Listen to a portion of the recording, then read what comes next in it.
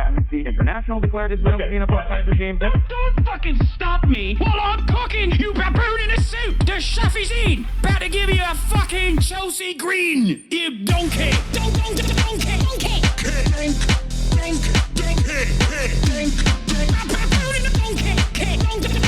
Listen to what I'm saying, and you will understand, perhaps, what I'm trying to imply. Patronizing. Yeah, I am being patronizing. I don't know who the fuck you are, and you're over here chirping all the way from fucking London about you want to fucking free Palestine, but also simultaneously you're talking about how both sides are fucking fine. Shut the fuck up. You don't know anything, okay? Who the fuck is this pink-haired twink?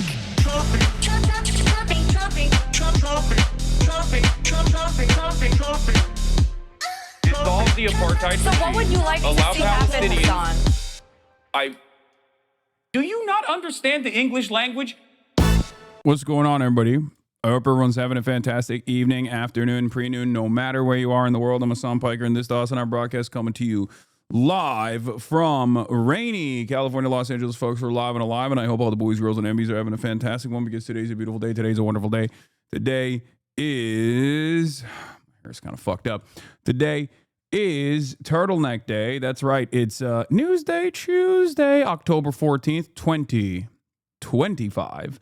And it's actually 55 degrees and rainy here in otherwise sunny California, Los Angeles. And we are live. We're alive. And there's a lot going on in the world. So I'm obviously going to tell you all about it. This is part of the broadcast where I tell you about my personal news. It's obviously 11:56 a.m. This is an unceremoniously late start to the broadcast. Part of that is because when, it rains in Los Angeles, everything is crippled to a halt. But the real reason why I'm late is because I was doing a portrait, doing a photography session with some photographer that is doing like a portrait series. And that's the reason why I'm actually late. Anyway, but this is the part of the broadcast where I tell you about my personal news, regardless, and there is not really much going on the personal news front. I ended the broadcast last night. Is your mic lower than usual? No. I ended the broadcast last night, as I often do, and I spent most of the time watching Code Geass. I ended it, watched some Code Geass, and I'm basically 2 episodes out from finishing Code Geass. I will say the second season of Code Geass, not as good as the first season. People might disagree with me, but I think that the second season is not as good as the first season. And it's just like, obviously I'm not like a big mech fan anyway. And I feel like it's more mech heavy in the second season somehow. So the ending hits, I hope, because it's gotten like really crazy. It's definitely gotten really crazy. But a lot of people say the finale is worth it, so we'll see. But in any case, what is this? Sam Altman news, read last sentence. All right, we'll look at that in a second. What the fuck is your problem with mecha? Okay, calm down. We can have our own opinions on mecha anime. I don't know why. I just don't really have mecha anime doesn't do it for me. I don't know what it is. Have you seen or heard of Gachiakuta, sick new anime with lots of class politics? Yes, I've been watching it. It's like the only anime that I feel like I can smell while I'm watching it. Do with that information what you will. But it unironically feels like I can smell the anime while I'm watching it. The way they've drawn it. There's also some bad parts about it. I think the how do I put this? It's not the dubbing that's an issue necessarily. It's not the dubs that is an issue, but it's like what the characters, like how they are written, like how they speak, how they communicate sometimes brings me out of it. I don't know how to describe it. It's like the way that they speak is like American slang written by like a Japanese person. in the anime at least, and on the dub. So maybe it's the dub that like kind of sucks. It's a very Zoomer coded dub. Yeah. I don't know why. I don't know why it's like that. But it's kind of lame if we're being real.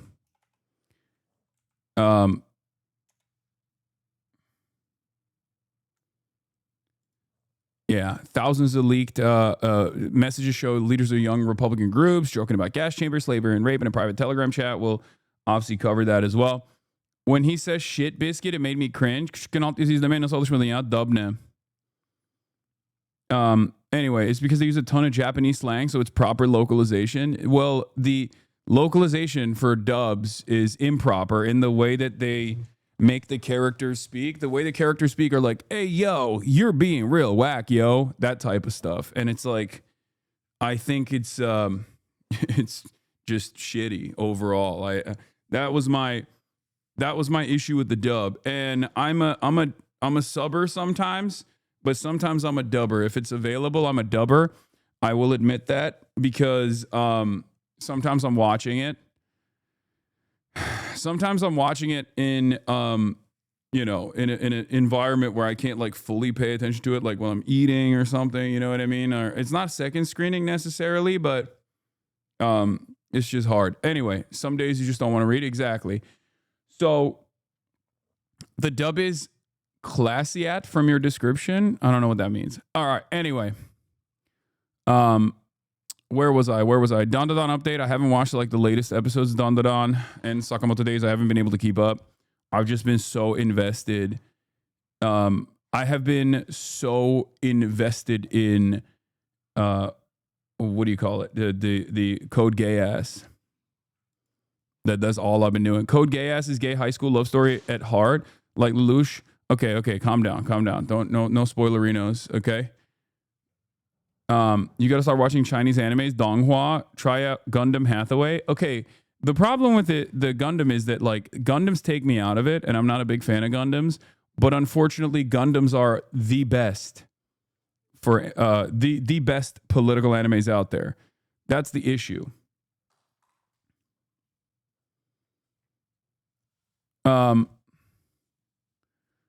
You in for a ride for Code Gay Ass? Don't forget the movies. Oh, are the movies good? Usually the movies are just like a summarization of the seasons, no? Anyway, you're only into the Flesh Mecha Gundams? Yeah, like Attack on Titan's a Flesh Mecha and it's fine. My mobile says you have 7K viewers. This is accurate, indisputable, and you have fallen off. This is true. I have fallen off, and I will never fall back on ever again. Play Road to Empress. I know. Everybody wants me to play the Chinese Emperor dating sim. We will do it. I saw some stream gameplay of Road to Empress, and you absolutely need to play that on stream. Oh my god, sure. Where was I? Personal news wise, that's it. Not else going on. The reason why I'm late this morning is because, like I said, I did a portrait photography with this like photographer who's doing like a series on, political people, like political leaders and stuff like that. So yeah, that's the reason why I'm late, and it kind of cooked my normal schedule that I would normally do, because I'd be playing basketball, I'd be taking Kai to the park. I'm obviously still also taking care of Fiona as well. But they're currently being walked right now, even though it's fucking raining. And when it's raining, we can't go to the park anyway. And I mean, Kai don't give a shit about the rain, obviously. Did you do the Adam Friedland pose? No, I did not. But it's all good because who's D'Angelo? What? R.I.P. D'Angelo? D'Angelo? Which D'Angelo? Like the musician? D'Angelo, neo soul pioneer and untitled How Does It Feel singer, dies at 51. Oh, damn. R&B legend. Okay. I thought you guys were, I got shit. Rest in peace. Apparently he had a battle with cancer. R&B icon, dead at 51 after cancer battle.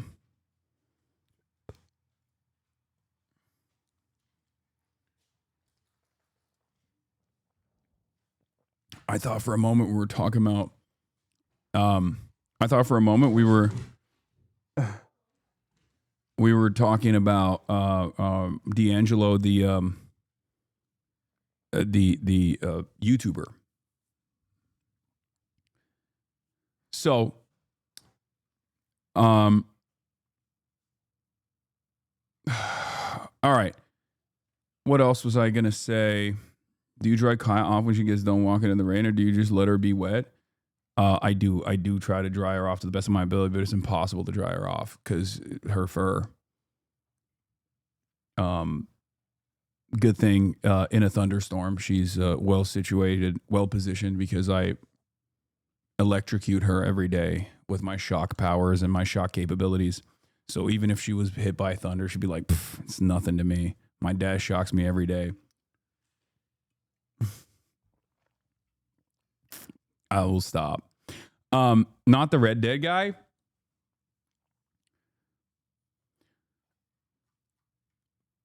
Yeah, hit her with the Raikiri. Now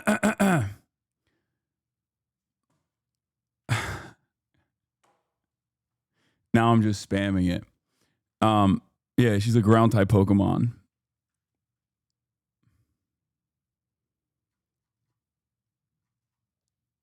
So, where was I? Oh yeah, we'll blast off. There's obviously a lot to cover.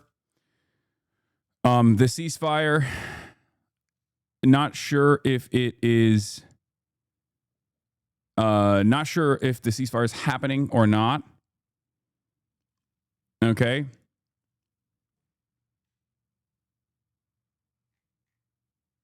Because there is some.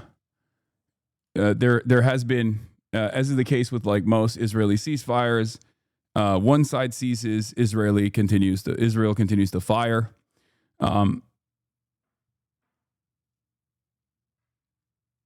Zoran's going to be on Fox News within this hour. Surely they want to ask him about you. I'm sure they will. Who knows? I mean, it is what it is. We'll talk about the Politico reporting as well. Politico report on leaked Republican tax Telegram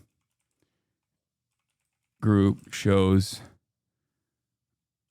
gas chamber memes and more. Get in now. Central Committee, thank you for the raid. Hope you had a good stream. www.twitch.tv/HasanAbi.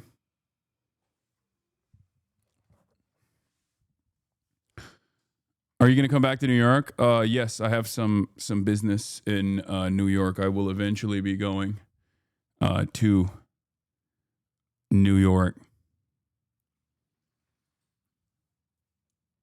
Not to roast your fib, but why is this Steve Jobs look? I don't know, because it's a little bit chilly today. And that's why. They are, as I said already, they're claiming, dude, it's exactly as I said would happen. They are saying that Israel is claiming that Hamas is violating the ceasefire deal by not returning the hostage remains. And they're claiming, I told you it was going to be two different things, like IDF closed Rafah crossing, which stopped aid going into Gaza. Typical, as expected. We'll look at it. We'll look at it a little bit more. You gave them the idea? Yeah, I gave Israel the idea. And it certainly wasn't something that they already knew. It's certainly not something that they thought that they were going to do.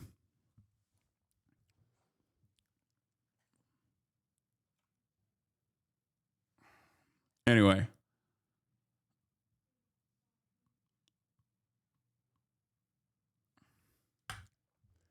Charlie Kirk's ceremony is happening today as well. Trump is posthumously awarding Charlie Kirk a Medal of Freedom. We'll cover that too. Hold on. Kirk gets Medal of Freedom. But yeah, another one, bro, is needy as fuck. Dude, it is, these guys are like actively trying to turn this into a much bigger ordeal. They're actively trying to turn this into a much bigger ordeal. I mean, it is a big deal in general. Like, yeah, you have a political advisor to the president get shot in broad daylight, but it's pretty interesting that, like, while that event was horrifying for a lot of people who saw that, and it's like most people don't usually see someone that they know or someone that they have seen before exist in the real world get shot on camera like that. And it's like a harrowing situation from that perspective. The way that the administration has very clearly tried to use this to a tactical advantage to design this, like, this narrative surrounding it, and while simultaneously not giving all of the details, like leaving a lot of questions up for debate. The chaos of independent actors that ran with their own personal opinions on what took place, immediately blaming Israel, for example, especially at a time when, like, Israel has no good coverage whatsoever. Like, even the Republicans themselves also don't trust Israel for understandable reasons. It's been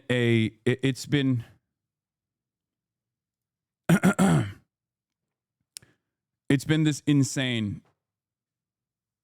environment, insane media environment. Before we get into that, though, I just want to show you guys something incredible. Also, I don't know what the fuck's going on with YouTube. Did they change their visuals or something? It's crazy. Trump on Newsom, if he doesn't play ball, we're going to be very tough with them. Oh, God, the UI changed and it's gross. What is this bubbly shit?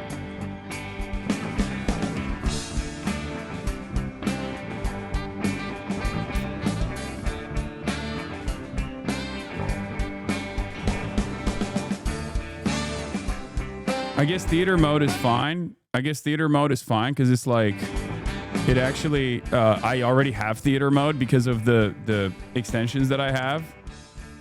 Scrolls keep on turning. Just 2 days and we are through. Bro, this has got to be a humiliation ritual, right? Start from the beginning. Hashem's holy words begin anew. We all have come to help Hasan. Ladies and gentlemen, this is actually the Super Bowl halftime show. That's right.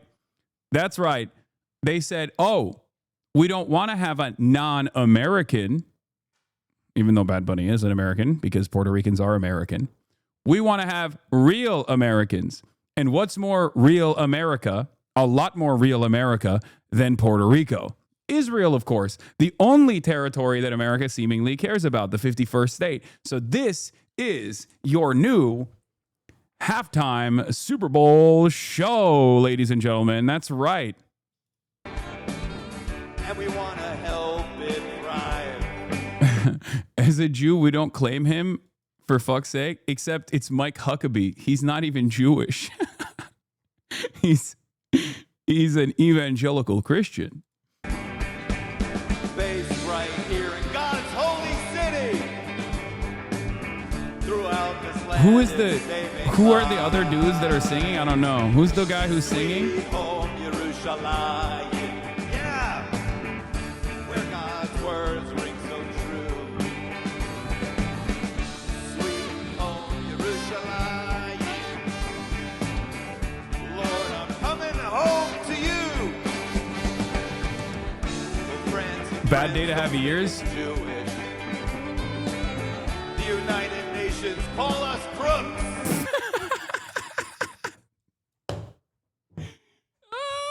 Dude, it reminds me of the age-old Will Menaker lock, where he very famously said, fascists and reactionaries can't make art because, especially they can't make comedy, because in the process of trying to craft a joke, they get too angry and start explaining things and start just yelling talking points at you. And this is a perfect example of this, okay? These guys want to do like a cover of Sweet Home Alabama, but because they're so invested in spitting out talking points at you that all of a sudden it just like slaps you in the face. United Nations calls us crooks, but they're actually anti-Semitic. It's like, what the fuck? Bro, just like what just why? Why is that the song? Why is that in the song? Oh, AI could never do music like this is true, which is why this is the first time I have decided maybe AI is not so bad. Okay? U.S. Ambassador Mike Huckabee and former Ambassador David Friedman performed a reworked version of Sweet Home Alabama titled Sweet Home Yerushalayim at the United Hatzalah Sukkot event in Jerusalem, October 2025. That is Elon Gold. He was in an episode of Curb playing the head of Hulu from a Curb Stomper. Oh, true. That's why he looks so, that's why I recognize him. I was like, I thought, I didn't know where I saw him before, but yes, I remember that episode clearly and vividly because that is the episode where he's like telling Larry, hey, we have like a, Shabbat dinner with Barry Weiss. And Larry just fucking slams the door shut on this guy's face.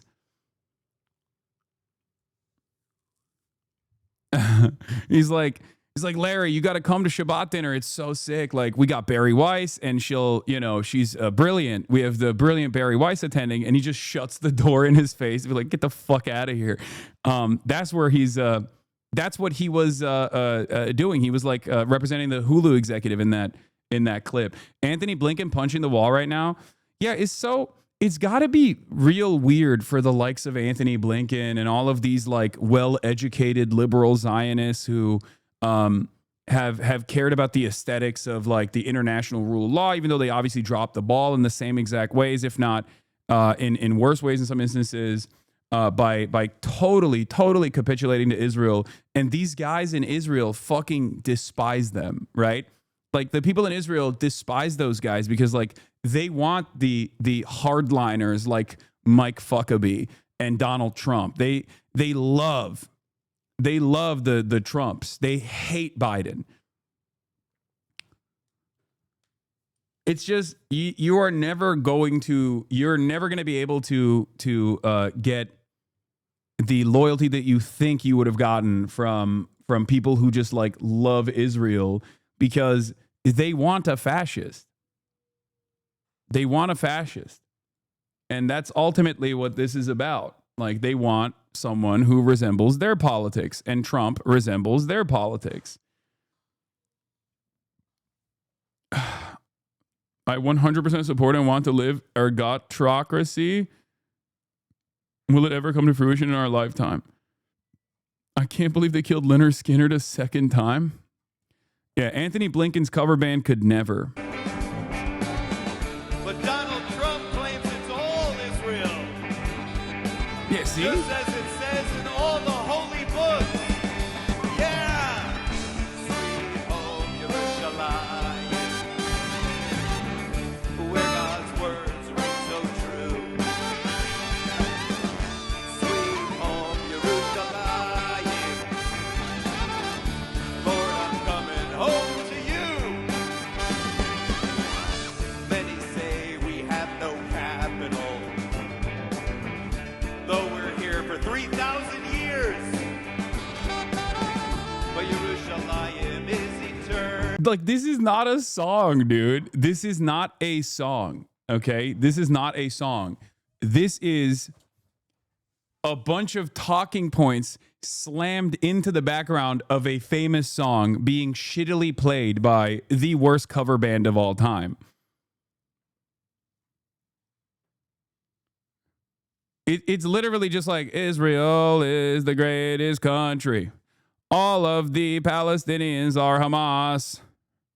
And we are going to kill them all.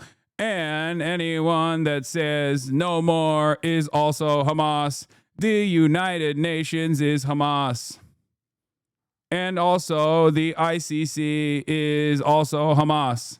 Everyone that gets mad at me when I say famine is fake is also Hamas, regardless of their background. Like, that's not a song. You're not singing. You're just saying talking points. You're doing Hasbara.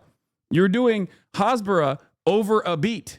That is not a song. Not gonna lie. Oh, white people love this shit. I mean, you're lucky Hamas rhymes with Hamas.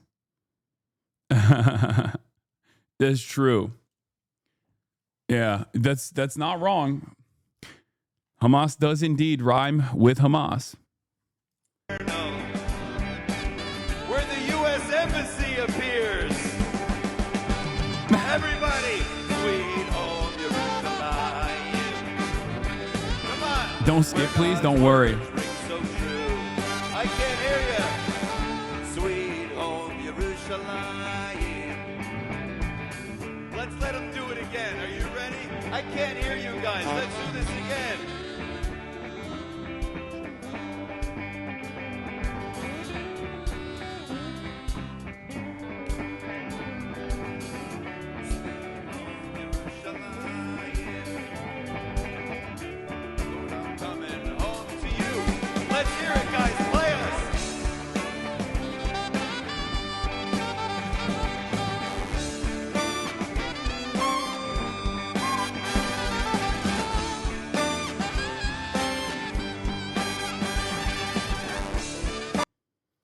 Please tell me this is a skit. No, it's not. I think a lot of you need to understand that, like, it's important to show this kind of stuff because many people say, oh my God, you're abusing us. Okay. You're abusing us.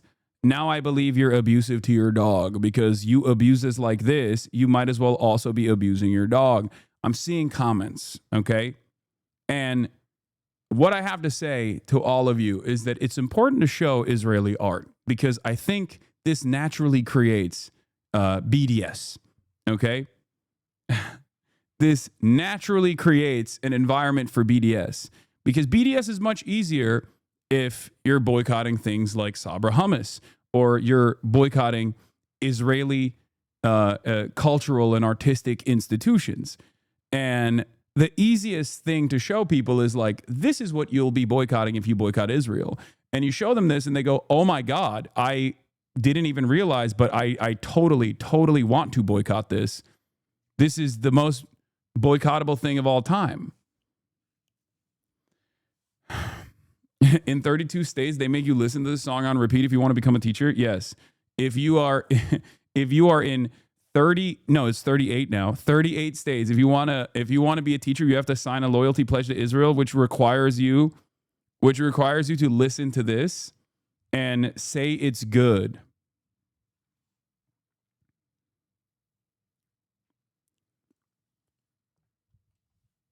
You have to say this is good. Otherwise, they will fire you from your job.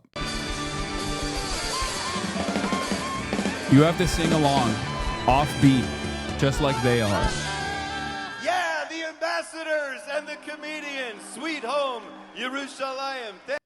I'm an art teacher in Georgia. Can confirm it's art now. Yeah, you have to listen to this and you have to nod along. You have to actually bop your head and be like, this is so good. This is so fire. Okay? I am from Israel and this is my art.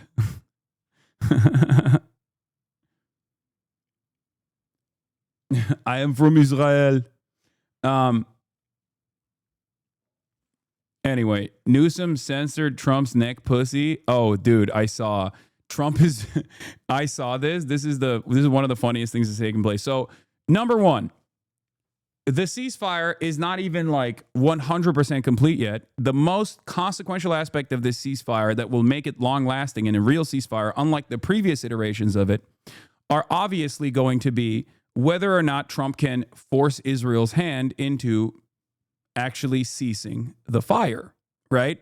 And that part hasn't happened yet. And yet, every single outlet, every single liberal institution, Time Magazine, everyone is like, Trump is the peace president. He's pee-pee, right?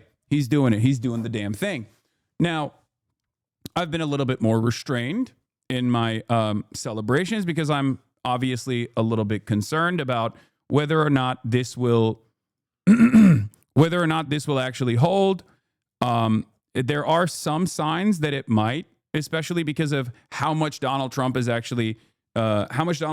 said he wants this to happen and how much praise he's gotten.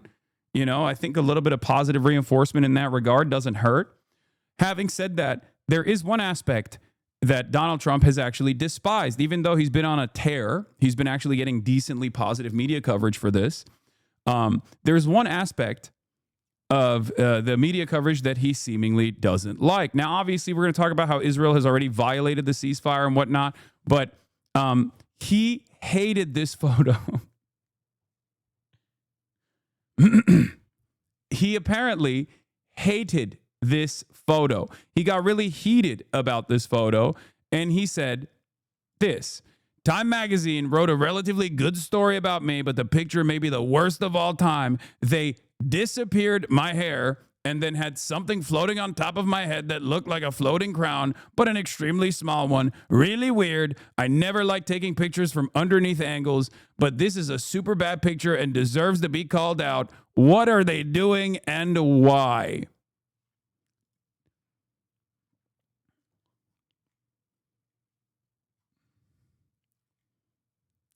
I mean, this is the most relatable he's ever been. This is the most relatable he's ever been, low key. But it is also incredibly funny that he's just like super butthurt about the angle of the photo because he is uggo to the max. That's just how you look, my man. You have way worse photos than this. I would go so far as to say, I mean, he has a point. It's a bad photo. Guys, it's Donald Trump. What angle is a good angle? What do you mean? Get real. Okay, get fucking real. This is supposed to be like an angle that makes him look powerful, you know? Like this is supposed to be the aura shot. Like he looks like that. What are we talking about? He doesn't have any good photos. That's just what he looks like. It's really funny that he's just like mad about this and people are like, well, you know, it's just like a bad angle. It's like, is there a good angle? Have you seen his like new White House photo where he's like doing this in his new White House, like portrait shot that he posted? Like it's not like he looks good in any of those fucking photos. It just looks like shit all the time. The reason why he's mad about this is because it shows that he's like clearly balding. That's it. And the nussie is prominent and powerful. And I like it. I like the nussie. Okay. I like the nussie. Okay. But not to defend Trump, but I get it. Like, you know, give him a chance.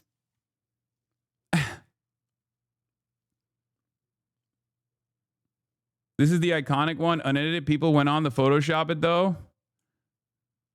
Yeah, like he just doesn't look good in general. He is not. He is not a guy that looks good. That's it. You think he asked Laura Loomer to jiggle it? Oh, God. Laura, she's a free spirit. She jiggles my nussie like no one's ever before. Let me tell you.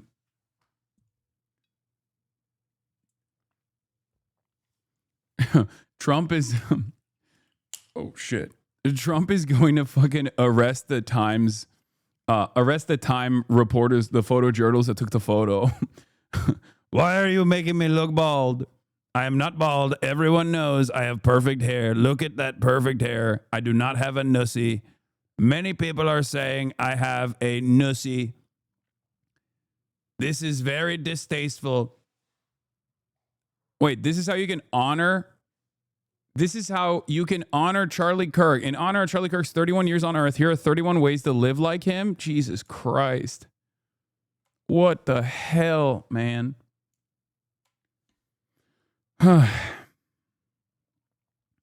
Anyway, yeah, Trump is mad about it. Gruesome Governor Gav Newsom is shitting on him over it. And yeah, we're gonna get into all of it. Okay, we're gonna get into all of it. Trump is obviously back in the United States of America. He's back in the United States finally. Yesterday was a very interesting, chaotic day full of interesting things that took place, where Donald Trump basically brought together everyone else, seemingly, other than the regional actors that are either experiencing a genocide or doing the genocide. And you know, he did the humiliation ritual for all of the Western leaders that wanted to participate. He did a humiliation ritual for all of the people that wanted to participate from all around the world. He just basically sat there and bullied them. Yeah, it was very interesting to watch Keir Starmer, also known as Kid Starver, get told to do spot training with Kaya. You know, similar to Kaya's spot training, where I say place. Just odd to see, you know, a person who is supposed to command the legacy of an empire that where the sun never set, you know, blowing a 13 colony lead all the way down to being a servile little gremlin to Donald Trump on camera, so much so that all of the other world leaders that were next to him started laughing. Like Mark Carney straight up starts laughing in Keir Starmer's face. Okay.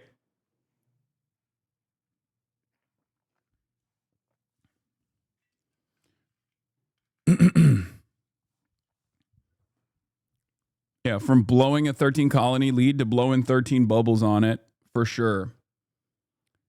So all of that stuff took place. And meanwhile, obviously on the other side, you have Palestinians that are trying to go back to their homes, or what remains of their homes is mostly just reduce the rubble. And they're trying to rebuild. They're trying to rebuild.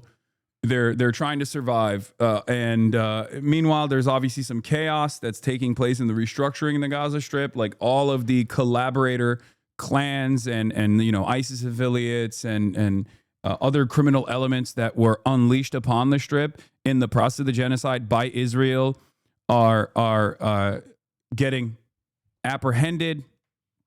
And there's some chaotic incidents that have taken place. Like one of the gangs allegedly shot and killed a very famous Palestinian reporter. And then there's been retaliation on top of that. We'll obviously dive into it as well. We'll dive into we'll dive into like what has taken place in terms of like Hamas regaining control as the only organizing body on the Strip until they basically dissolve or give up control to a technocratic committee comprised of all of the different factions within Gaza. And it's really interesting because like a lot of people have been complaining about it, right? A lot of people are like saying, well, there's chaos. Hamas is killing people. Hamas is killing people. And Donald Trump straight up came out, as he often does, as he did yesterday as well on that plane, and said, yep, it's right. It's happening. Let's take a look. Very, very bad gangs, and they did take them out, and they killed a number of gang members. And that didn't bother me much, to be honest with you. That's okay. We had a couple of very bad gangs. You know, it's no different than other countries. Like Venezuela sent their gangs into us, and we took care of those gangs. We have Washington, D.C. Like, not only is he saying that these are very bad gangs, like, and he's not wrong. Like, these are ISIS affiliates. These are comprised of like drug dealers, ISIS affiliates, and people that Israel gave weapons to specifically to create an environment of chaos at the point of aid distribution and aid delivery. Like everything Israel said Hamas was doing, everything Israel claimed Hamas was doing, they actually got these collaborators to do. Okay?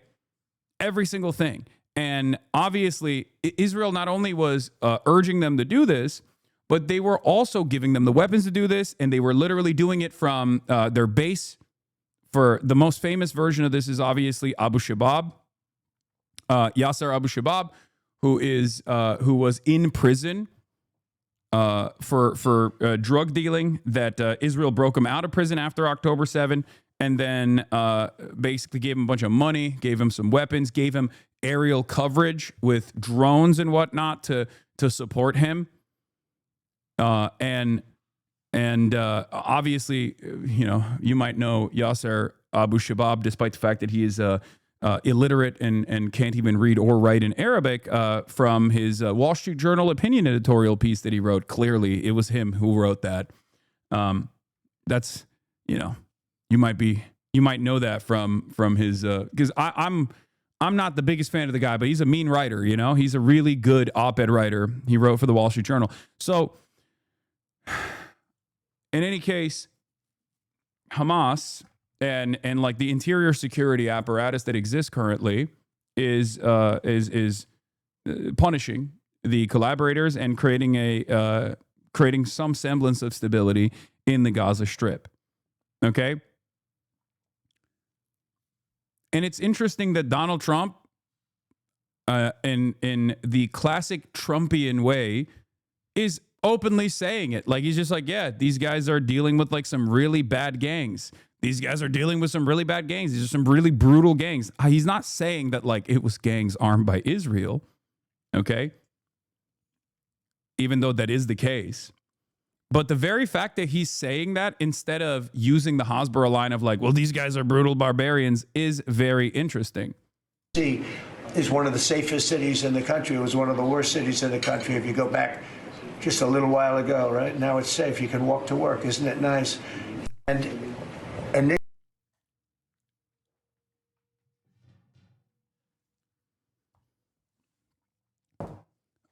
stuff like this gives me a little bit more confidence that he obviously wants the ceasefire to stick, and he sees Hamas as like the only party that he can. He sees Hamas as like the only party that can maintain stability and push the ceasefire to stick. Okay. New Trump defends Hamas crackdown on gangs in Gaza, likens the cleaning up Washington, D.C. Speaking for the White House, Trump said Hamas did take out a couple of gangs that were very bad and killed a number of gang members. And that didn't bother me much, to be honest with you, he added. That's okay. Trump compared to how his own administration handled violent gangs, claiming Venezuela sent their gangs. Now, of course, when Donald Trump is talking about like what he's doing with like domestic, he's doing with like the domestic incidents, like there is a difference between a resistance faction that is trying to literally, in the imminent aftermath of a pause in this genocide, restore some semblance of order, versus the most powerful nation on the planet creating a fake environment to start executing people carte blanche with no repercussions whatsoever, off of faulty claims that they're actually violent gang members.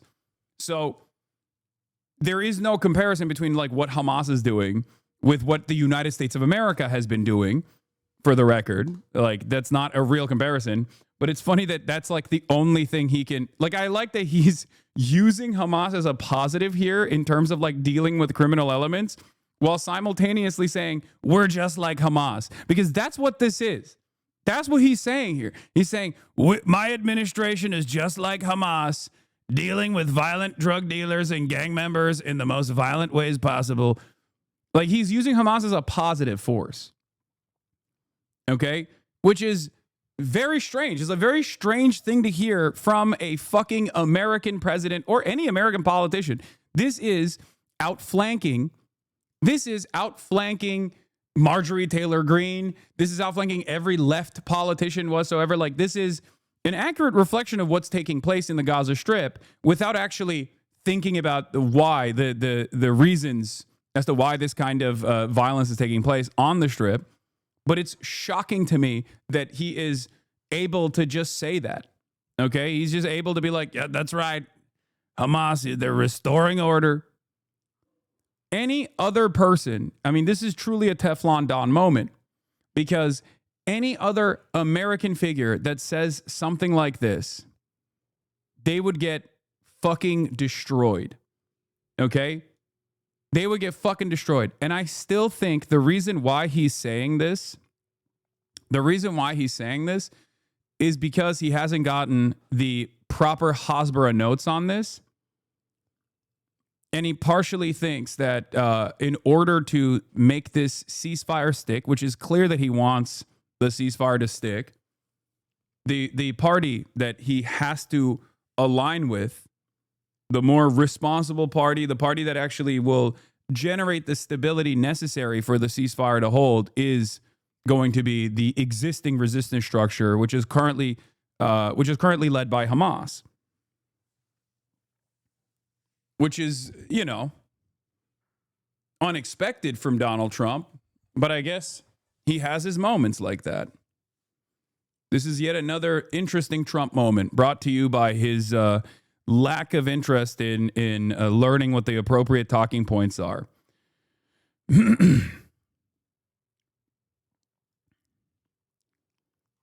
Anyway, there was also some other moments from this press conference. We'll just get to it. We'll get to the press conference here because it's 5 minutes long. I'll just start with that. DRM News.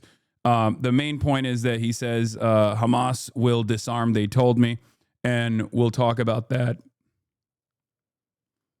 Bro, you're giving Trump too much credit here. I don't think he thinks ahead about anything. No, I agree, which is precisely the reason why yesterday, when I first heard him say something similar about all of the activity, all of the like stability operations that Hamas was engaging in and the interior security was engaging in, when Donald Trump defended that, what did I tell you? I said, he doesn't know what the talking points are. He doesn't realize that Israel would use this chaos under normal circumstances to say Hamas is barbaric and brutal.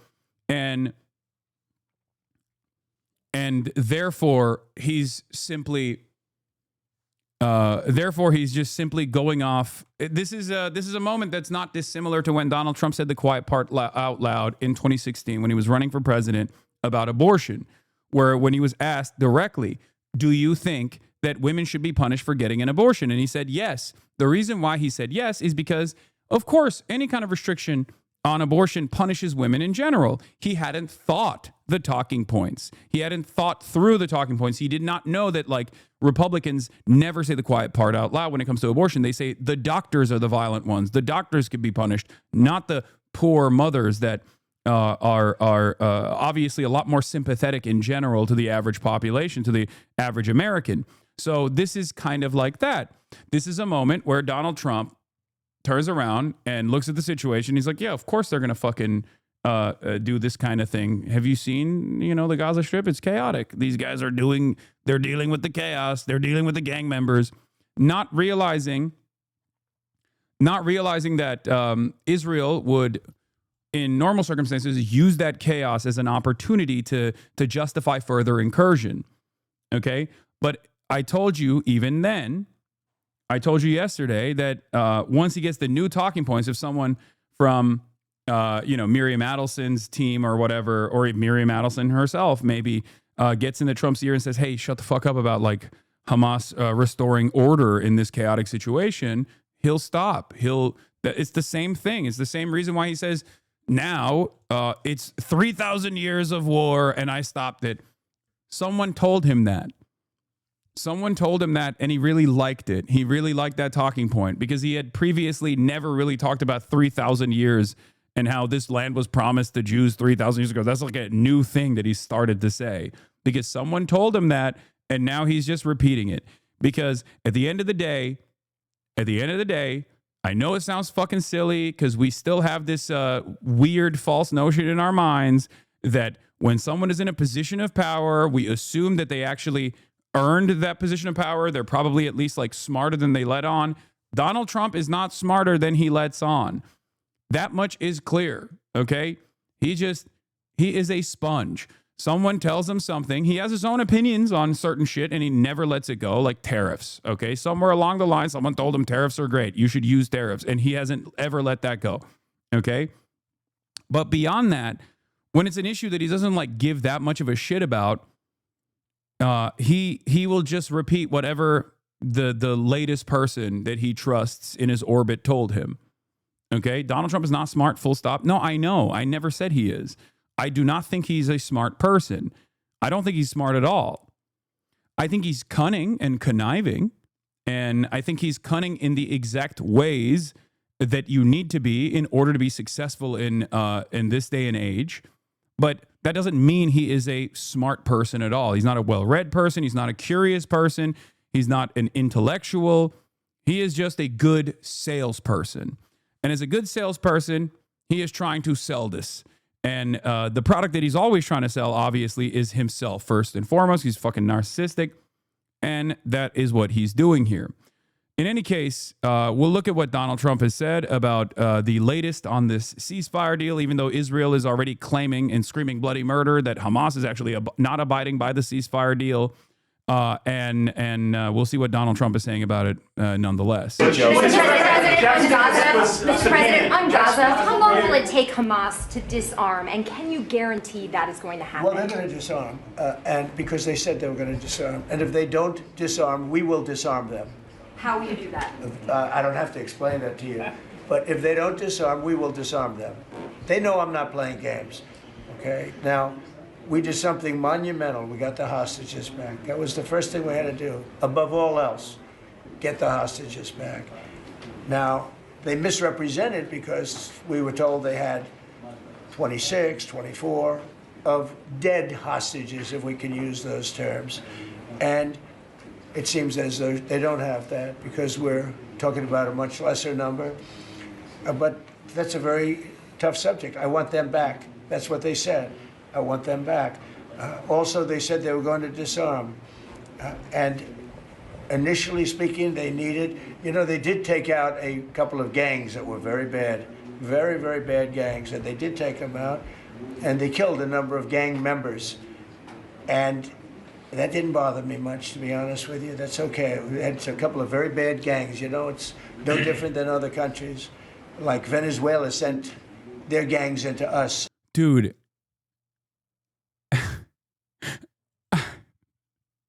I can't believe this is the guy who was complaining about the time photo. Look at how he looks like shit. He looks so bad, bro. I know this is not the main point here. And I already covered his statement about like what Hamas is doing in the Strip and why it's like restoring order and like they're fucking scouting out and like apprehending and even sometimes executing collaborators and stuff like that. And engaging in gun battles with the collaborative elements that have gotten arms from Israel or are trying to take advantage of a power vacuum inside of the Strip. But like while he's correct on one front in terms of like, we knew that Hamas was going to do this. They were going to do this. They have to deal with these gangs. They're very brutal gangs. Okay. Some of these guys are literal fucking ISIS affiliates and shit. Right. On the other hand, he then compares it to extrajudicial killings of like Venezuelan fishermen, okay, off the coastline of Venezuela. And that obviously is fucking insane. Having said that, I can't let go of the fact that Donald Trump, on the one hand, looks like this all the time, and on the other hand, is bent, butthurt, pissed off about the time photo, the time angle. Is this supposed to be, do you look good here, Mr. President? Should they have posted this? And we took care of those gangs. We have Washington, D.C. is one of the safest cities in the country. It was one of the worst cities in the country if you go back just a little while ago, right? Now it's safe. You can walk to work. Isn't it nice? But we have told them we want to disarm, and they will disarm. And if they don't disarm, we will disarm them. And it'll happen quickly and perhaps violently. But they will disarm. Do you understand me? Yes. You say because quickly. everyone says, oh, well, they won't disarm. They will disarm. And I spoke to Hamas, and I said, you're going to disarm, right? Yes, sir, we're going to disarm. That's what they told me. They will disarm, or we will disarm them. Got it? Okay. What is next. the deadline you're going to put on that? You say quickly, sir. Sir, you said quickly, but what is the deadline you're going to put on A that before you reasonable take period action? of time. Pretty quickly. Mr. A President. reasonable period of time. Congratulations on the peace you achieved in the Middle East. Yeah, Israel is already back to its Israel ways. By the way, following the transfer of only 4 bodies in violation of the agreement, Israel decided to reduce the entry of humanitarian aid into Gaza and prevent the departure of Gazans to Egypt, according to Channel 12. A security source said that following the release of only 4 deceased, the recommendation to the political echelon would be to stop the entry of aid into Gaza and not open the Rafah crossing. What aid? Barely anything has been allowed into Gaza. This is, once again, Israel doing fuck shit. It's Israel doing Israel shit. And I told you that Israel was going to do this Israel shit. Israel is fucking up the bag. Someone needs to stress this to Donald Trump. Someone who has Donald Trump's ear needs to say, hey, sir, Mr. President, Israel's making you look really bad. Remember all the positive news coverage you got, even though Time magazine also showed your nussy? Ultimately, it was a round of positive news coverage, and it made you feel really good about yourself because you're a deal maker president. You're the peace president. Well, guess what? Israel is trying to do everything in their fucking power to throw that peace deal in the trash. The problem here, of course, is that I suspect he will go along with whatever Israel wants to do, as I said earlier, as I said before, and that he will probably end up saying Hamas is violating the deal, you know? Why did they only release 4 bodies? Oh, yeah, that's a great question. It's because it's under rubble, as far as I understand. And not only is it under rubble, not only are most of the bodies like hard to extract, okay? They, from what I understand, have also said to Israel, they communicated to Israel that this process would take time, as far as like getting, as far as getting all of the bodies extracted.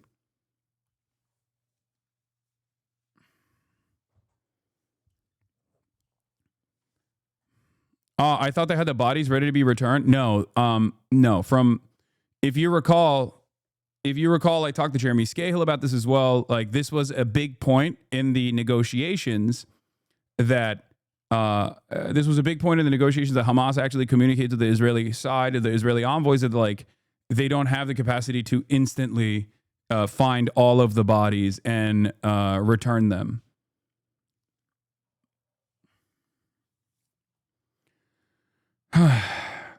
It was so much a point of contention. That I immediately spotted this as a reason that Israel will violate the ceasefire deal if they actually violate the ceasefire deal at all.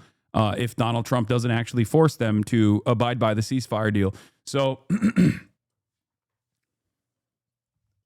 like, it was obvious that the 2 points of contention here that Israel could always use to not abide by the standards set forth in the 20-point peace plan, or whatever it's called, was going to be, 1, not all the bodies are recoverable instantly, and they'll say, oh, you're still hiding the bodies or something. And the Hasbara line on this is that they're hiding the bodies because they've done something to the bodies, and they don't want people to know what they've done to the bodies, right? That's like what they're trying to angle this as, specifically the female hostages. And the other side of this is the full disarmament. They always have those 2 lines that they can push if they wanted to.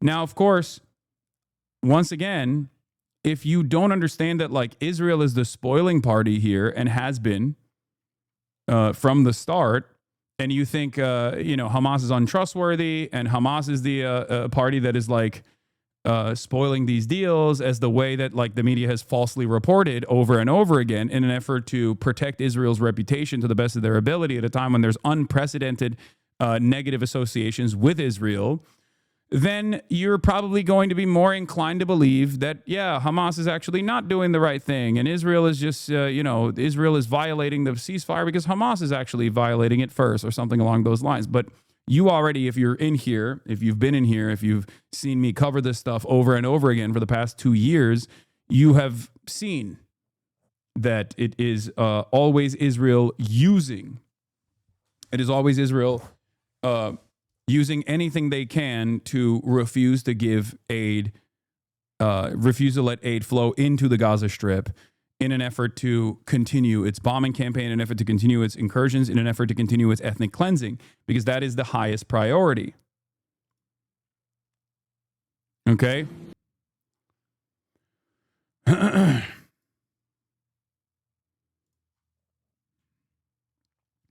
So there's a bunch of different things that are going on here. First of you all, very much. and my question is regarding Argentina. Does continue? Are you from Argentina? I'm from Argentina. Yes. I like the Argentina. I like them much better than ABC. Than ABC fake news. Me too, sir. Yes, go ahead. Does continued U.S. support for Argentina depend The entire on the country. Don't even know if it's like a hostile reporter from Argentina or not. He's like, I like Argentina. It's better than ABC fake news. Argentina is the best country. I just gave you 20 billion. I just gave you 20 billion. Fake news. He's going to say no aid for Argentina if a communist wins and Malay loses. of Wait, the really? upcoming legislative elections and the ability of the government to pass long-lasting reforms through Congress? Well, I think if they don't do that, we're not going to be around very long. Scott, can you handle that one, please?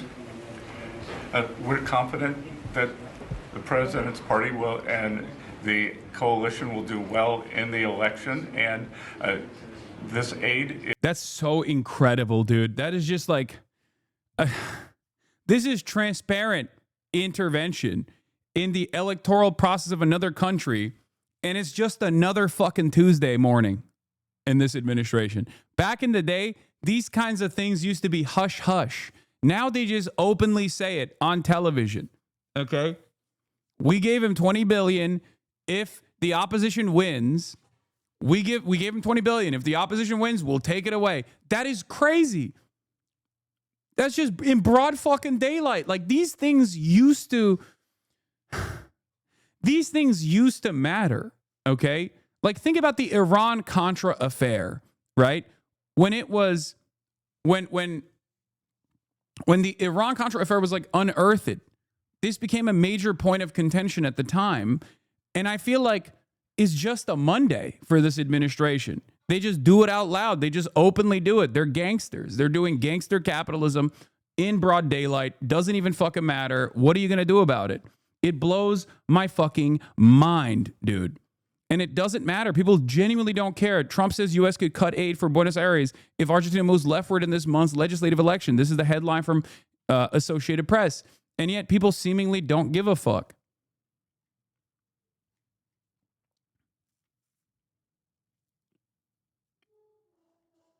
I don't know how the Argentinian population will react to this. I think that they will probably not be as appreciative of Donald Trump's direct intervention, especially at a time when Milei has lost a lot of the initial support that he had because, you know, once he implemented his policies, people realize maybe they don't like it so much, okay? So I do feel like this could potentially have the same like Mark Carney style impact that it had in Canada, where it will negatively polarize people that associate openly with the American administration. But then again, I don't know enough about like the Argentine feelings, the Argentinian population. So I'm only speculating here. But I do know that from what I understand, they don't actually like Milei all that much. And I don't know. I would go so far as to say that, like, obviously, in all circumstances, when your economy is on fire, regardless of who is manning that ship, as long as that ship is fucking sinking, people are going to not like the leadership. They're going to say, fuck the leaders. They are responsible for the economic turmoil. Even Donald Trump is experiencing a bit of this, right? So I suspect that this kind of direct intervention that violates the sovereignty of the Argentinian population will probably not be helpful for Milei's chances of maintaining power. is predicated on robust policies, and going back to the failed Peronist policies would cause a U.S. rethink. Thank you very much. It's a great question. It's a little like New York. You know, you're reading in Argentina. Oh my fucking Lord. It's a little bit like New York. We're going to deny aid to New York. If the socialists win, we're going to make sure we cripple New York, the finance capital of the country. Good luck. About New York, we have a problem. We have a communist who's 33 years old, doesn't know a damn thing. Practically, he's never worked a day in his life. And he sort of caught on, right? And I'm not going to send a lot of money to New York. I don't have to. You know, the money comes all through the White House. And if they're going to be sending us stupid policies, I mean, communist policies, which is proven for thousands of years doesn't work. You know, we don't have to prove it again. We're not going to ruin one of our great cities because we'll make that great. We will clean up the crime in about 30 days. It took 12 days to do Washington, D.C., so New York is bigger. And Chicago, we've already made a lot of progress despite fighting from the government, but Chicago's doing great. Memphis is doing really great. You know, we have great support there from the political leaders. They said, please come in and clean up crime. And we love it. We've in 1 week, Memphis is so good. It's so much better. We'll have it within a month. We'll have that into a safe city again. And all of these cities, we want to clean them up. We don't like that opposition. But if somebody's going to be a communist mayor of New York, it's a fluke if he gets in. There are a lot of failed people that he's running against. I mean, you have inferior candidates or something, because it's impossible to think that New York City can have a communist mayor. He's a communist. He's not a socialist, by the way. There's a big difference. He's a communist. He's down and dirty. He's a communist. He hates police. He wants to get rid of all police. I mean, how can a policeman? He hates Jewish people, and yet he's got Jewish people supporting. He hates Jewish people. This part is so funny because this is just like when Trump said, you know, a lot of your children to Jewish donors at like a Jewish summit. Remember when Donald Trump turned around and was like, you know, a lot of your kids are protesting against Israel too. This is like that, where he's just, once again, you're supposed to not say the quiet part out loud. You're not supposed to say a lot of Jewish people are still voting for him, even though he hates Jews. Like, you're supposed to say he hates Jews and Jews are terrified, right? But he still turns around and says, you know, a lot of Jews are supporting this guy. Can you believe it?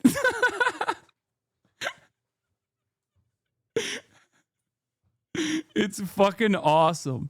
I don't know why he does this. I don't know why he is just like incapable of finding the appropriate talking points. I guess I would hate him more if he did do that. Because, you know, a competent liberal leadership that wants to disparage Zoran Mamdani would say the other thing. He'd be like, he hates Jews and Jews don't support him and they're terrified. They want to leave New York or something. Like, they would just lie, right? Yeah, and also communism has failed for thousands of years. Donald Trump is a primitive accumulation understander. For those of you who don't actually comprehend the way his mind works, he actually read Das Kapital. He knows that Marx's analysis of primitive accumulation was like primitive communism, right? And that's what he means. He's like, it's a failure. You need barter. You need barter. Folks, it's a failure. It was a failure. Enclosures were good. Class struggle is eternal. Enclosures were good, but I'm actually on the side of the capital owning class. That's what he means when he says it was a failure for thousands of years. Okay. He's like, think about it. Think about it. People used to go out and all the land was public. What good did that do? Nothing. Nothing at all. We need barter.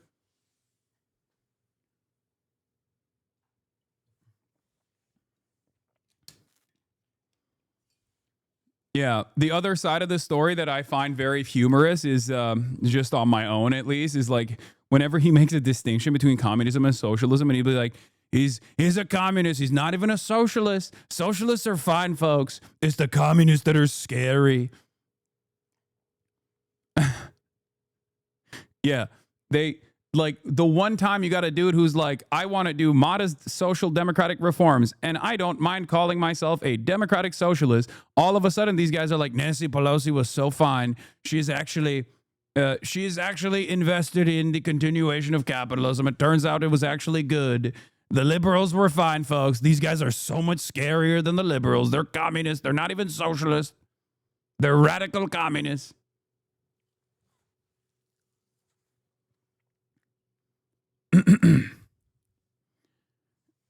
Yeah, all of a sudden when someone even when a popular figure calls themselves openly a socialist, then they have to like start changing the way that they attack this stuff a little bit more, because people go, wait a minute, now you think Nancy Pelosi is not a radical communist? Because you used to say that all the time. I thought Kamala Harris was a communist and a fascist and a socialist, and now you're saying Zoran is a socialist, communist, fascist, but the rest of the Democrats are not somehow? I'm confused.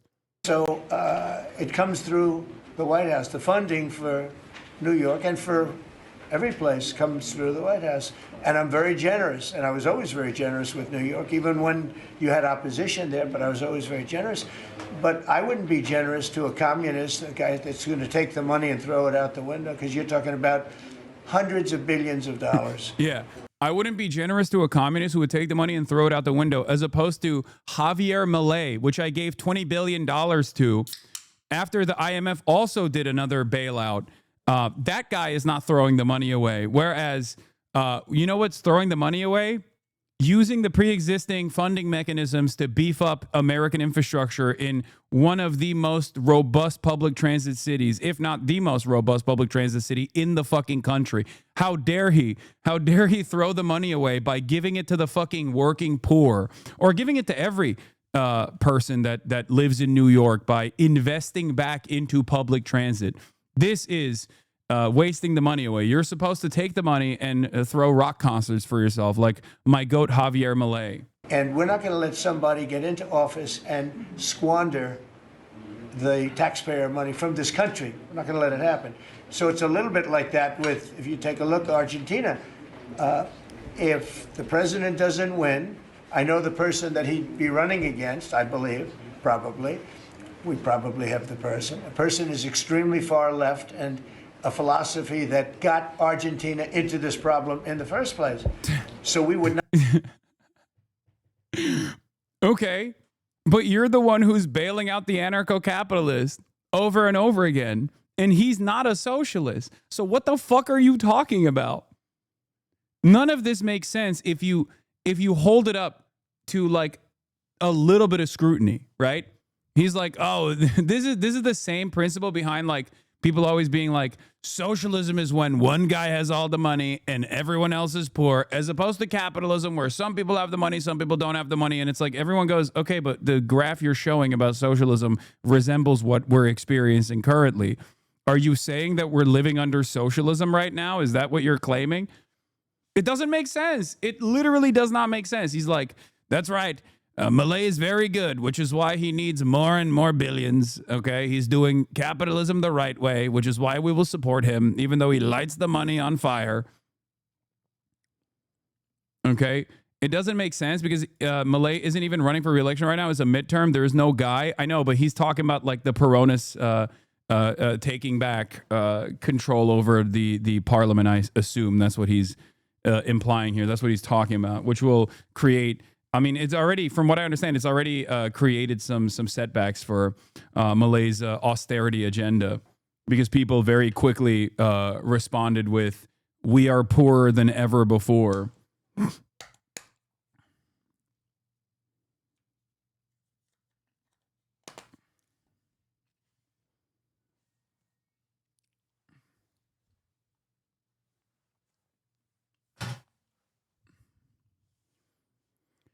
Anyway, from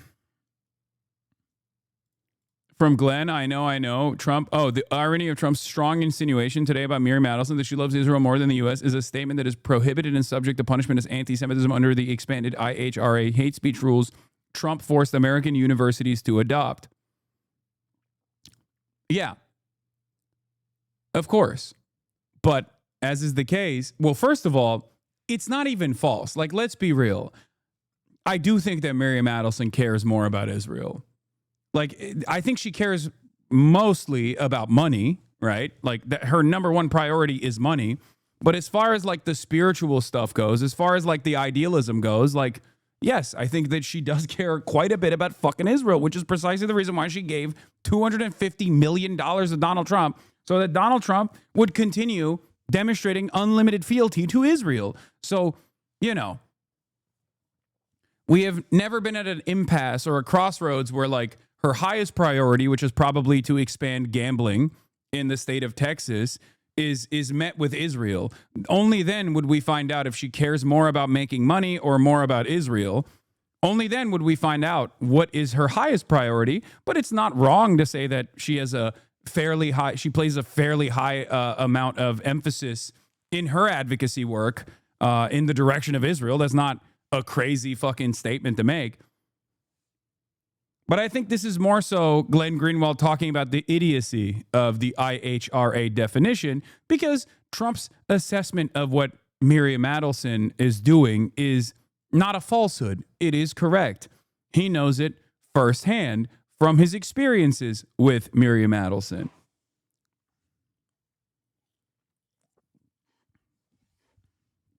Like, why the fuck would Donald Trump released Jonathan Pollard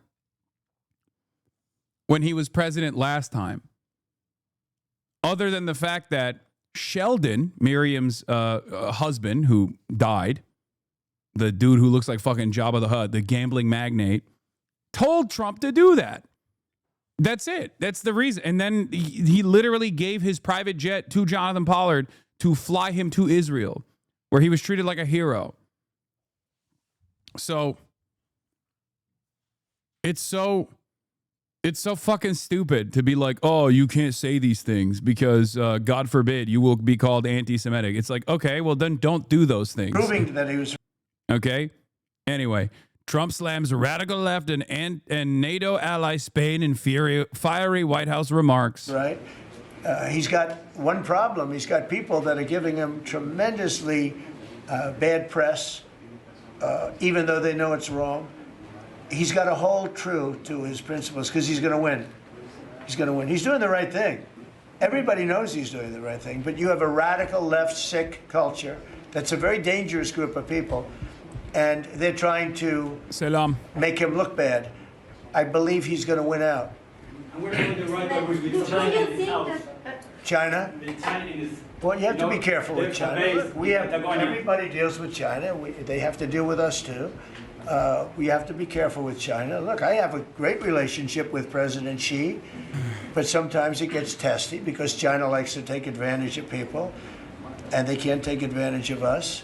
But we have a fair relationship with China, and I think it'll be fine. And if it's not, that's okay too. You have to do and go where the punches are thrown. You got to put up the blocks. We have a lot of punches being thrown, and we've been very successful. Look, we have the most success. I think we're the most successful we've ever been as a country. We have now close, I've been saying 17, we have, I think, close to or maybe even exceeding $18 trillion going to be invested in the United States. That's more money than ever invested in any country before. Even countries with much bigger populations like India or like China. Nobody's ever had $18 trillion invested in the country. We have, and that's because of November 5th election, because I won. Oh, if she won, you'd be negative. You'd have people getting out of the country. This country would have been in a major depression. If she... Yes, I've gotten $17 quintillion to American economy. If Kamala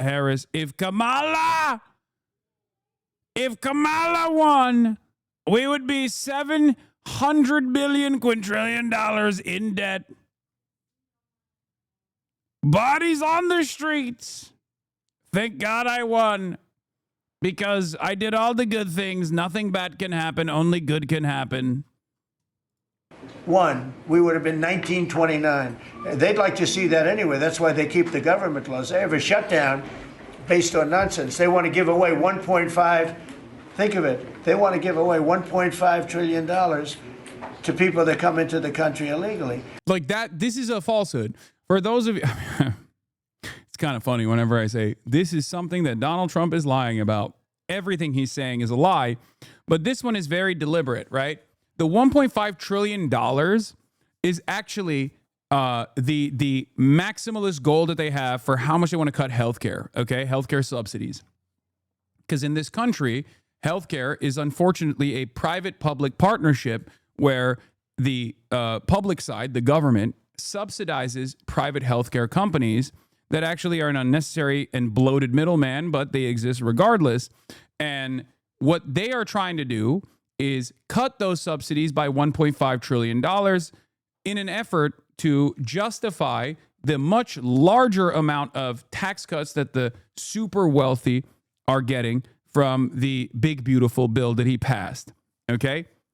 So when he says $1.5 trillion in funding for undocumented healthcare, it's actually bullshit. What he means is the $800 billion in Medicaid coverage that is going to be cut that will knock out tens of millions of Americans from their Medicaid payments, because it will either stop them from being able to receive Medicaid, or it will just directly cut the funding in its entirety, and people won't be able to pay for that healthcare without the Medicaid subsidies.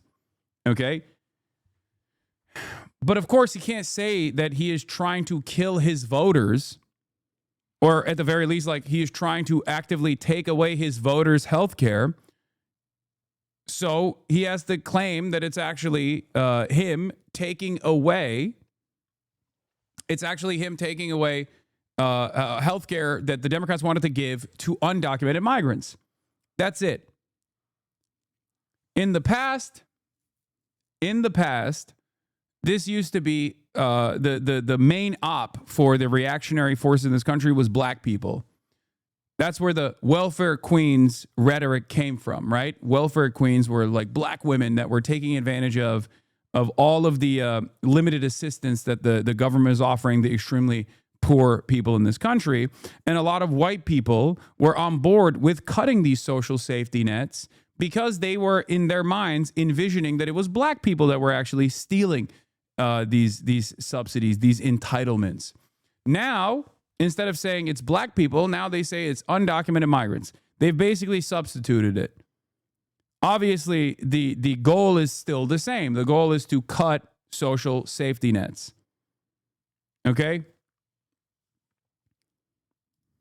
And as you know, the borders now are closed.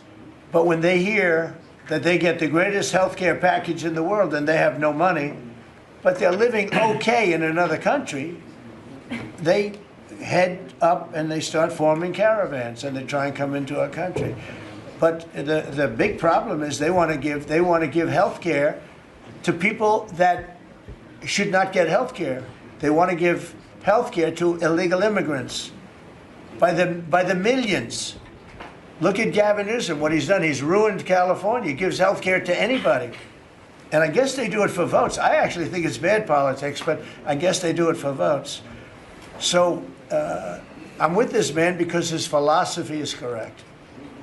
And he may win and he may not win, but I think he's going to win. And if he wins, we're staying with him. And if he doesn't win, we're gone.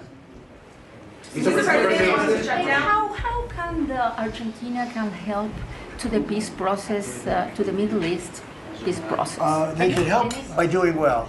If Argentina does well, that's helpful because they know we help Argentina. So if Argentina is successful, that's great because they view us as somebody that helped Argentina and they did well, and the United States maybe will help them and they're going to do well. So the success of Argentina would be a great feather in the cap of the USA because we're helping them. Right? You understand? Yeah. Yeah, please, behind you. Behind you. Thank you, Mr. President. Last week you said that NATO should consider expelling Spain. What? You said that NATO should consider expelling Spain. Would you support that? What expelling Spain? NATO consider expelling Spain. Oh. I'm very unhappy with Spain. They're the only country that didn't raise up their number to 5%. Every other country in NATO raised up to 5%. And Spain is doing very well off our backs. So I'm not happy with Spain. Spain gets protection, and they know, look, they're sort of in the semi-middle of it, so they're going to get protected automatically. Even if you don't want to protect him, you're protecting him because of the way they're located. And I think what Spain did is a very bad thing for NATO. I think it's very unfair to NATO. It wouldn't matter if you said you're not going to protect them because they're pretty much protected. You know, what are you going to do? Go through the other countries and let's go attack Spain, right? So I think what they did is not nice. Not nice. How dare they not increase their defense expenditure to 5% of their GDP? No one gets to have social safety nets. Everyone needs to be American burger. Everyone must be America burger. No more social safety nets for you in Europe. What did Spain do? Spain was one of the only countries under NATO protection that refused to increase their defense expenditures to 5% of the GDP. All of these other countries have said, yes, sir, yes, Mr. President, we're going to do that. For a lot of these other countries, obviously moving numbers around in that regard means severe austerity in other places. Austerity for social safety nets, whether it be entitlements, whether it be like, unemployment spending, or whether it be obviously so whatever kind of like pension programs that they have, or healthcare in many instances. So what the American government is demanding from them is to reduce the expenditures on all of the social stuff that people take advantage of, that people actually need to survive, and reprioritize that spending on defense. And of course, given that we are the number one weapons dealer on the planet, they want that money to come back to the United States for our domestic manufacturing, for our weapons that we sell them. Some of the other countries have actually started creating their own competitive domestic markets, their own domestic defense industry, Germany being one of the examples of this. I don't know how Donald Trump will appreciate that. That's another thing that I don't understand completely, because like some countries are basically saying like, okay, well, we'll increase our expenditure, but we are going to spend it on ourselves again. We're going to rebuild our defense industries, and we are going to militarize. Basically, America is making every NATO nation into little Americas. All of the things that are wrong in the United States of America that people like myself, people like yourselves, regularly criticize, that our spending priorities are completely out of whack, where we just constantly fucking fund and subsidize this war machine rather than fixing our roads or fixing our infrastructure in general, making sure that we have adequate public transit in cities. Instead of doing any of that, fixing our education, fixing healthcare, instead of spending this money on ourselves, we spend it on war, more weapons of mass destruction, both on the R&D side and also on the subsidies we give to other countries so they can buy our weapons, right? Like, it's just this endless cycle of militarism, and every single thing that we complain about here in the United States of America as leftists, as socialists, as Marxists, okay, as radicals, is currently in Europe's immediate future. A lot of the European countries have already developed austerity measures in the last 20 years or so, and this has obviously created a lot of instability, a lot of anger, a lot of resentment. All of that resentment by right-wing forces has been directly shifted onto the refugees, partially the refugee crisis that we here in the United States of America greatly contributed to by destabilizing the entire fucking region. Obviously, if you destabilize and kick people out of their homes like to the tens of millions, they're going to have to go somewhere else to survive. And that somewhere else is either Turkey or Europe. And right-wingers in Europe have used that as an opportunity to say, it's actually not the austerity backed by capital owners. It's actually the Muslims that are coming here that are like ruining your day-to-day existence. And America is now enforcing that. 1.5% of the 5% was for infrastructure. They just never told Trump that, so he can say 5%. I mean, I think no matter what happens, Europe is seemingly building its domestic military infrastructure and building its domestic military manufacturing, like domestic weapons manufacturing sectors. I think it's very disrespectful to NATO. In fact, I was thinking about giving them trade punishment through tariffs because of what they did. And I may do that. I think unbelievably disrespectful. Spain, the only one out of all the countries in NATO, the only one that said that is Spain. And I think that's, I think they should be punished for that. Yes. On the government shutdown, you have the money to pay the troops on October 15th. Okay. How is I actually have a man who is a very wealthy person. You'll know that when I tell you this, who called a donor, a great gentleman, and he said, if there's any money necessary, shortfall, for the paying of the troops, then I will pay it, meaning he will pay it. How about that?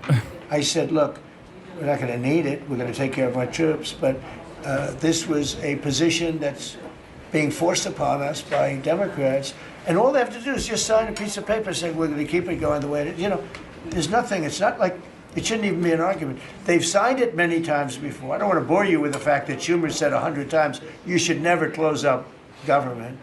But Schumer's a weakened politician. I mean, he's going to finish his career as a failed politician. He's a failed politician. He's allowed. Okay, before we get into all this stuff, I do want to bring the conversation back to specifically the Israel Palestine equation, because he's like moving in and talking about like Spain and stuff. And I forgot I wanted to mention this, but as Jeremy Scahill, who literally has direct contact with the resistance, their resistance side's negotiators, who has interviewed them on numerous occasions, reports here that during the Gaza negotiations, Israel understood it would take time to recover all bodies of deceased captives. A specific mechanism for recovering the bodies was agreed. Now Israel is pretending that didn't happen so it can violate the deal and cut the agreed aid shipments in half. So the worst thing that I predicted would potentially happen, that I talked to Jeremy Scahill about, as a matter of fact, in our immediate conversation after the ceasefire, the so-called ceasefire deal, was that Israel would utilize some of the limitations that the resistance forces have in terms of like extracting some of these bodies to say, we're spoiling this deal, we're sullying the deal, and then claim that Hamas is actually sullying the deal.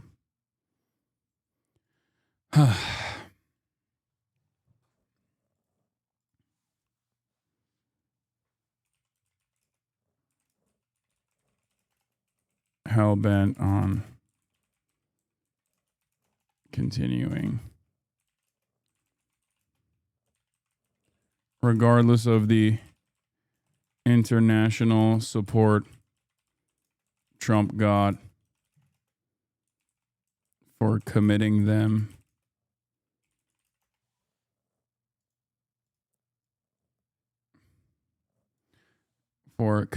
to a ceasefire. I worry that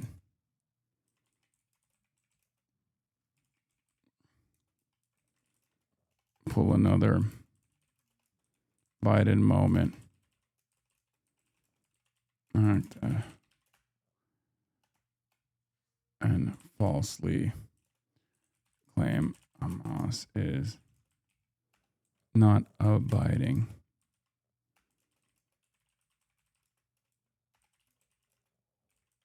Israel violate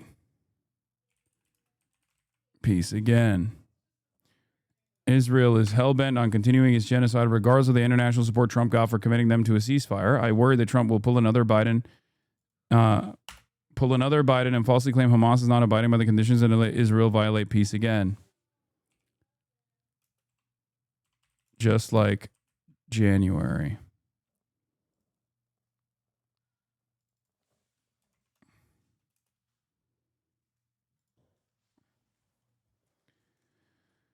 It was clearly laid out days ago that they will hand over everyone dead or alive within 72 hours and people/bodies they cannot give. They will give all information they have on their last whereabouts. Yeah.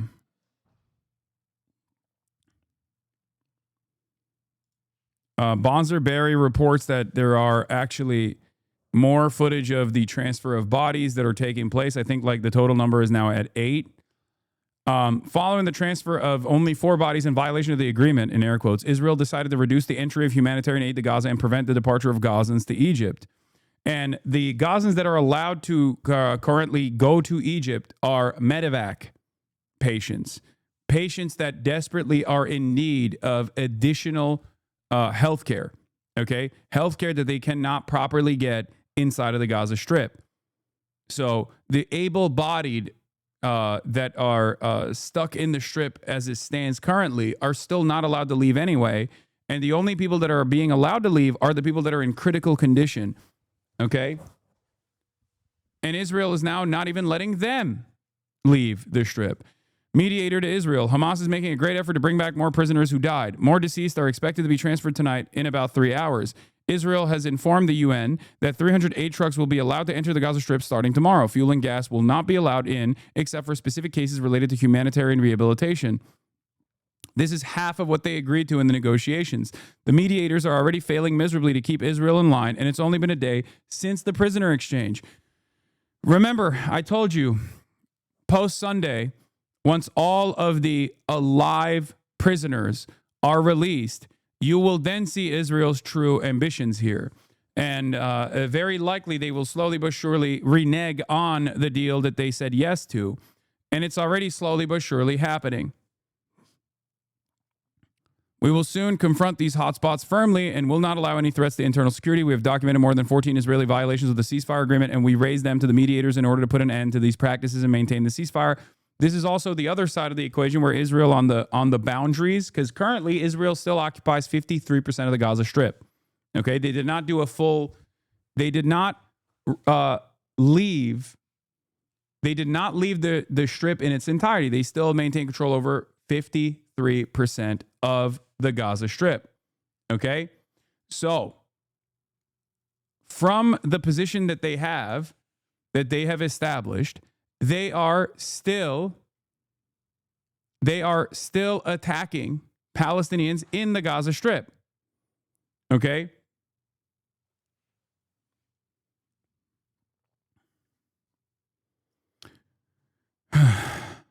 Only 173 aid trucks have entered the sector since the crossings began operating, including 3 cooking gas trucks and 6 solar fuel trucks. This is just a drop in the ocean of needs, while no trucks entered yesterday nor today. Footage of the Red Cross receiving more deceased from Al-Qassam brigades moments ago. This happened an hour ago. Mohammed al-Hindi, the resistance factions did not agree to disarmament and do not accept the threat of forced disarmament. The occupation's attempts to place obstacles to evade the implementation of the agreement were expected.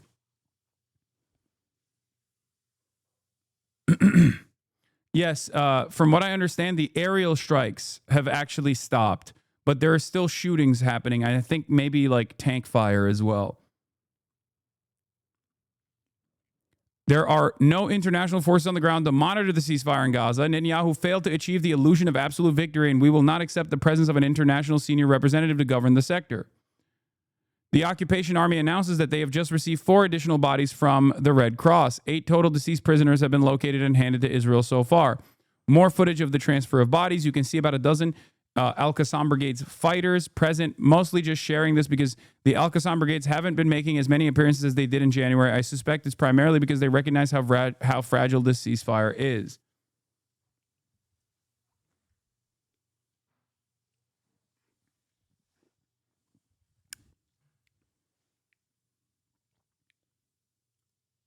Ultimately, Hamas will neither return its weapons nor be defeated by the IDF. In other words, Benjamin Netanyahu will not achieve his stated main goal, which is to completely collapse Hamas. And this is from Ma'ariv. Netanyahu's goal of completely destroying Hamas is unrealistic and has brought Israel to the lowest point in its history due to setting an impossible goal due to the military's lack of proper preparedness. What they actually fail to consider here, which is what some other Israeli generals have openly mentioned in different points, is that you cannot eradicate an idea because Hamas is a mere representation of the Palestinian resistance. Their interest in surviving, their interest in emancipation. This is something that generals for the past 2 years within the IDF military infrastructure that have openly fucking said time and time again that you just can't kill your way out of this problem. You just can't murder your way out of this problem because the reality of the matter is Every single person that you kill has a relative, has a family member. And then when they see their bloodied and massacred family members, they also want to take up arms against the entity that has done this massacre. That's just how it fucking works. Hamas, even if dissolved in its entirety, is going to turn into Hamas 2, if you want to call it that, right? Hamas itself is an evolution from the previous formation of Palestinian resistance. Back in the day, it was the PLO, right? Those were the terrorists. Those are the scary terrorists. If Israel cannot commit to a long-standing peace and stop its occupation, then of course the people that are living under that occupation are inevitably going to resist no matter what, unless they actually complete their ethnic cleansing campaign. This is what they are trying to do in Gaza. This is also what they're trying to do at a slower pace and in a more decentralized fashion in the West Bank. Okay? It was not the military pressure of the IDF that brought Hamas to the current deal, as military commentators and reporters who have become IDF spokespeople in the media try to claim. This is a fantasy of people who are guided by ideology and emotion, not logic.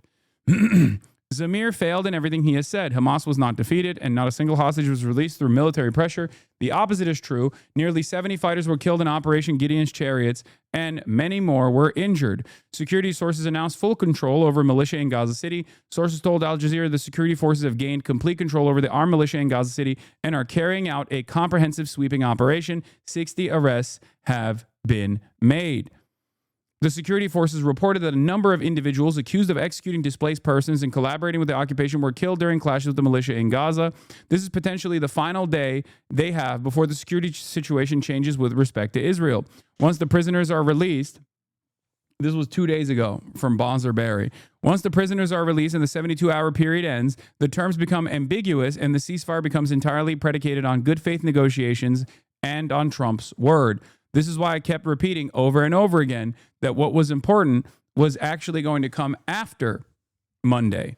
Once the 72-hour is over, once the 72-hour timeline is over, and that Hamas is actually released and the entirety of the resistance forces have released all of the alive captives, okay, that in the aftermath of that, that's when the phase 2 negotiations would take place. Anyway, let's listen to Moin Rabbani discussing the Gaza ceasefire on Al Jazeera. This was yesterday. Joining us live is from Montreal is Moin Rabbani. He's a non-resident fellow with the Center for Conflict and Humanitarian Studies. Moin, thank you so much for joining us. We have to look at the wider picture here. This is just the beginning, perhaps, of a process where we see Israel withdraw. What are you looking at the pitfalls and the bottlenecks in this ceasefire deal? Well, the first question is whether this is the beginning or the end. Some people have suggested that once Israel retrieves its captives, it will simply resume its genocidal military offensive in the Gaza Strip. Others have suggested that Israel will wait until negotiations collapse over the second stage of the Trump-Netanyahu proposal over issues like governance and disarmament. But looked at more broadly, it's, I think, equally plausible to suggest that this agreement will hold and in some respects will mimic the ceasefire agreement in Lebanon, where the Palestinians cease fire and Israel continues to fire. And at the same time, Israel may be quite content to see negotiations over governance and disarmament and so on collapse, because it could then use these as a pretext to maintain its forces inside the Gaza Strip to prevent reconstruction and so on. So I think what will happen after today is very much up in the air, and it's really unclear what will happen the minute Trump's flight leaves back to Washington. Ultimately, Moon, though, you look at all this and you realize that it's also going to be contingent on how Mr. Trump's resolve is. Well, that's the main problem. I mean, we saw already in January that Trump was very determined to get an Israeli-Palestinian agreement. but really the only thing he was interested in was to have a diplomatic achievement on the day of his inauguration. And thereafter, the interest waned, and Israel was able to successfully manipulate the situation and resume and even intensify the Gaza genocide with the full-throated support of Washington. People have suggested that this time it's different because particularly after the Israeli bombing of the Qatari capital, Doha, the Arab leaders realize now that their own sovereignty and national security hangs in the balance, and that they therefore impressed upon Trump the need to seriously address this issue. But again, Washington's attention span is everything in this issue, because the decisions are ultimately going to be made not by Israel, not by the Palestinians, not by the Arab states, but by the United States. And we've seen in the past that when it comes to turf wars, if you will, in Washington, Israel usually comes out on top. To really also look at Benjamin Netanyahu here, there's a lot of pressure on him. And, you know, of course, Donald Trump, you could argue, has sort of, I suppose, twisted his arm to get this done. And, you know, that's the resolve part of it. But let's face it, if this is exactly how the January deal unfolded, it's just going to go back to the business as usual, continuing the genocide, and Trump offering coverage, protective coverage to the Israeli side, making it seem as though it's actually Hamas that is violating these deals. And that is the worst possible outcome. I mean, there are multiple outcomes here. Almost all of them are horrible, right? The viceroyship that they place upon the Palestinian population that will be completely manipulated and directed by Israeli interests is bad. As the rest of the world turns a blind eye to the fate of the Palestinians, like that would be horrible, right? But also, the worst possible outcome here is that Israel continues its genocide with bombing and destruction, and simply claims we had to do it because Hamas wouldn't abide by the standards and the conditions set forth in this ceasefire process. Now, there are a lot of other regional actors that are participating in this, which is what makes it less likely that that will be the case. And it seems like Donald Trump has also said that this is going to be complete, like this is going to be a ceasefire. Now, we know that he is very malleable. We know that he is at the mercy of whatever fucking Israel wants. So who knows? Who knows if this will be consistent? Who knows if this will be a long-lasting commitment? Anyway, for the time being, Donald Trump is now doing the Charlie Kirk event, a posthumous able to fight people. Medal of Honor being given to Charlie Kirk. He didn't necessarily love those enemies so much. You know, I heard he loved his enemies, and I said, wait a minute, is that the same Charlie that I know? I'm not sure, but I didn't want to get into it. But it was a horrible, heinous, demonic act of murder. He was assassinated in the prime of his life for boldly speaking the truth, for living his faith and relentlessly fighting for a better and stronger America. He loved this country. And that's why this afternoon it's my privilege to posthumously award Charles James Kirk our nation's highest civilian honor, the Presidential Medal of Freedom. Thank you.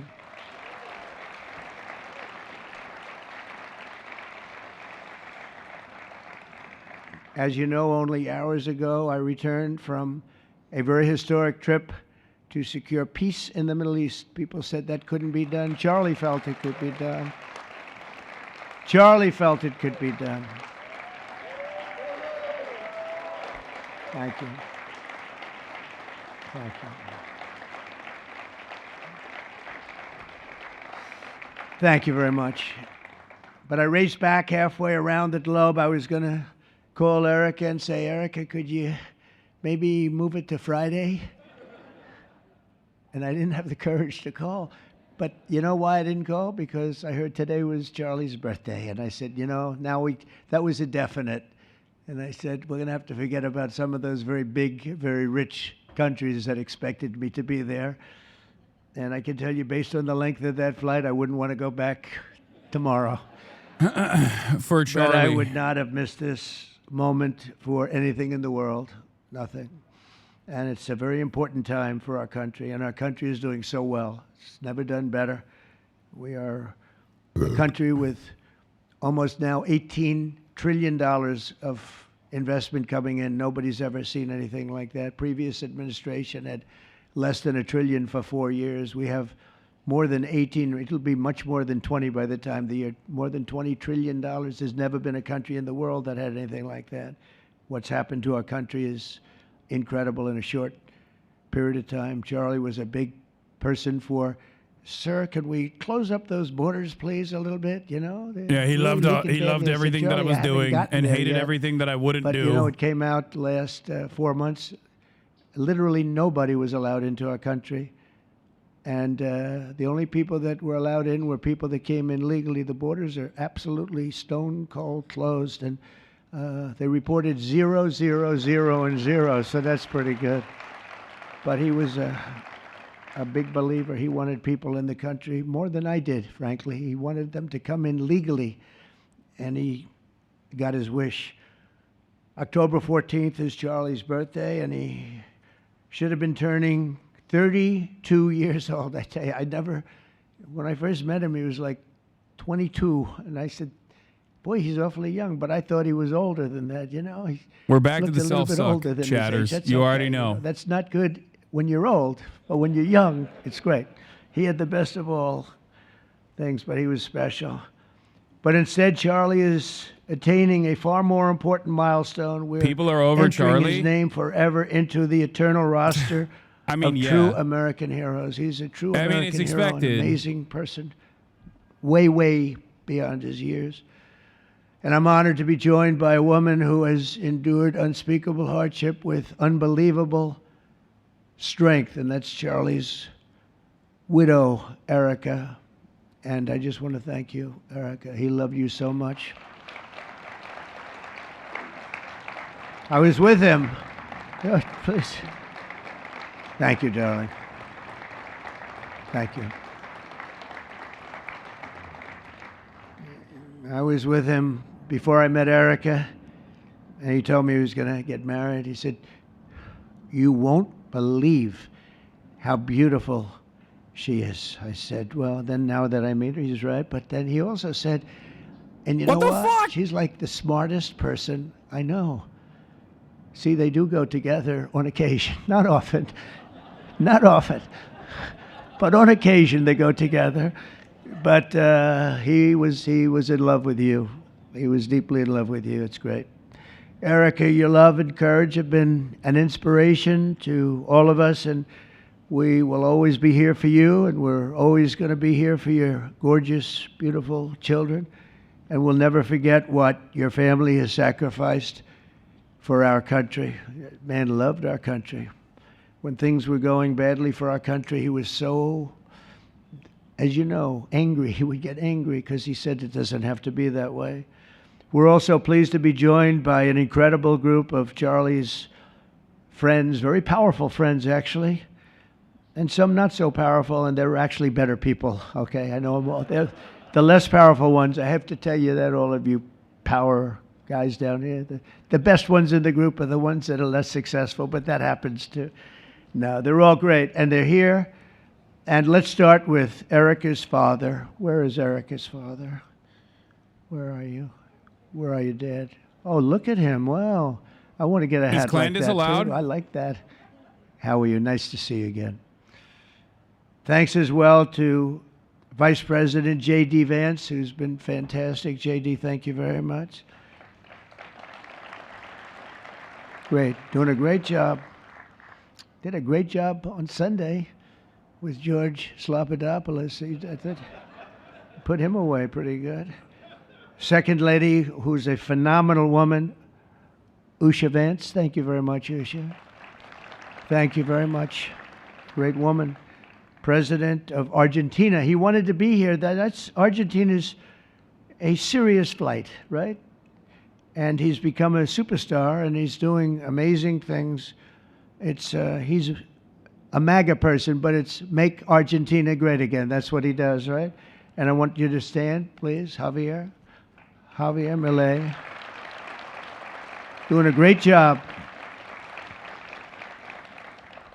Thank you very much. Many members of my cabinet are here, just about all of them are here. I won't go into every single one of them, but I'll announce a few of the people that have really turned this country around and helped me. Incredible people. Speaker of the House, Mike Johnson. Where is Mike? Mike, what a job you're doing, Mike. What a job you're doing. And I watched you this morning, and you're in there trying to say, look, just let the country open. Everything will be fine. We're dealing with some radical left lunatics. And I just wish Charlie was here to fight us. I think the fight would have been over already. He would have had a march on the Capitol by people whose average age is about 21, because there's nobody that had that relationship with young people. Right, Mike? So thank you, Mike, for being here. House Majority Leader Steve Scalise. Steve, thank you very much. A brave guy and a friend. House Majority Whip, another terrific man, Tom Emmer. Tom. Thank you, Tom. Senate Majority Whip, John Barrasso. John, thank you very much. You have all these senators. I'm going to get in trouble. I'm not going to read all their names. I'll be reading all day. We'll be talking about Charlie in about 45 minutes from now. We can't do that. So all of the senators, there's so many of you, thank you very much. I do want to thank Senator Thune for doing a terrific job. He's really been leading properly. Do you agree, Mike? The team, the two of these guys have been fantastic. So to Senator Thune, I want to thank you very much. Incredible job. I watched him this morning, and he was out there pounding him this morning on television, too. And John Barrasso, thank you for the work you've done, and congratulations on your success. But I want to thank you all and all of the Congress people that are here. And I see we have our Attorney General here, and you are doing a fantastic job. Thank you very much, Pam. Thank you. Thank you very much. We have everybody. Wow, that's incredible. Okay, I'm not going to do any more. I'm going to be here too long, but I just want to thank you. Have given him such support, but he always gave you such support. That's why you're here. And very unusual. Charles James Kirk was a visionary and one of the greatest figures of his generation. He was truly an amazing figure and growing leaps and bounds. He knew that the fight to preserve our heritage is waged not only on the battlefield and in the halls of power, of which we have tremendous power here, including the head of a place called War. We call it now War. We had Defense. We had our Secretary of Defense. Now we have a Secretary of War. And somehow I think it's more emblematic, and hopefully we'll never have to use war, but the fact that we're ready is very good. Peace through strength is very important, but also in the hearts of our nation's youth. That's where Charlie rode strongest. At age 18, that insight inspired Charlie to found the organization that ultimately touched the lives of millions and millions of people, and so many young people that nobody's ever seen anything like it, frankly. Turning Point USA.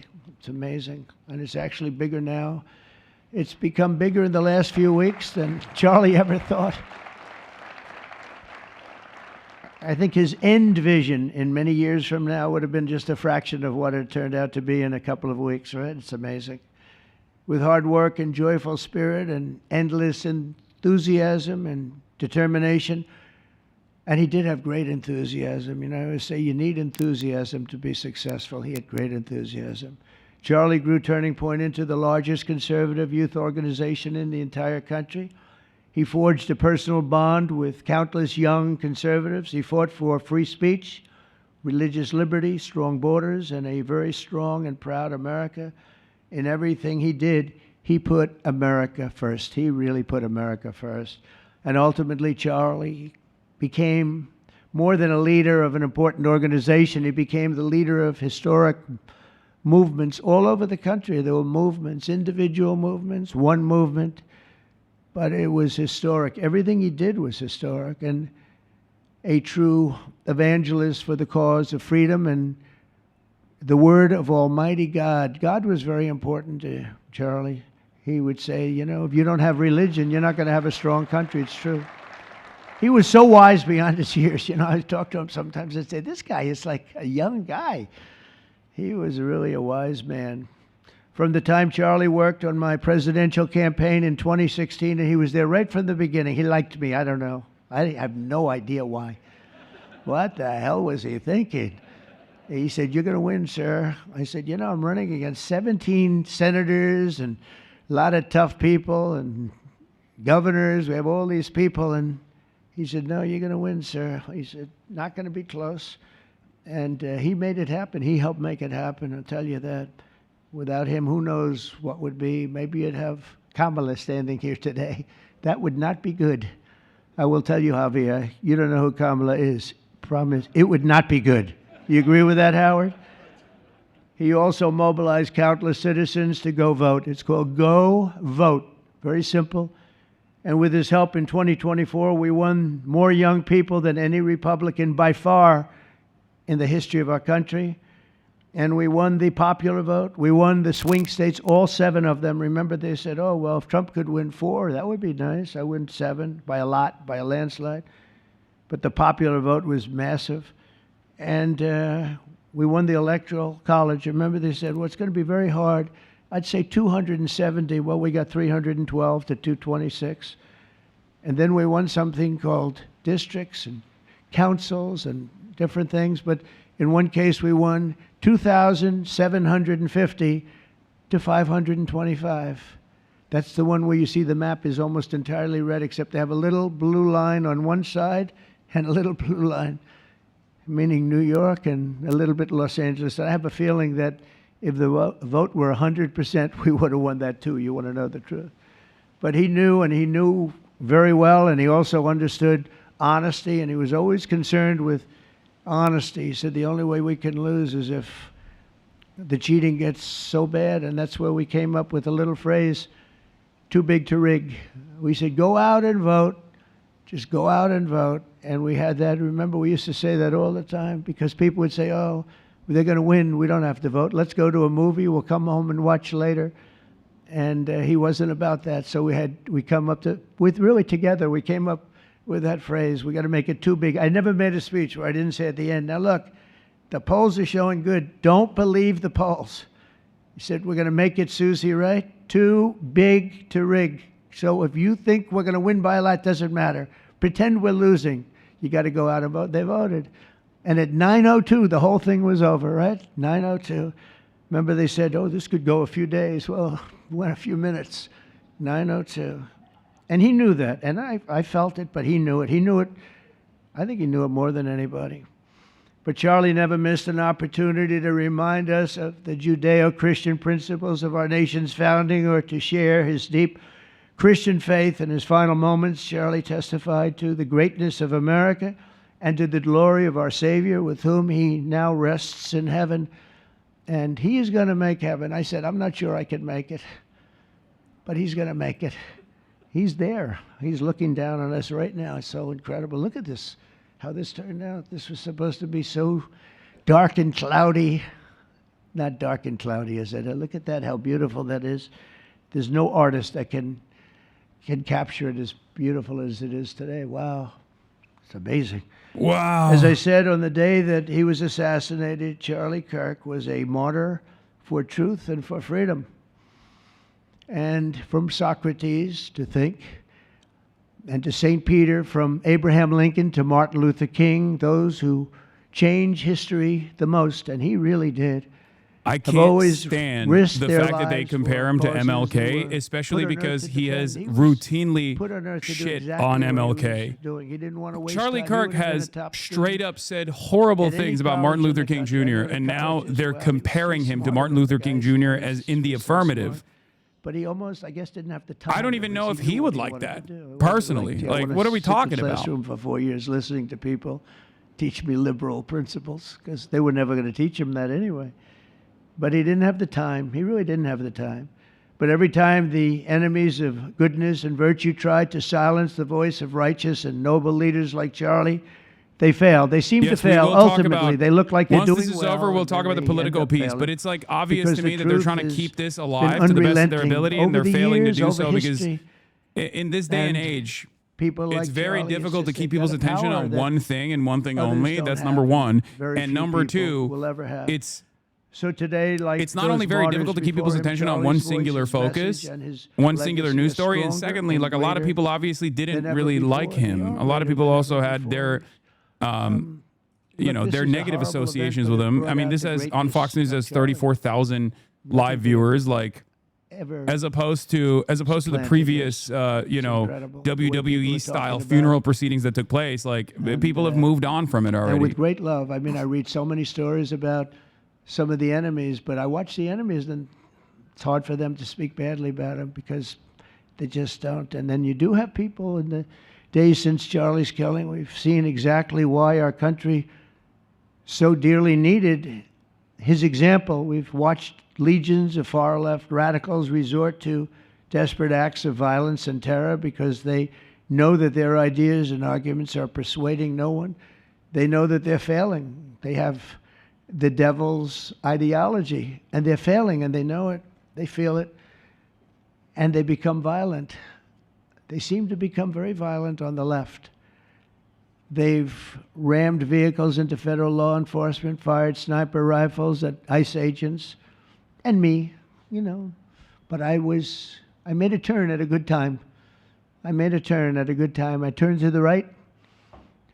Charlie couldn't believe it, actually. He said, "How the hell did you make that turn?" I said, "I don't know." But fired rifles and threatened the lives of our Supreme Court justices, our great justices. They have to be protected. We just issued a lot of money, $60 million, to protect the Supreme Court justices. Very important. We can't let anything happen. In places of worship, we're protecting our people. We've seen that a candidate for Attorney General in Virginia boasted that he would want to see the Republican legislature, a legislator in Virginia, shot in the head and to see his children murdered. He actually said this. And now he continues to run for office, and most people continue to back him, but he said he wants his man shot. He said shot in the head and to see his children murdered. And they keep running. Pretty amazing, right? That's a bad one. Let's see how that turns out, but that's a really bad one. Nobody's heard that one before. Especially in the wake of Charlie's assassination, our country must have absolutely no tolerance for this radical left violence, extremism, and terror. We're done with the angry mobs, and we're not. I do think that, like, our cities be unsafe. the other side of this is that, like, Trump can't. Chicago, where they had 4,000 Trump can't have singular focus on any issue that doesn't 4,000 revolve around himself. And then we have Like, no matter how fortuitous this could have been for their ambitions to violate the First Amendment and to further prosecute political enemies of the state, his own ego, his own narcissism is unironically getting in the way of him communicating how serious this is, how important this is. And wait, he actually did mention how a bullet missed him, but it hit Charlie. Is that what he... Oh my God, that was a fucking meme from like the second day. A day after Charlie was shot and assassinated, someone said it's going to be, y'all are complaining right now, but just wait till he talks about how he dodged a bullet expertly and Charlie actually didn't fucking... Charlie actually didn't. He's going to talk about like skill diff, skill issue. We took out Pam 1,700. Like, he just can't even, he can't even fucking talk about it. Like, he can't even talk about this stuff without being like, I do everything so good and Charlie loved me, you know? in order for him to make a coherent case here, he has to literally elevate Charlie's status above himself, and he literally cannot do that. One arrested in order to 28 successfully times. Every create prison the martyrdom get into a narrative, he violent has to incident. make it seem as though 28 Charlie is a times. more valuable person than Put he him is, away for and he a is long physically incapable of doing that. But we're done with the angry mobs. We're done with it. This is such an unbelievable place right now. You take a look where you can walk down the middle of the street with your wife or your husband. Your children can walk. They can walk alone. It doesn't matter. They can walk anywhere in Washington, and they're safe now. If this were a year ago, they'd have a serious chance of being badly hurt, even killed. They'd come in from Indiana, they'd come in from Iowa, they'd come from Florida to see their nation's capital, and somebody would have to call the parents, I'm sorry, but your son or your daughter's been killed. Not anymore. You hear what those are the sirens sirens? going off? That's good. That's a good sound. That means they either got the bad guy or they're going to stop the bad guy. You didn't hear that sound because nobody wanted to do anything. Yeah, no sirens were listened to ever them. heard in the nation's capital before Seriously. I got here that's and the real deal decided sirens. policing They're not is back. politically It's correct fucking sirens. nuts. You hear 'em, they're about 3 miles away. That's great. What a beautiful sound. They're stopping crime. That's what they're doing. So we're done with the voices of fools. They're fools. And death threats, and we're going to make our cities safe. And I thought it was Charlie's, one of his biggest dreams was that. He couldn't believe it. Chicago's going to be a great city again. We've already, we sent people in there 6 months ago, and this governor said, well, crime is down. Yeah, that's because we had the FBI in there for 6 months, just preparing it for the bigger surge. And they've done a great job, the cash and the FBI. They've done a great job, and they love doing it, They love being able to do it. They were restricted from doing it. They couldn't do anything. And now they're totally unrestricted. All they have to do is stop crime, and they're doing it. By the way, Memphis, as you know, you heard they went in about a week ago, one of the most dangerous places in the country, really in the world. It's not just the country. They have very few cities that would compare to some of these cities. You go to Afghanistan, you say, oh, that's unsafe. Well, the crime numbers are much better than the crime numbers in places that we have. So Memphis, I understand, is doing unbelievably in 1 week. It's like a different place. And Jesus Christ. this took 12 days, and then after that, we just perfected it. But after 12 days, we had good safety here. After 1 month, it's like, it's really amazing. And by the way, restaurants are booming. Restaurants are opening up. The big problem we have, you can't get into a restaurant in D.C. anymore. So they're opening up. It's a beautiful thing to see. It's called safety. It's called law enforcement and letting them do their job. And that's why I said last month that I have directed the Attorney General and the Department of Homeland Security to confront the very real threat of left-wing terrorism in our country. It's a real threat. Not when you confront it, it's not, because they're not brave people. In fact, they're cowards. When you confront them, they immediately fold. You have to see them fold. You have to see them crying. They fold. But it includes dismantling the networks that fund them and finance them, and we're finding out You can't expect them to talk about Charlie Kirk uninterrupted for an hour, chat. Of course the speech is going to fall apart, and he's going to start talking about the Taliban, the left, radical. With beautiful wood, beautiful cardboard, wood, everything. Everything's perfect paint job, and they're all the same. There are thousands of them.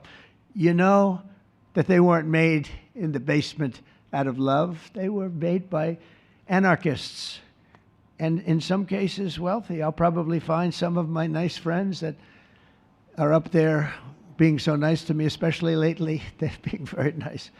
But it surprises you who they may be, and you almost wonder why would they do it? But they're hurting our country, and we're really taking it back one by one. If we didn't go into Los Angeles early on in the administration, the commissioner, the chief of police, Los Angeles, said if they didn't go in, we would have lost our city. Now, they already lost 25,000 houses to fire because they wouldn't let the water come in from the Pacific Northwest, which they should have done. I said, you better do it. They didn't do it, and we had 25,000 homes where they had no water in their sprinklers, they had no water in the fire hydrants. would have been a different kind of a thing if they did what they were supposed to do. We had to break in. We broke in and had the water come down. They said for the environment, great. They lost 25,000 houses. It's incredible. But the commissioner said without the federal government and President Trump's intervention, we would have lost the entire city. And we have the Olympics going there soon. I got the Olympics. We have the Olympics. We have the World Cup. And we have, most importantly, we have the 250th anniversary of our country. That's going to be most important. And all of these things are happening. And we're going to have safe cities. We're going to have very, very safe cities. So 1 month after Charlie's death, we still feel the terrible shock and the pain of his loss, like just about nobody I can think of. Charlie Kirk was one of a kind. He was unstoppable. And he really was. Boy, when he had an idea in his head, he would call me, "Sir, please, you haven't done it yet." I said, "Charlie, relax. Just relax." He didn't relax. He'd call me the next day again. It got it done. But he was like indomitable and always will be. He's really irreplaceable. Nobody can replace him. But they're going to do great. But you can't replace that kind of person and that kind of talent, frankly. The word talent is an important word, but that kind of talent. So we hold his memory in our hearts forever. Every single day of this administration, we will continue to carry out the mission for which he lived, and he really did. He lived for this country. He lived for his wife and his family, but he lived for this country too. In Charlie's honor, we will continue like we have been to fight, fight, fight, and to win, win, win. We're going to win so much.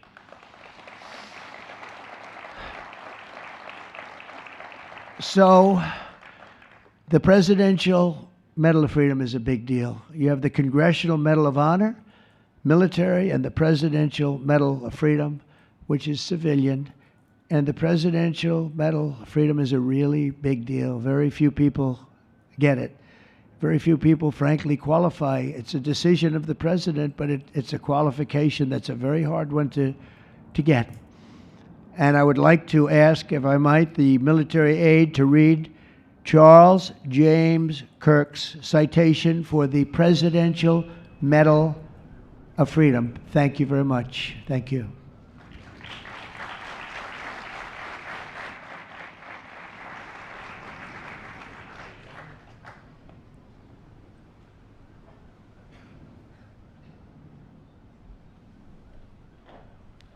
Charles J. How do chatters react to this? It's still 10 years into this bullshit. The Presidential Medal of Freedom is awarded to Charles James What Kirk. do you mean? This is our Stepping on president. behalf We of just have Charlie, to deal Mrs. with it. wife, We have to take it one day at a Erica fucking Kirk. time, okay? It is Charlie what it Kirk is. was one of the most influential American political figures of his generation.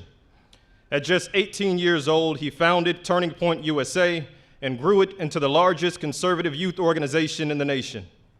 For over a decade, he tirelessly traveled the country, leading a movement to restore respect for our founding principles, reawaken our national identity, and inspire a renewed spirit of religious devotion. He was one of the great debaters and communicators of his time. Despite receiving repeated threats, he remained undeterred and modeled courage, logic, humor, and grace to the next generation. On September 10th, 2025, at age 31, Charlie Kirk was assassinated while addressing a group of students. The United States honors him as a martyr for truth and freedom.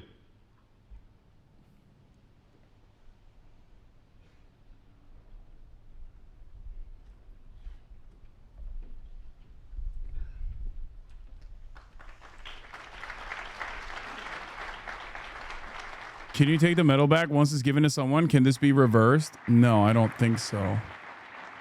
That would be crazy, though.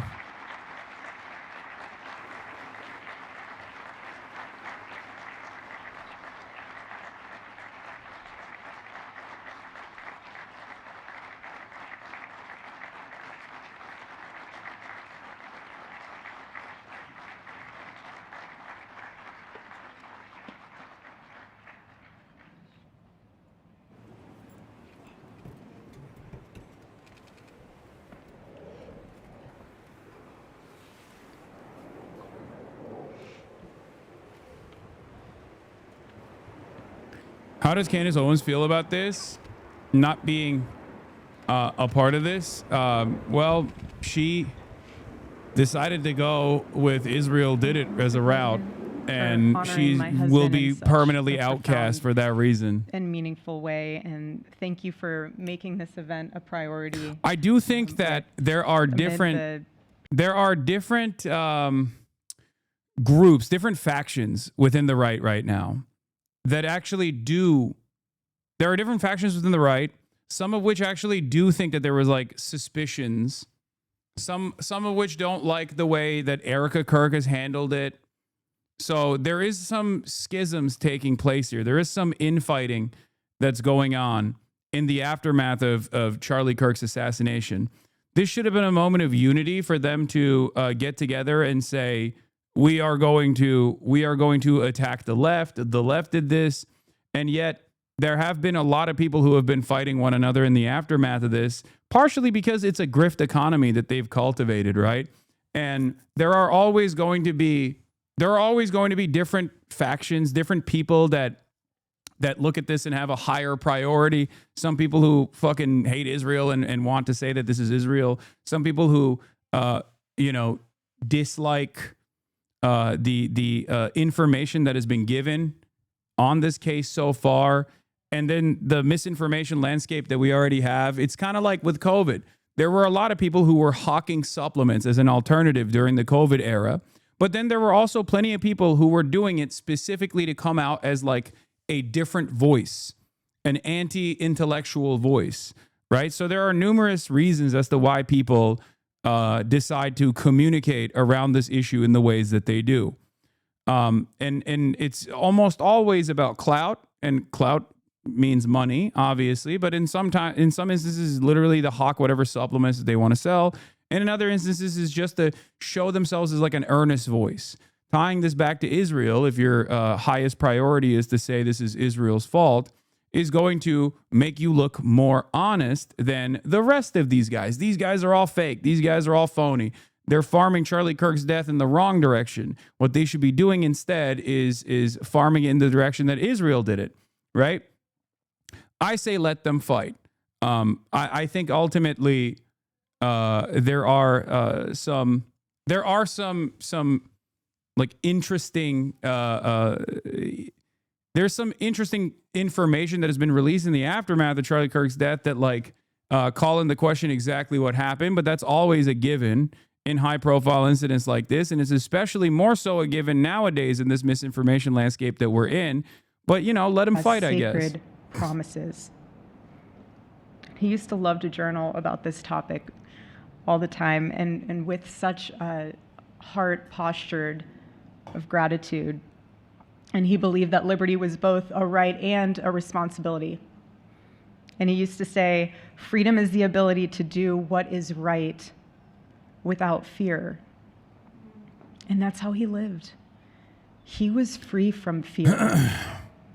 Trump is not amused by her. Yes, Trump doesn't like being upstaged. Free from anything that and he's currently being upstaged. He doesn't like to sit in the cuck chair as someone else speaks. We know that already. That's his like power play for every fucking world leader. And that's exactly who my husband was. He was a free man.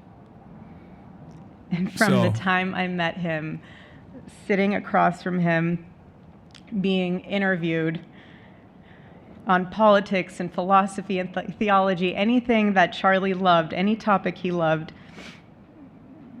And I just saw the fire in his soul, and there was this divine restlessness within him that came from knowing God placed him on this earth to protect something very, very sacred for all of us. And he never stopped fighting for people to experience freedom. He didn't. Charlie often said that without God, freedom becomes chaos. And he believed liberty could only survive when anchored to truth. And I remember in one of his speeches, he told the audience that the opposite of liberty isn't law. He said it's captivity. And that the freest people in the world are those whose hearts belong to Christ. But what's so powerful is that Charlie had the ability to communicate so brilliantly across all generations. And he reminded us that in a world that tells us freedom is doing whatever you want to do, the real freedom is the power to live freely and to do what is right. And in one of his journal entries, he wrote that he wanted everyone to know that you can't have liberty without moral responsibility. Freedom divorced from faith eventually just destroys itself. And what's so fascinating about all of this is looking back these past 12 years of Turning Point USA and his mission, there's almost this veil of sacredness. Because what I realize is that while he was building an organization, he was also building a movement, one that called people back to God, back to truth, and a movement that was filled with courage. And ironically, for a man who impacted millions, Charlie never desired to be the center of attention. He just wasn't. My husband was not a man of extravagance. He loved simple but deeply meaningful things, truly. He loved his late night walks. He loved buying more books than he could ever read because he felt there was no such thing as a book budget. And he loved being able to read to our kids the same bedtime story on repeat because he knew it was their favorite. But to him, that was Dude, special. it's crazy that he can't even get himself to look on a Saturday morning even a little bit emotional. He is, I guess that is in some ways his like, it was that moment to catch his breath. he just can't even fake it, you know? And I guess that does communicate earnesty in many instances. But if he's trying to do something that requires him to, once again, not look like he's a bored toddler, it's not going to happen. I said because it's the His default position when he's not talking is just, I'm bored. Why am I not talking? And so the rhythm of our usual birthday celebration for him was mint ice cream, mint chocolate chip ice cream. He only had it twice a year, on his birthday and 4th of July. It's just... That's a terrible choice for top ice cream flavor, low-key. Like, I know that's not the point here, but I mean, chocolate chip cookie dough is right there. I know mint chocolate chip ice cream fans will go crazy over this, but I just don't understand toothpaste flavored ice cream. I will never get it. Birthday experience of his life until today. L opinion? Okay, dude. And so, honestly, President Trump, I have spent 7.5 years trying to find the perfect birthday gift for Charlie. And it's so difficult. And those of you that have spouses or loved ones, you know how difficult it is sometimes to buy a gift for someone that you love, because he wasn't a materialistic man, so that also did not help. But now I can say with confidence, Mr. President, that you have given him the best birthday gift he could ever have.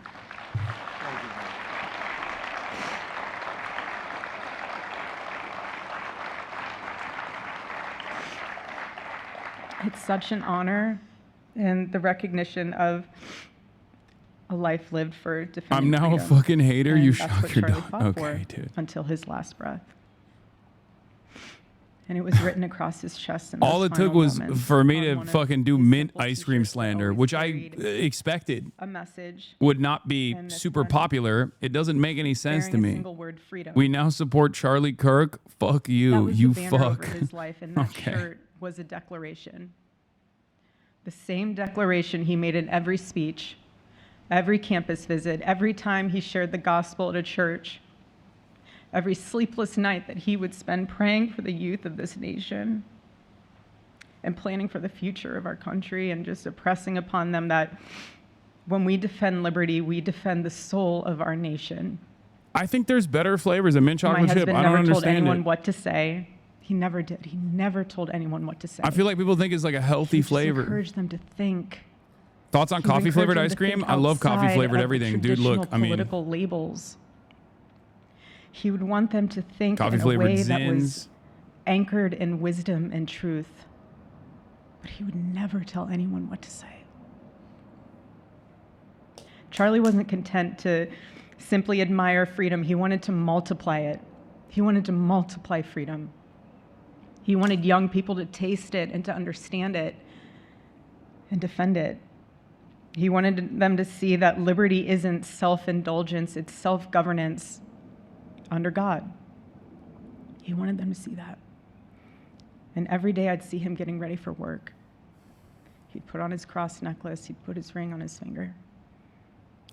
And the boldness in his demeanor was always fearlessness. He wasn't afraid. He was never afraid. In his daily actions, whether in office or on campus or at a church, it was always without fear. That was his creed. That is how he lived out every single day. He didn't fear being slandered. He did not. He didn't fear losing friends, I can tell you that. He didn't. He didn't care. He stood for truth and stood for freedom, and he did not, everything else was just noise to him.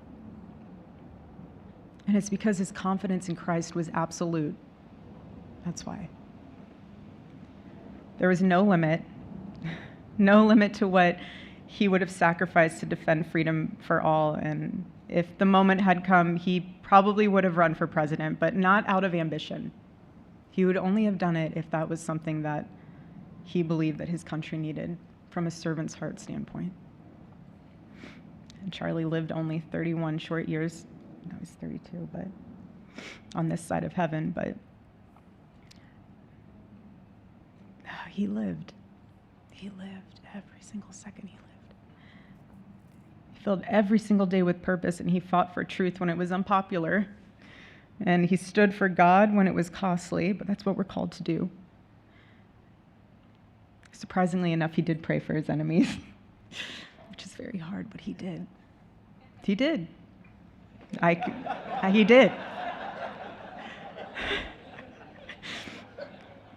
No one else, I mean, I saw him do it. No, he never did it in front of anyone else, but I can attest to that. But he also loved people when it was inconvenient. And he ran his race with endurance, and he kept the faith. And now he wears the crown of a righteous martyr. And for me and for our children, the truth really steadies our grief, because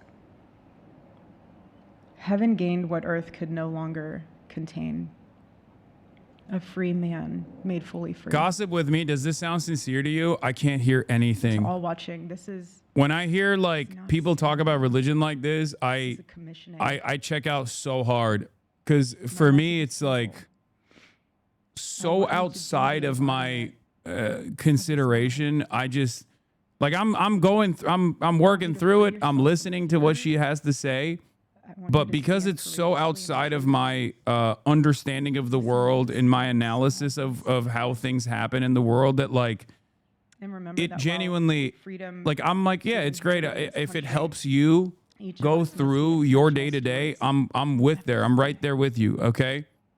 It's great. It's fantastic. But like, I just can't. I'm like Trump, having a hard time paying attention. It's in mine. It's in yours. It's in all of yours. So I'm the worst person to ask. As a practicing Catholic, yeah, this shit is sincere as fuck. Yeah, I can. I can see this being like. I mean, even the fact that she said like, I forgive the shooter of Charlie Kirk, like that in and of itself seemingly was like some real Christian shit, right? Like, I think. And even the sincere stuff that she is. Happy birthday, Daddy. I want to give you a stuffed animal. Oh, no.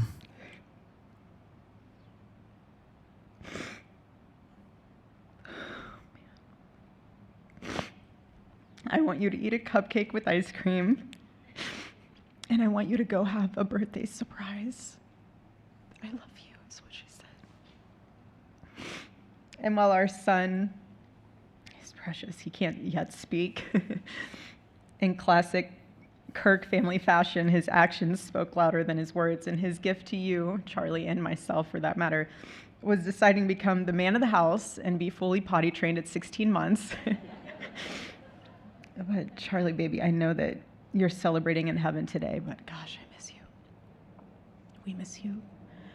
And we love you, and we promise we'll make you proud. And Charlie's life was proof that freedom is not a theory, it's a testimony. He showed us that liberty begins not in the halls of power, but in the man of a heart surrendered to God. And so today, as we honor Charlie with this incredible Presidential Medal of Freedom on his birthday, I stand here with tears and just a humbled heart and spirit, because his story reminds us all that to live free is the greatest gift, but to die free is the greatest victory. Happy birthday, my Charlie. Happy Freedom Day. God bless you.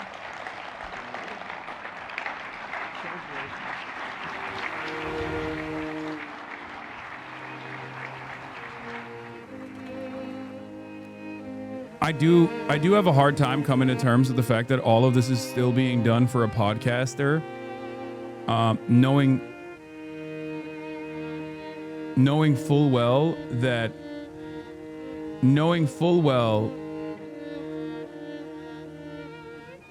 yeah, this is the other side of the story, by the way. This is something that I've seen as well. A lot of like right-wingers are dunking on Erica Kirk. She's getting so much shit on Insta, even from fans. They feel like it's a grift, and they're mad about the cover-up, and they feel like she's being blasphemous. Like, they straight up think that like either she is not abiding by like religious doctrine. There's some people who are mad that like they suspect her of like converting Charlie to Catholicism. There's like a million different reasons, and they are very mad. Like, right-wingers have been yelling at her nonstop. I think partially this goes back to what I was talking about, which is that like everyone has a lot of unrestrained anger with no outlet, with no clear, decipherable, discernible movement, with no outlet whatsoever. And they are looking for like a pressure valve, but there is none. And things are only getting worse and worse. Material conditions are only worsening. And therefore, they just keep lashing out. And in some instances, they even lash out at their own allies. And I think that's what's going on here. There's no targets. So they just target whoever the fuck is in their, whoever the fuck they consider to be accessible. But anyway, let's get back to our big, beautiful, bold president talking about radical Antifa, NATO, radical Spain, not pushing for American-style burger austerity in an effort to restructure their entire economy so that 5% of their GDP goes to defense spending. Allowed the radical left to take over the Democrat Party. Like, this kind of shit is not exactly exciting for the base. You know, this is the opposite. This is like his version of, I did NATO, Jack. This kind of stuff is obviously very exciting for the military-industrial complex, the real benefactors, right? But it's not necessarily exciting for the base. He's still working through the motions, though, in the way that he wants to. So if they write books about that, if they write books about him, they're going to have to say that his career ended by allowing the radical left to take over the party. I mean, I won an election in a landslide because people are not into the radical left. And the Democrat Party is. People didn't want to see men playing in women's sports. They didn't want to see transgender for everybody. They didn't want to see all of the different things that they do that's so crazy. Open borders. I mean, the worst thing that he did to us is not inflation, because we fixed inflation. Prices are way down. Transgender for everybody. I don't know if you saw that gasoline went to 58 just now. Did you see what's going on with gasoline? We track that. No, $58 a barrel. Yeah, we track that. Nobody can believe it. I'm very proud of that. You know why? Because we're pumping like we've never pumped before. Because if you get the gas price down, everything else comes down. It's very simple. And he went away from my policies, and you had the greatest inflation. The last administration had the greatest inflation in the history of our country. And now, as you know, groceries are down. It's all down. Is it? It don't feel like it. I don't know. I mean, oil prices are the only thing that's like seemingly down, but everything else doesn't seem to be down at all.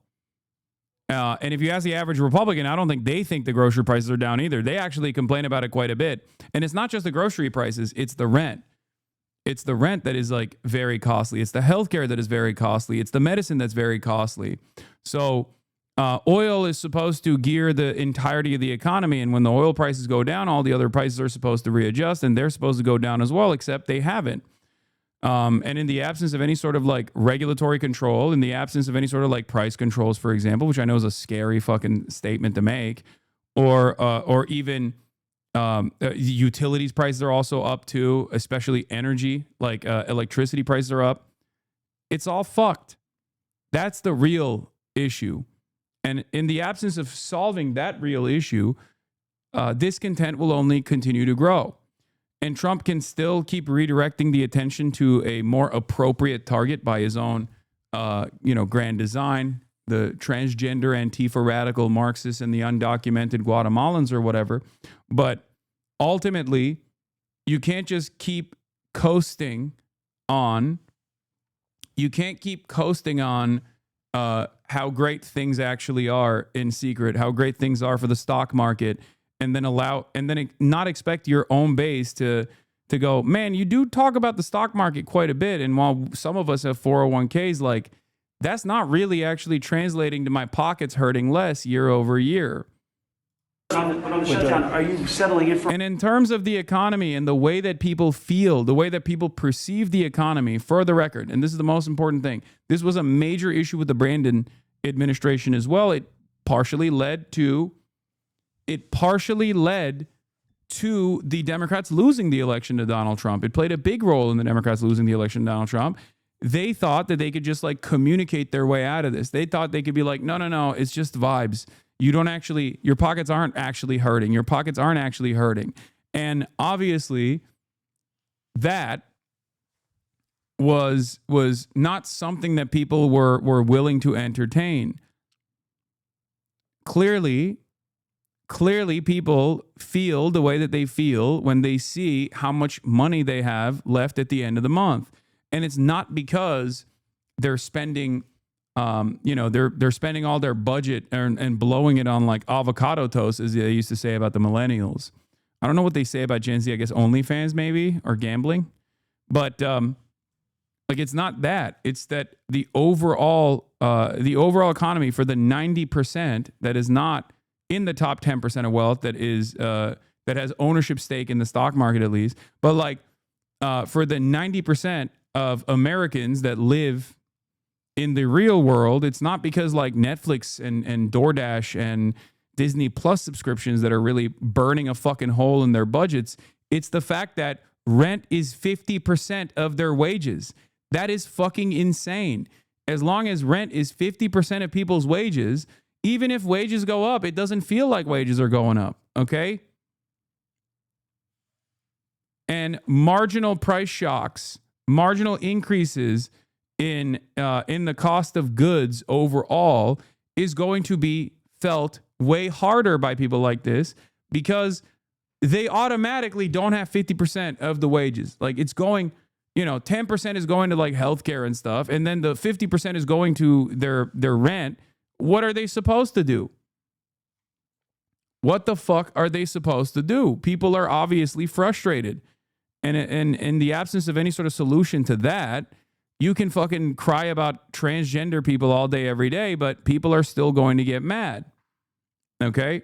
Is this going to be a long term? Are we looking months? It's up to them. All they have to do is just vote to extend. We don't need it. We're not saying we want money. What we need is a right to extend. They want a right to extend, but they want $1.5 trillion so they can give it away to illegal immigrants.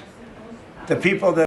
Yeah, MTG's picking up what you're putting down. Yeah, this was an incredible moment of brutal honesty, once again, from the least likely person.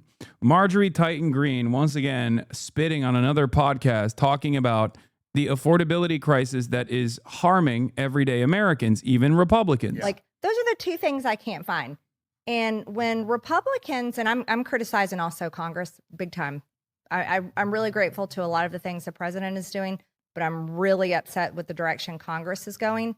But when we are not doing anything to address the cost of living, we aren't doing anything about Blackstone buying up houses where most young people can't find a house and they're having to compete in bidding wars. Right. And we're not doing anything. Marxist Tito is green. Maoist Tito is green. About health insurance premiums. Then for the love of God, what are we doing? That's it. And the reality of the matter is that kind of fake populism was also pushed by Donald Trump. That's how he won. Donald Trump didn't just coast off of racial animus, okay? I know that played a formative role in his commentary in the election cycle, but he didn't just coast off of that. He packaged that with the affordability crisis. He looked at the affordability crisis and presented it and presented the enemies, presented the reason for that affordability crisis with a Democratic Party that was unable or disinterested in actually solving the affordability crisis because they were too invested in giving all the money to the undocumenteds, to the illegal aliens, right? That's what he did. But ultimately, there were certainly some people who cared about the undocumented equation, either because they were duped into believing that it was actually undocumented migrants that were stealing all of their welfare or some shit, which is wrong, obviously. It's not real at all. That's completely made up. But there were plenty of others who were also like, yeah, I don't really give a shit. I just don't want Mexicans around me, right? I don't want black and brown people around me. This is definitely an animating political force in this country. White supremacy has been left unaddressed for hundreds of years in this nation, and white supremacy is a major motivator for a lot of people.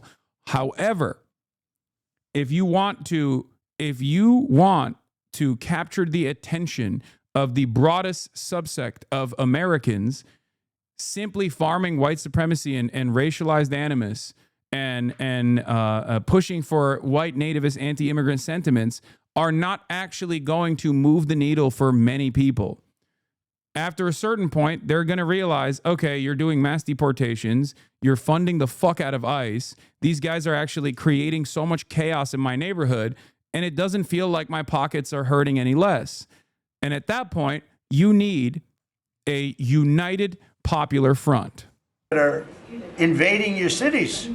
And many of these people, for whatever reason, I mean, I understood this, I called it a long time ago. These countries are run by people I know, friends of mine, like I know this gentleman. I hope you haven't said, he probably did too, why not? They send up their worst people. They send up people that are criminals, they send up people from jails. And at best, the best ones they send up are people that don't work very hard and that are on a social form of welfare. And they're sending those people into the United States. I don't blame them. I'm angry at them, but I don't blame them. But I'm really angry at Biden and Kamala and that group of lunatics for allowing it to happen, because it's the hardest thing. Now, you know, we're sending them out. It's incredible the job that Christie and Tom Homan and the whole group is doing. But we shouldn't have to be doing that. We're doing a lot of work on getting people out of here. Tren de Aragua has caused tremendous damage, and our soldiers are great. You know, our soldiers are now based on merit. They're not based on woke, because we won the case in the Supreme Court, which was the bravest case. I have such respect for the Supreme Court because of what they did with merit, because our country was built on merit. Countries are destroyed on woke. You know, I made a statement, and I hated to make it because it sounded bad, but everything turns to you know what when it goes woke. You remember the term. I don't like to use it because you might have some children listening, but it turns bad. And no, we have the hottest country right now anywhere in the world. That's why he's here. That's why every other country wants to meet here too. But we only have so many hours in the day and days in the week. But we get the hottest country. Think of it. We were a dead country a year and a half ago. And now we have the hottest country anywhere in the world. It's pretty good. We did a good job. Okay, any other questions? Mr. President, would you like to visit Argentina soon? There is an invitation for that. What does that mean? Do you like to visit Argentina soon? I do. I would love to. I'm just a little busy. I would love to. I'd love to go to Argentina. I'd like to be like Biden. I'd like to go to the beach. You know, my legs are not quite as thin as his. My legs are slightly heavier. My arms are slightly larger. My body is a little bit larger than his. I'm not sure it would be appreciated on the beach, but I'm not going to take a chance. You won't see me in a bathing suit. You won't see in a bathing suit sitting on a beach in Argentina, falling down, not being able to lift a 3-ounce chair, meant for old people to lift, and he couldn't lift it, so we had. Sometimes he has his moments, you know? Like when he fat shames himself. That's funny. That's objectively a funny moment. It's just being self-aware of that and engaging in any sort of like self-deprecating humor of that sort is good. You do have to fucking hand it to him, I guess. Even though He he's a spent too giant much piece of time on the shit. beach. Somebody told him that he looked good in a bathing suit. The very fact that he doesn't have moments like this more frequently still implies that he's lost his sauce, though. He has lost his sauce for sure. Because I feel like in the past, he would have moments like this all the time. He would constantly have funny moments like this. Don't fall for his tricks. He's an automaton. I mean, I'm not falling for his tricks. He's still a giant piece of shit. And you'd see this guy on the beach all the time. I never quite understood it. Steve, go ahead. Could you preview your meeting with Ukraine President Zelensky? First of all, congratulations. I don't take questions from ABC Fake News after what you did. So are with you. Stephanopoulos Fuck to you. the Vice Wait, President what? of the United States. Do we have a guy who hates Trump but also hates me as well? Is that what's going on here? You're like, you know, Trump is a piece of shit, but so are you. Okay, man. Yeah. All right. I don't take questions from ABC Fake News. Brian, go ahead. Yes, sir. First of all, congratulations on achieving peace. You are indeed the peacemaker. On a lighter...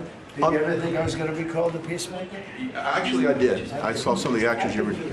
Go ahead. But on a lighter note, Alyssa Farah, she is one of the hosts on ABC's show The View. She said a while... So much of this back and forth in the remaining servile media apparatus that is allowed in these fucking rooms revolves around he said, she said about like entertainment figures. How is this in any way, shape, or form advancing any sort of journalistic cause? I don't understand it. It's just like petty squabbles and drama. He is not a fucking television critic, okay? He's not a TV show critic. He's the motherfucking president. What are we doing, bro? What the hell are we doing? Back, I'll quote, if Trump gets the Israeli hostages out, I promise I will wear a MAGA hat for one day on this show and say thank you for doing it. Your response. Well, did she put the hat on? Well, she hasn't got the hat yet. Who is it? Which one? Alyssa Farah. Well, she used to work for me. So she used to work here. I'll tell you about Alyssa. She worked here. She gave me the most beautiful letter when, you know, the administration, the time came up, the election was rigged, I left. She gave me the most beautiful letter you've ever seen. I was a great president. What a great job. Some of the letters have been quoted. This is Alyssa, who I never thought was very outstanding. I figured she would not make it. And she didn't have a big role here either.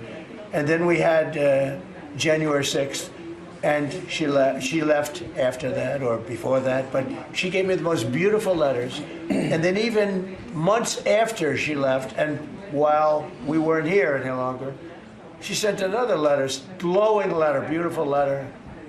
And then she got hired by The View, and they gave her a couple of bucks, and she changed her view very quickly. I never thought she'd make it. Never thought she had what it took in any way. You know what that means. But she's on The View. But it just shows what a fraud The View is, because this woman gave me letters and statements. She said I was the greatest president in her lifetime. Now, she's not that old, so I didn't consider it a great compliment. Just want to bring you up to date. Anyway, 6 killed by Israeli fire. Gaza health authorities confirm. Interesting angling on this. Obviously, this is a violation of the ceasefire because one side has ceased and Israel is firing. And yet, let's see how media is covering it. News we're getting into Sky News. And we told you earlier that the Israeli military said it had opened fire in the northern part of Gaza because it wanted to I remove assume this the is from the, wait, is it from the same interview? No, this is a different interview. threat of some suspects that approached them in the northern Gaza Strip. Well, the local... At least they say killed by Israeli fire. And they say Gaza health authorities confirm, because the worst way to cover this would be 6 died. 6 died due to gunfire, Hamas health ministry alleges. The worst version of this is 6 Palestinians died due to gunfire alleged by Hamas health ministry. Okay? This is still very neutral. 6 killed by Israeli fire, Gaza health authorities confirm. And obviously the most appropriate headline here, the Russian style headline here would be Israel violates ceasefire 24 hours after implementation by killing 6 Palestinians.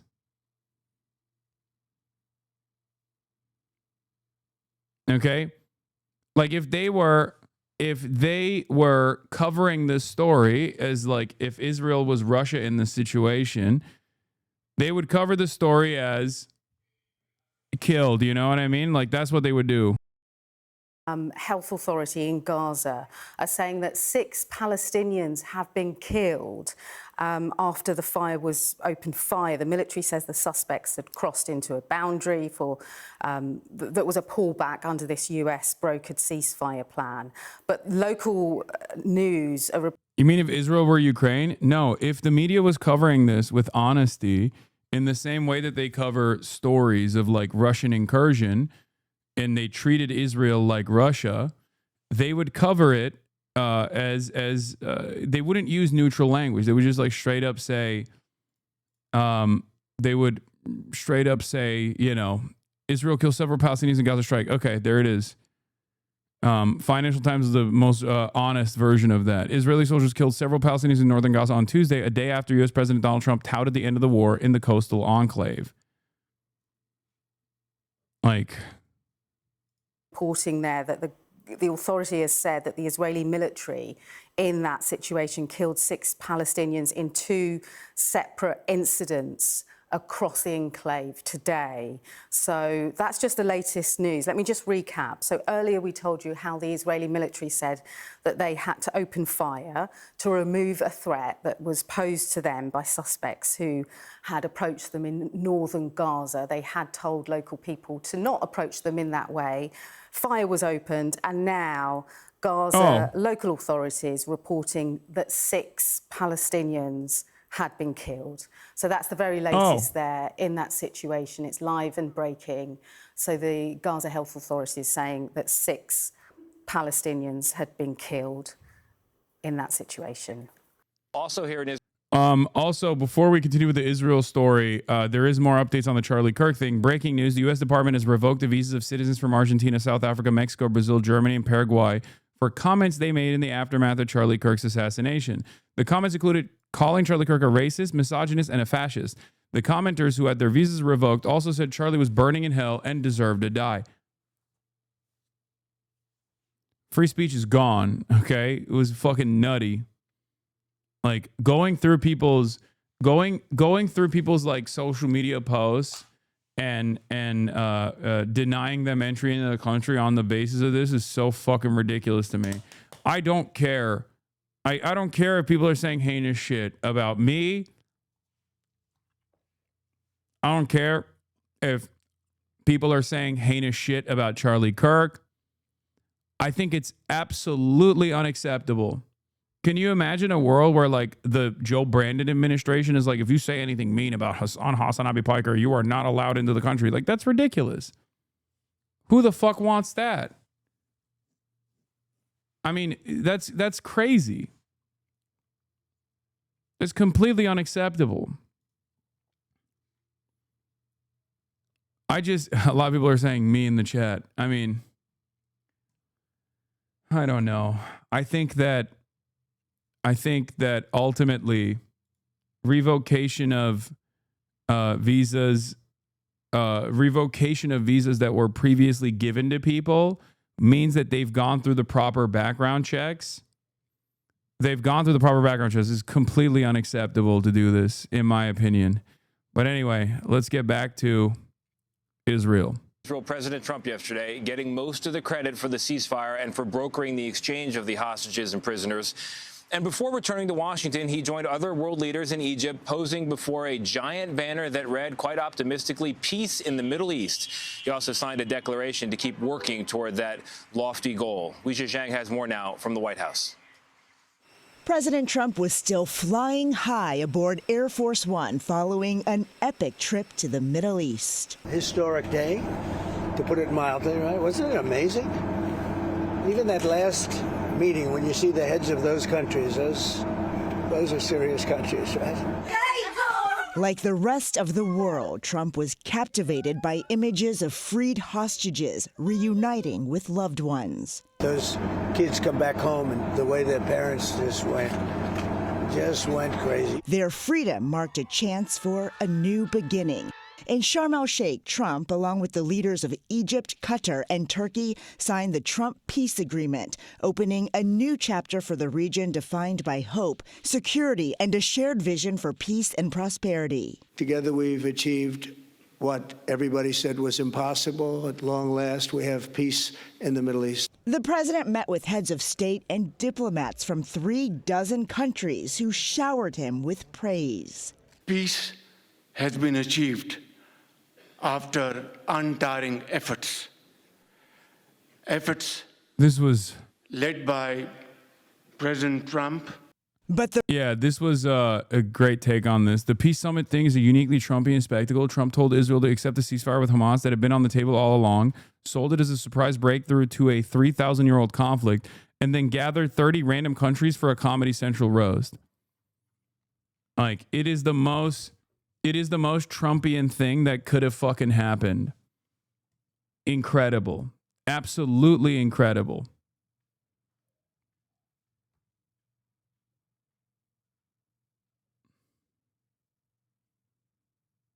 I'm more angry that the government has the capability to scam foreigners' social media to find these mean words in a rapid time to revoke visas. Imagine how they monitor us. Yeah. The road to long-standing peace is a long one, as many questions remain. Will Hamas give up all its weapons? How will Gaza be governed? And where will the cash to rebuild it come from? Regional experts expect it will cost $53 billion. I'm pleased to announce that numerous countries of great wealth and power and dignity have come forward to me, and just today and over the last week, to say they want to help in the reconstruction of Gaza. Well, back here at home, former President Biden has joined politicians from both parties in praising the peace agreement, writing, "I commend President Trump and his team for their work to get a renewed ceasefire deal over the finish line," while pointing out the work his administration contributed to trying to end the war. Tony? Weijia, thank you very much. Do you think he's a war criminal? We have, I've had it, ladies, having a conversation with friends of the show. I've had it, ladies, having a conversation with Cory Booker. Benjamin Netanyahu, do you think he's a war criminal? Again, these are questions that a lot of people think are the important litmus tests that are loaded and hot. My urgency is to be an effective leader in bringing an end to this crisis. And I get these questions all the time that, to me, undermine my urgency. I think the thing that Democrats get so frustrated with, where we are right now, where you see like the Zoran Mamdanis and the Graham Plattners rise up, because they can go on podcasts and you can say, "Do you think Benjamin Netanyahu is a war criminal?" And they just say yes, and that's the end of it. It's not all of the rhetoric answering. It's like what happens to Democratic politicians, they go through this like prism, and then we can't ever get like the answer to yes or no conversations like you do with Bernie and others. And that's the frustration for the Do I think Democratic base with Netanyahu is worse leadership. than Trump? Yes. Bro, it is not that hard to say that Benjamin, like, this is a exit ramp. Okay? This is a literal fucking exit ramp for Corey. Like, this is the liberal Zionist exit ramp. Oh, yeah, Netanyahu is really bad. He's a war criminal. But he can't even fucking say that. It's just like, it's so crazy how hard they have to dick ride Israel. I can't. Like, this shit is so wild to me that it unironically feels like there's, like, do they have blackmail? Like, what the fuck is going on? It's over. You know what I mean? Like, what are you defending? It's fucking over, man. It's over. It's like the established global position, right? And it blows my mind that these liberals won't fucking say it out loud. I don't understand it. Like, what is the purpose? What could be the purpose of this? What do you mean? They're still being paid by AIPAC? I know, but like, AIPAC payments are a vehicle to win re-elections. And the moment that AIPAC payments are seen as a negative thing, the moment that there's a negative association, because like AIPAC skirted by not being as well known as it is now. Obviously, in my circles, in the pro-Palestinian circles, everybody knew AIPAC. Everybody shit on AIPAC a lot. But for the rest of the country, most Americans didn't know what the fuck AIPAC really was. If you're a political commentator, of course you know what it is. But if you're like an average person, you probably didn't really know what AIPAC was. You didn't have a negative association with Israel, and you didn't have a negative association with AIPAC. That has changed. Now, when there's any sort of when any sort of politicians ask about AIPAC or ask about Israel, if they don't take like a very negative approach, especially on the Democratic Party side, where there's only like 8% support for Israel's military incursion in Gaza, you're cooked. It's now a negative association. So now you actually have to work to rid yourself of that association with Israel if you want to continue winning elections. That's where we're at right now.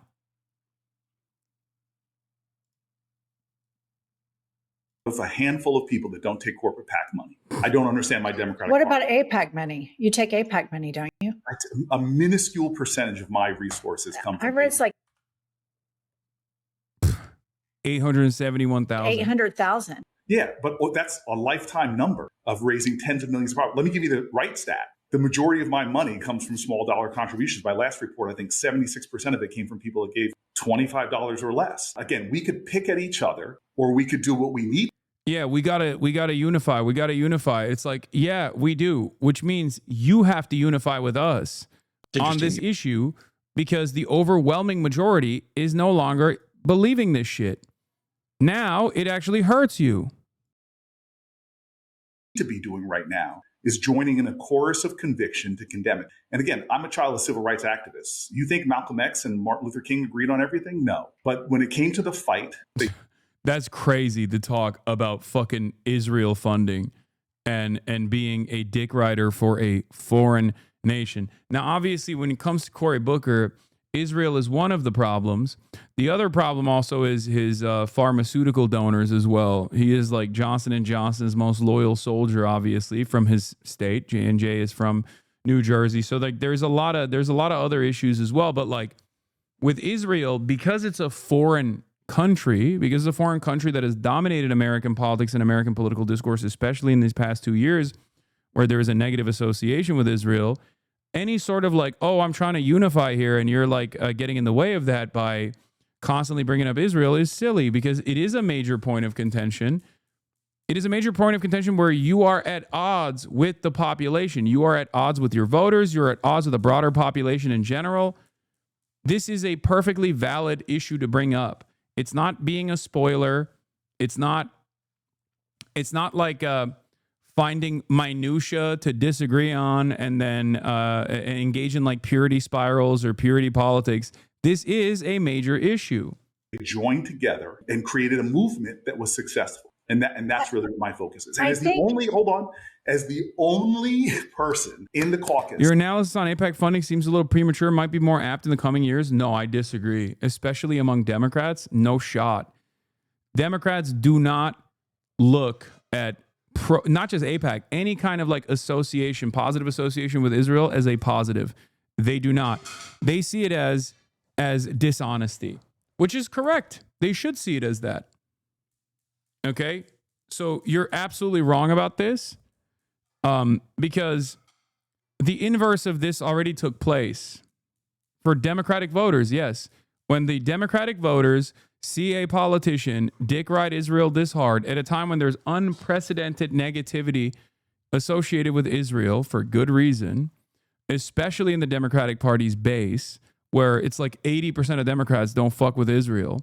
If you are a Democratic Party politician and you are still united in this like pro-Israel narrative without actually offering any significant concessions, without even trying to take the Benjamin Netanyahu is bad off-ramp, which I think still doesn't go far enough.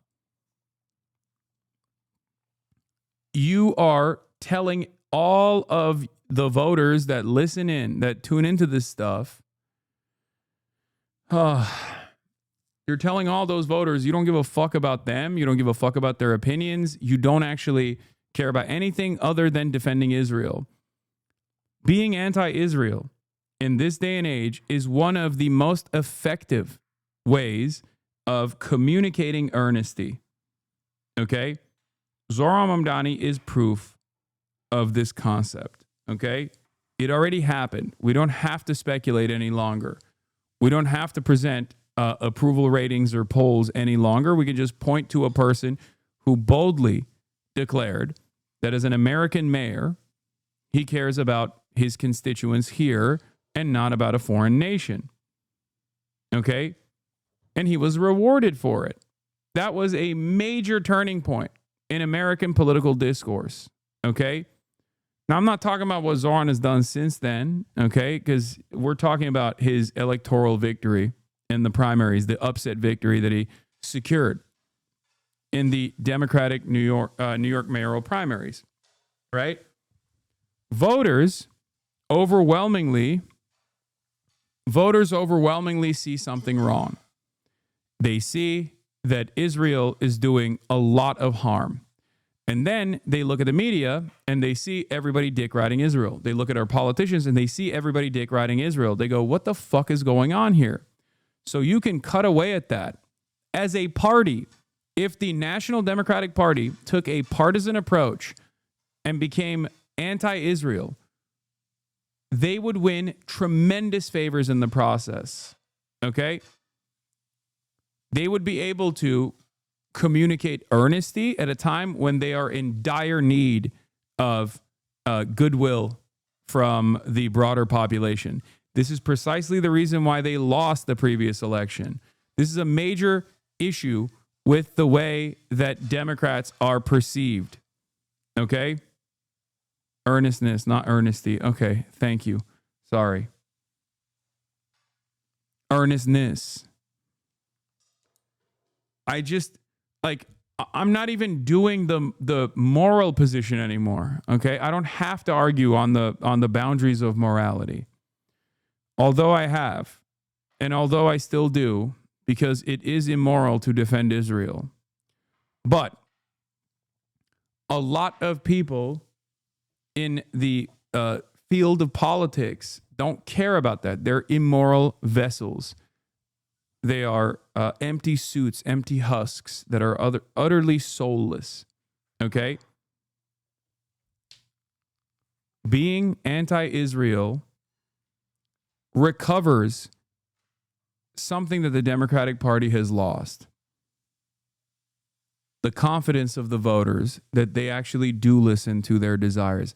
This is the best opportunity to strike. Okay? This is the best opportunity to present. And the reason why I say that is because right now, there's still a major fissure between the way that the public perceives Israel and the way that politicians communicate their undying loyalty to Israel. Okay? That's it. And there are people like Marjorie Taylor Greene, Tucker Carlson, and numerous others who actually take advantage of that messaging vacuum and present themselves as honest communicators, saying things that others are too afraid to say. Meanwhile, you shouldn't even be afraid to say this because it's beneficial to say this. That lives in a low-income black and brown neighborhood below the poverty line. I still remember when some progressives from the suburbs came down to protest me, and they were literally chased away by my neighbors because we are in an urgency. Every day I see it. We are in an urgency where real people are getting hurt. When I go up and down in New Jersey, they don't care about the fact that I took 1% of my money from some group. They care about what are you doing to restore my health care? I think the Democratic base feels like there is a disconnect. We hear you, like when you did your 25-hour speech, I was like, go, Corey. I love this. That is amazing. And then there's a photo shoot with you with Benjamin Netanyahu. And I was just like, what in the actual fuck? Like, how can he do that? It was heartbreaking. I felt betrayed. Yeah, and that hang on. And that doesn't just happen in an echo chamber. Democrats like you, where the base, we should make each other better. It's not a purity test. We want credible messengers. Because when we are down the middle, beholden to corporate interests, we leave this vacuum, and that's how fascism has flourished. For myself and a lot of our listeners, when I saw the picture with Benjamin Netanyahu, I felt like it diminished your 25 hours. That's how it felt to me. That's a great cook. Wait, people said she was soft on him. This is not. Van recently spoke on why the Dems don't feel the need to fix this disconnect. There's a large cohort of people that are getting to that. It's really going to be up to them about how they change and how they govern and who they take their money from. Because remember, the way I look at it is this. When you take some of this huge corporate moneyed interest out, you actually have to be a pure and better communicator of your values to your people because it's then them that is paying you. Yes. So really, you get a cheat code by having a big faceless, nameless corporation or the lobbying group. I will be linking up with Van. Hold on. I want to see more of this interview, to be honest. Oh, there's also a Kamala genocide question. On MSNBC, Kamala is asked directly by Eugene Daniels. HasanAbi head Eugene Daniels asked if Israel's committing a genocide in Gaza, and here's how Kamala Harris replied. A lot of folks in your party have called what's happening in Gaza a genocide. Do you agree with that? I think that, listen, it is a term of law that a court will decide, but I will tell you that when you look at the number of children that have been killed, the number of innocent. Oh. This is what I mean, bro. This is what I mean. Riff K, thank you for the 25 get the subs, by the way. It's just like, oh, the court of law will decide this. Like, let's leave it up to the courts. Only the court of law will be able to decide this. It's like, okay, well, the United Nations already conducted an investigation and found that Israel was committing a genocide. Okay? Like, at this point, even Bernie Sanders has recognized it. I mean, he still does the but Hamas shit, but like, he has recognized that Israel's doing a genocide. Like, what the fuck are we doing? Oh.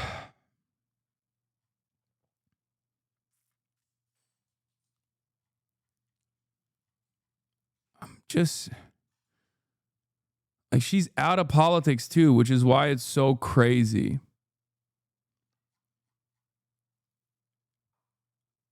But I feel like you're cutting the vid short. Civilians that have been killed, the refusal to give aid and support. We should all step back and ask this question and be honest about it. Yeah.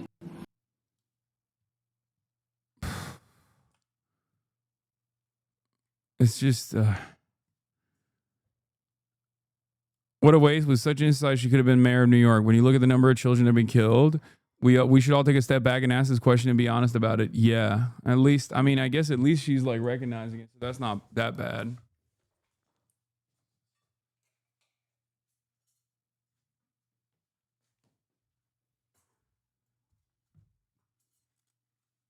Oh.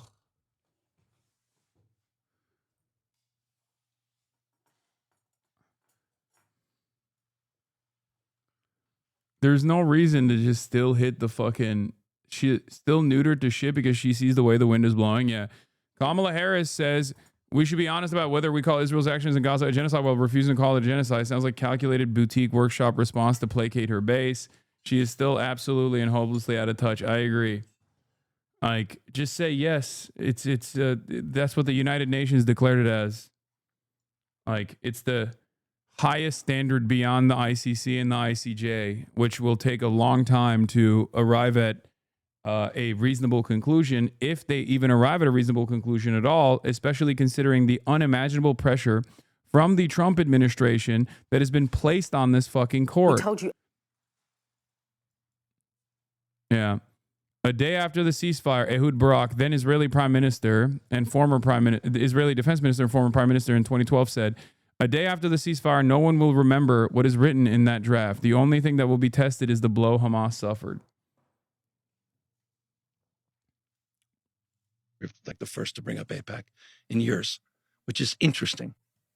I will not vote for a candidate that takes $1 from AIPAC. It's interesting. It's interesting. I haven't thought about AIPAC. And it's interesting. You're like the first to bring up AIPAC in years, which is interesting. Why did I say that? Benjamin Netanyahu. Not relevant to my day-to-day life. Why is that interesting? Of course it's relevant to your day-to-day life. If it was irrelevant, you wouldn't be taking money from them and you wouldn't actually like push for any kind of provision that silences like American voices at the behest of a foreign nation state, right? Wasn't there a recent bill that he actually signed into law that was like another one of these like crazy cynical anti-Semitism bills that was just like combating any sort of anti-Israel speech?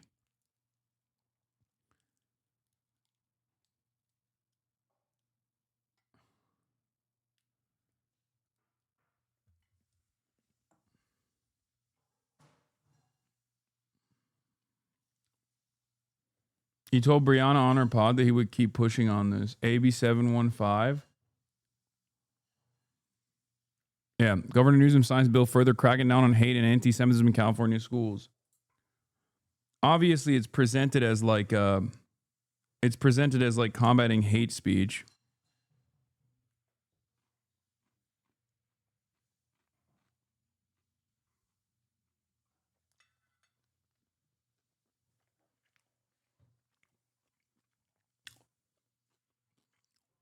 But this is a terrible way to respond to this. Okay. Which is just interesting. Listen. It's interesting you say that. JPAC perhaps more, but AIPAC less and less. Okay. Fair enough. Which is just interesting. What's interesting about it? That it's just interesting as you bring up AIPAC that it hasn't been part of. I'm just reflecting quite openly and honestly. Hasn't been part of the day-to-day. Yeah. The only reason why I ask is because it's not even JPAC, it's J Street. Because with that, what I'm talking about is lobbying in and of itself.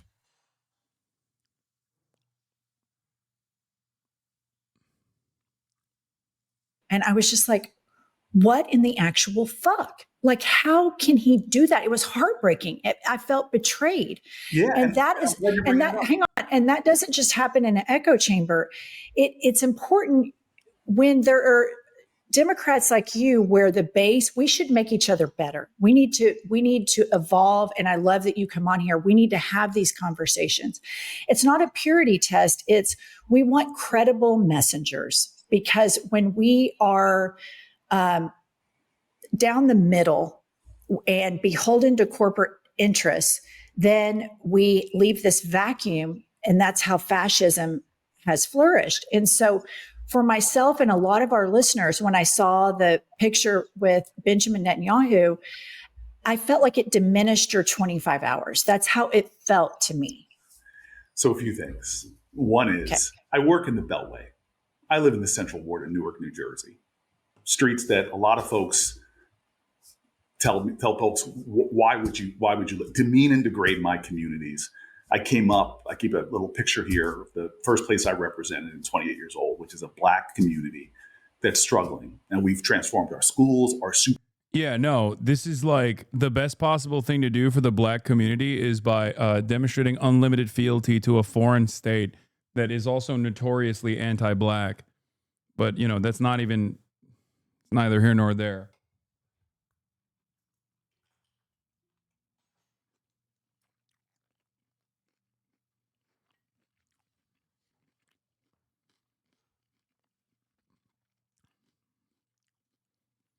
I think that's a crazy answer.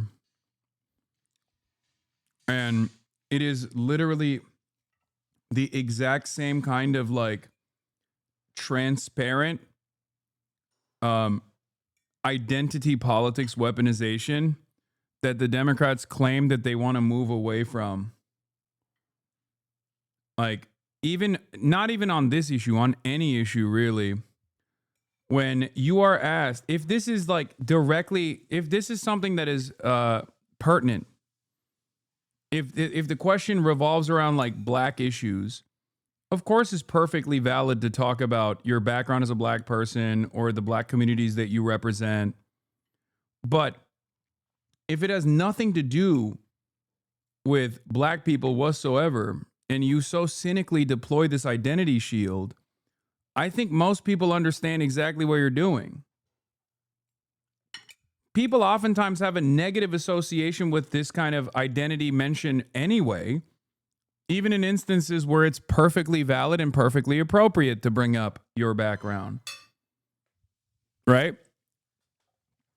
Most Americans immediately get fucking in their feelings when someone says, oh, I represent Black and brown people, even if you're talking about Black and brown issues. Right?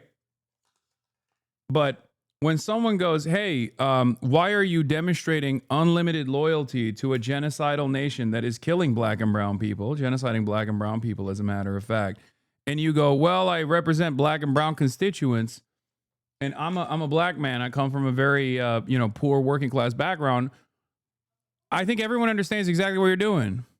Supermarkets, new parks, urban farms, and the like. And the wonderful thing about those folks that I serve is that none of them question where I stand and how long, for more than a quarter of a century, have I stood with the people in their neighborhoods. Number two, so I may work in the Beltway, but I know where I came from and I know who got me here. And it's the struggling people that our party has done a pretty shitty job for, to be honest with you. I agree. Okay, number two, when you say things like Kushner, this and whatever, I remember the people who actually, when the Democratic Party was doing things like passing crime bills that put Black people like me, when I was in my 20s and stopped by the police all the time, behind bars, the Democratic Party failed and fueled mass incarceration. And so the people that were there for me 30 years ago, doing prisoner reentry programs, getting people jobs and housing, I'm sorry. People like Kushner, who was there 30 years ago fighting for those fights, I'm not going to forget that they fought for Black people when other people seem to be gung-ho with, hold on, you let me finish. Wait, is this the first CARE Act? What was that act called that you passed? Well, that was only 2 years ago, the First Step Act. What was that? Okay, I've read about that. That's really good. Yes, it's excellent. And I'm sorry, I have to work across the aisle, and Charlie Kushner was, but for him, it wouldn't have gotten done. So when I go home, people do know people that got out of prison because of the First Step Act, and they knew the bipartisan coalition. Third, I'm sorry. I have real problems with Benjamin Netanyahu. Outrageous things that he's doing. The way you fight for those things is you sit down face to face with somebody and you fight with them. I'm not going to be outside of the room screaming. I want to look him in the eye, like me, Amy Klobuchar, and a whole bunch of other people did, and talk to him about humanitarian aid. And if people want to criticize. Oh.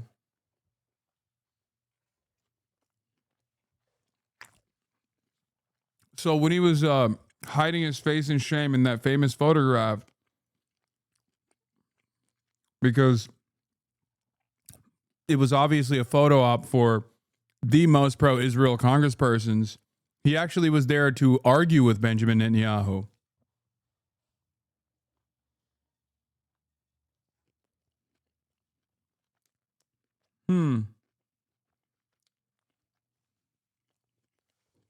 Totally makes sense.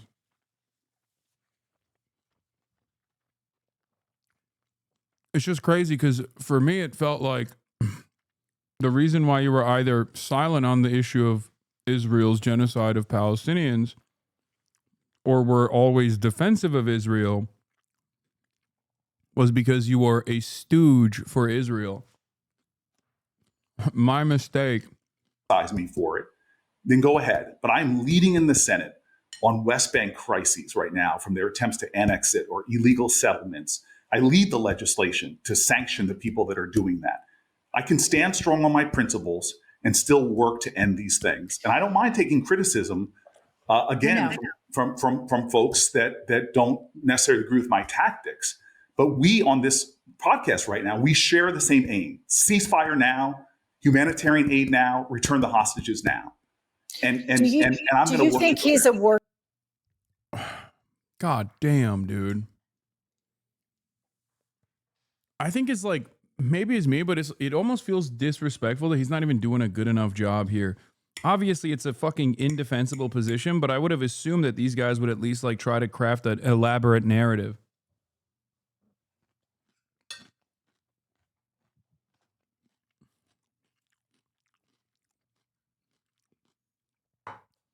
The question is, do you agree with the United Nations investigation that Israel is committing a genocide? Do you agree with the preliminary investigations that have come out of the ICC and ICJ that Israel is an apartheid state and must immediately stop its apartheid practices, both in the occupied West Bank that it illegally occupies and everywhere else as well? Like, that's the question. And he can't even, I mean, this is like the fact that he has a wishy-washy answer for, do you think Israel is committing war crimes, is ridiculous, because that's like the most pleasant question he could get on this issue.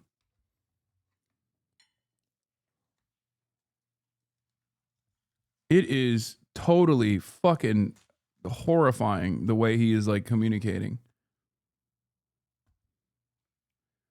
Charlie Kirk got the Medal of Freedom. We're cooked. I mean, come on, man. He deserves it. He's courageous. He's one of the biggest AIPAC shills. It's not just AIPAC. He is a massive Israel dick rider. He is close and personal best friends with Rabbi Shmuley. That's all you need to know. He literally went to college with Rabbi Shmuley. There's photos of him. There's photos of Rabbi Shmuley giving him a fucking piggyback ride.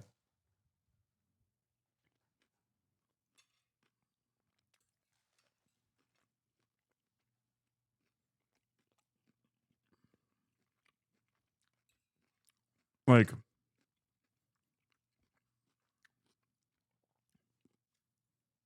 yes, Rabbi Shmuley, the kosherized dildo guy, that Rabbi Shmuley. Cory Booker knows him personally from his youth.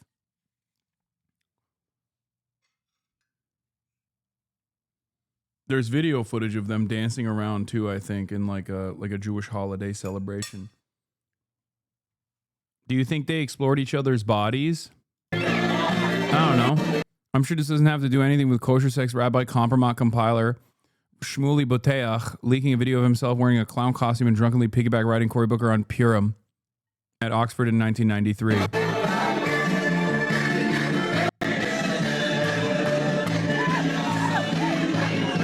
Do you think they explored each other's bodies?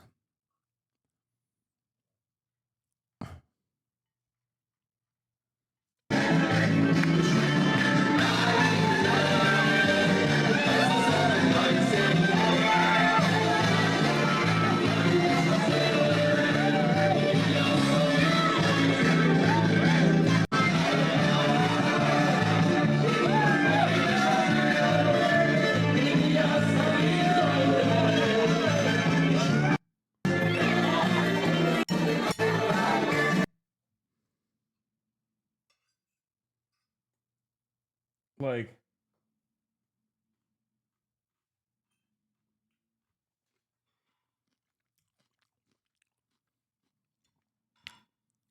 if you want people, if you're truly worried about exploding anti-Semitism, and you want people to not believe insane anti-Semitic conspiracies, don't fucking live them out, okay? Because no one would have this opinion on Cory Booker and like look into his background and see like Rabbi Shmuley getting a fucking piggyback ride in 1993 in Oxford if Cory Booker had a reasonable approach to Israel. As a matter of fact, they would look at this video and go, wow, in spite of his relationship with Rabbi Shmuley Boteach, it's very obvious that he's still like firmly committed to the human rights approach when it comes to Israel. That's what people would say. But when you take the stances that you do and then this kind of video comes out, of course, people are going to be like, all right, well, what the fuck did you guys do that you're, taking this unimaginably unpopular stance? Criminal, Benjamin Netanyahu. Do you think he's a war criminal?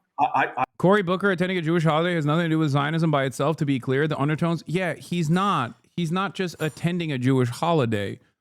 He's getting a fucking piggyback ride by Rabbi Shmuley Boteach, who he has been a close personal best friend to for numerous decades. And when you package that up with Rabbi Shmuley Boteach's prominent placement as a Hasbara advocate, as an Israel advocate, and you match that with like the inconsistencies in terms of like communicating a response against Israel, a foreign country, from a random black American congressperson, of course people are going to lean into anti-Semitic conspiracies. That's why I said if they were besties and he was like, yeah, what Israel's doing is unconscionable and wrong, then no one would actually fucking lean into the anti-Semitic conspiracies.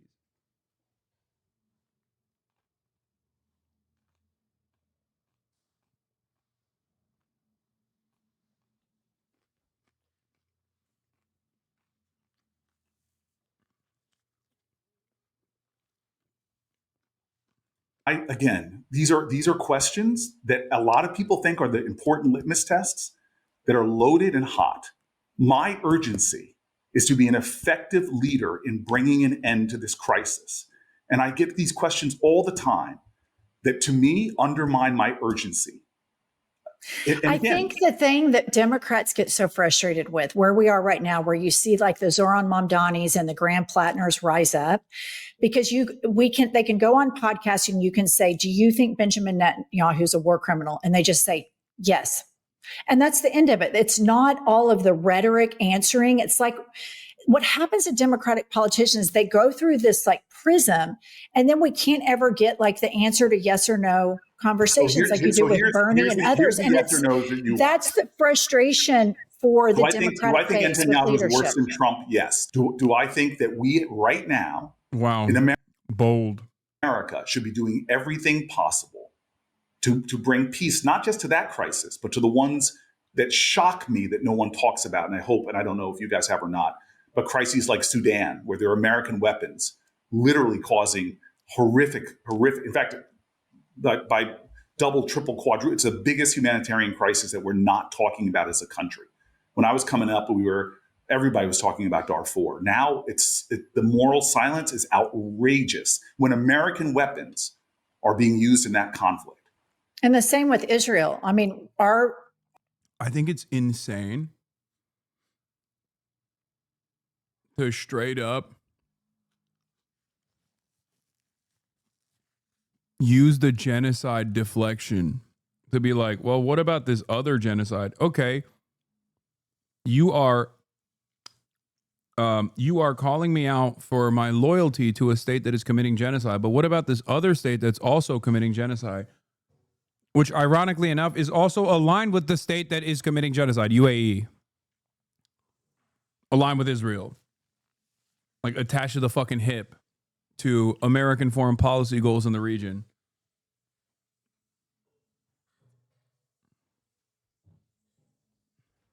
Sudan is a civil war, Gaza is not. It doesn't matter. Sudan is also a genocide, and the civil war component is being actively accelerated by the United Arab Emirates. And it's also, the human toll is unimaginably costly. And part of that support is the indirect support by the United States of America to the RSF on the side of the UAE. Having said that,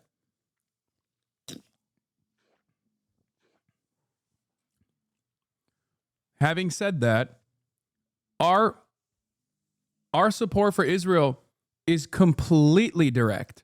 Okay? There is no like weapons transfers being made to UAE that make it to that make their ways to the rapid support forces who are now using it to blockade the capital and commit atrocities. Okay? We have a direct hand in Israel's genocide. And not only that, we directly offer political cover for Israel. That's what Cory Booker is doing in this situation as well, and not doing a very good job at it. We bailed him out politically. We bailed him out with financial support. We use our own American soldiers, the American Navy in the region, to defend Israel. We fund the genocide. We bomb Israel's enemies for Israel.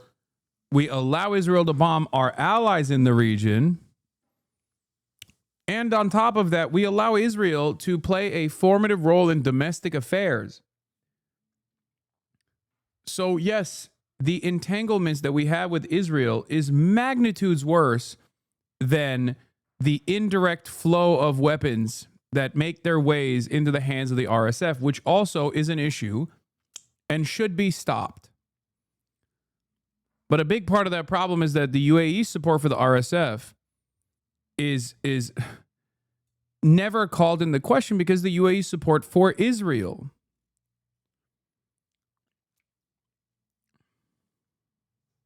Our weapons and even Democratic politicians signed them before they were sent over to kill kids. I really feel like if we get through this fascism, we have to have conversations like this, Senator. I think it's but you're right. important. Where you're right is the Democratic Party. As a black guy in America, there are so many things we don't talk about that we need to have an honest conversation about. You're right. I work in a place that corruption has been accepted. Why are people taking corporate PAC money? Why are people trading stocks? I hold myself to the standard of what I want to see other elected officials, if I was a guy in Newark that I talked to about. Uh-oh.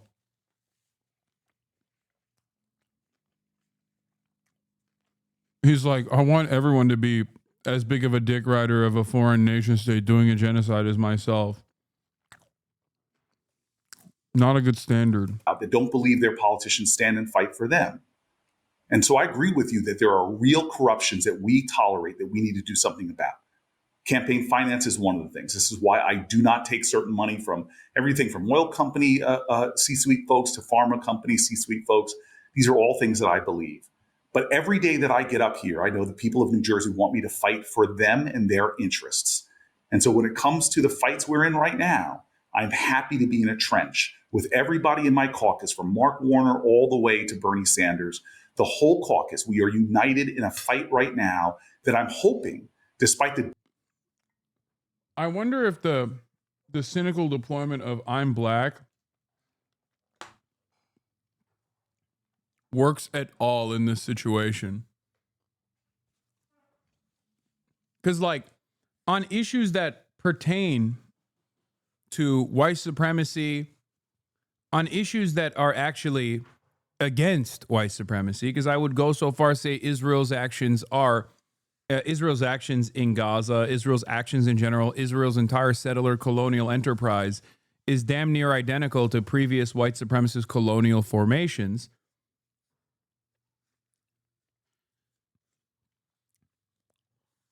But, like, this is one of the most transparent attempts of deploying your personal background and your personal identity as a shield. And this is exactly the edge case of what people universally despise. Progressives and obviously everybody else as well. But, Republicans obviously despise any sort of mention of identity coming from a non-white person, non-white, non-male person. They love it when you do identity politics for white men. And that's oftentimes not for good reason. They despise it because they don't want to hear about the realities of white supremacy. But in this circumstance, it seems like such a transparent attempt to say, like, look, I'm black. I get it. That's why I have to defend a white supremacist enterprise. Wholesale slaughter of black and brown bodies by a nuclear superpower that is attached to the hip to the United States of America. Disagreements within the Democratic tent that we all can unify and say it's outrageous for people's healthcare costs to double their premiums. It's outrageous for 22 million Americans to lose their healthcare. It's outrageous for hospitals to have longer waits at the emergency room because people are going there to get their primary care. I go home every day, as I told you, or at least every week, to my community. And a lot of the things that I often talk about on podcasts like this, they don't give a damn about. They want to know what's going on with my rising costs. Yeah, this Israel stuff is irrelevant to my black and brown constituents, I think is silly. Like, nobody is saying that you shouldn't pay great amounts of attention to these other problems, right? They're very important. And especially progressives care about this stuff, especially when it comes to domestic politics, domestic affairs. But the question here is, why do you have such undivided, irreplaceable loyalty to a foreign state? A foreign state that is conducting heinous crimes against humanity. What's going on with my loss of health care? What's going on with the poisoning of my communities? Because everybody wants to talk about them being an environmentalist, but nobody's talking about the toxic sites that are in communities like mine and community. What's going on with the fact that giving birth in this country is one of the most dangerous jobs you can have, especially for Black women? And so I hear you when I'm down here in the Beltway or get on podcasts, everybody wants to talk, well, you didn't vote 100% this way. Nobody asks me about that in communities that I'm fighting for in New Jersey. What they want to know is, what are we doing to make the American dream that I can buy a home, that I can afford health care, that I can afford to pay the groceries or pay for childcare? What are you doing? I spoke to the Teamsters last week. Packed room. Pissed at the Democrats, pissed at the Republicans. By the end of the Dude.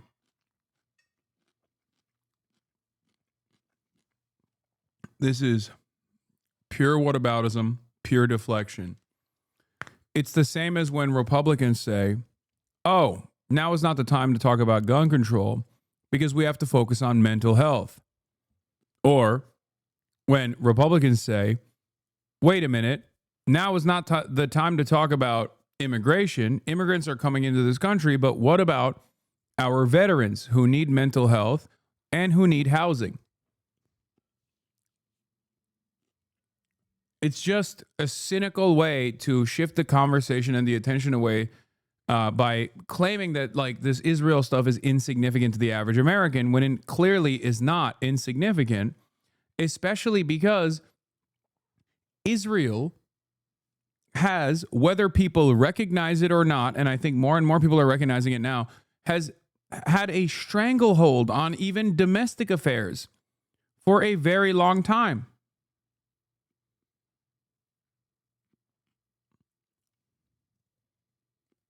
It's ridiculous. He is trying to say, like, oh, I want healthcare for everybody, actually, even though he's not a pro-Medicare for all politician as far as I remember. But in an effort to move the attention away from the Israel stuff, he's like, well, what about healthcare? People want to be able to pay for healthcare. It's like, okay, what are you doing about that? But the moment that you ask that question, he's already won because he doesn't want you pressing him on Israel. Israel would be an irrelevant talking point if it was not attached to the fucking hip, suckling on the American teat on a daily basis, while simultaneously interfering in the domestic affairs of everyday Americans. Americans love to talk about how much they believe in the First Amendment and the Constitution, freedom of speech, freedom of association, freedom of assembly, free press. There's only one country that has been able to successfully, in the most transparently unconstitutional way possible, undermine the First Amendment. And it has gone on for decades. That country is Israel. The lobby that wrote those bills is AIPAC.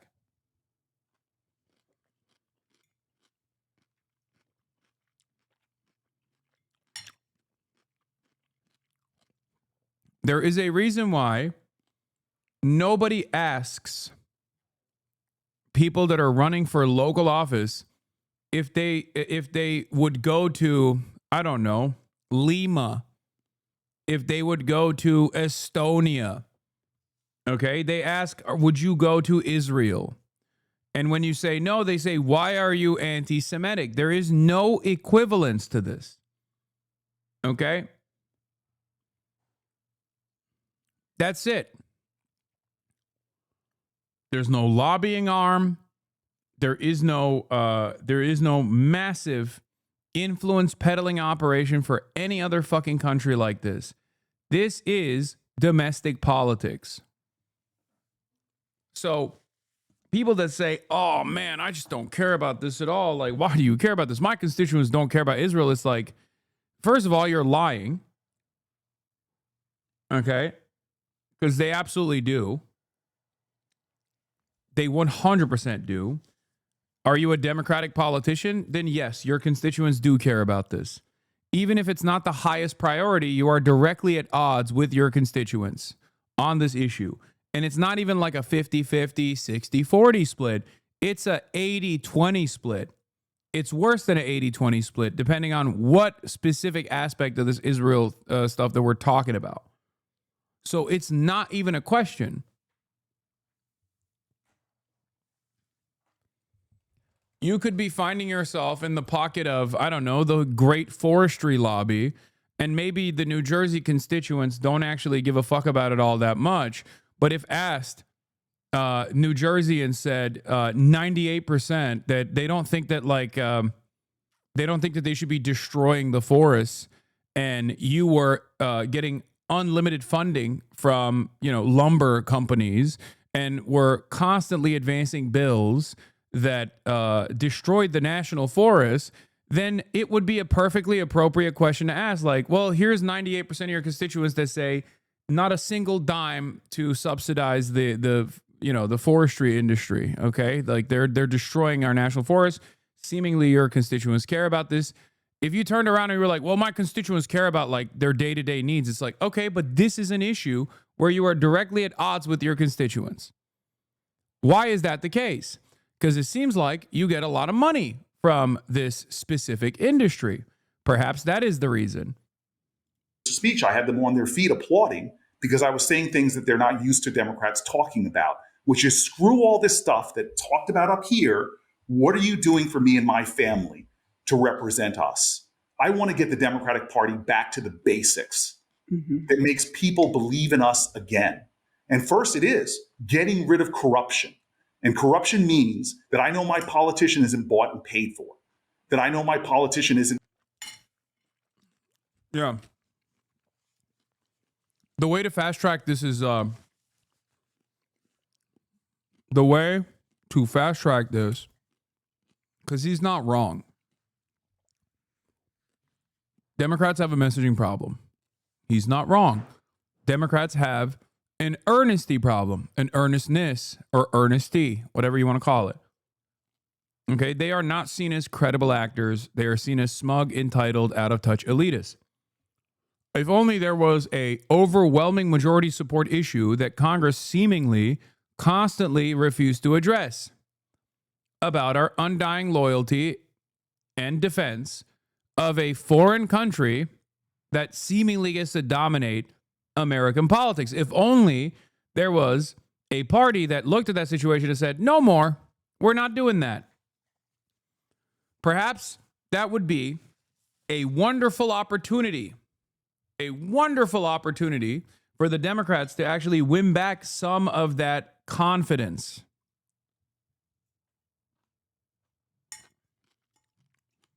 Especially considering that there are plenty of Americans or plenty of politicians who are doing that right now. Trading stocks that on information that I don't have, that I know my politicians aren't playing to somebody else's tune. Second is, what are you doing to make my life economically easier? Because 60% of this country can't afford America anymore, can't afford the American dream. Third, what are we doing for families? Because raising a kid in this country increases your chance of going below the poverty line by over 100% just by having a child, because that's how expensive it is. And again, healthcare, being able to have a child without dying. These are the basics our party wants. People don't want all the bells and whistles. They don't want all the bullshit political talks that we all always get tripped up on. What are you doing for us? And the fight that we're in right now in Washington against Donald Trump, and you and I might agree on a lot of the things, threats to democracy, a lot of these things that we talk about. But when I go home, people are just so pissed off that they can't afford America anymore. And that's what we need to be talking about. Listeners, sometimes it's so difficult to get ahead through, and I mean this, I have had it for problems. Just take him because you're in the Senate. I feel like every single day, Democratic leadership in the federal government should be out saying Donald Trump has dementia. He's running around calling it the Department of War when it is the Department of Defense. He is lying about inflation. I mean, just every day he's demented. He should be impeached. He's lying. And I am not seeing that. I see sound bites a little bit here and there. It's like he basically got them to stop pressing by unironically going on a filibuster. Like, he just filibustered this conversation. Mr. Filibuster himself, he did it. Oh, nobody cares about this. What do you mean nobody cares about this? You're talking about the unprecedented cost of, you're talking about the problem with, you're talking about the problems with the Democrats not being able to look honest, win back confidence from the regular voters. One quick way is Israel. Okay, taking a bold anti-Israel stance. Then you talk about all of the financial predicaments that your constituents are experiencing and how you want politicians to address that.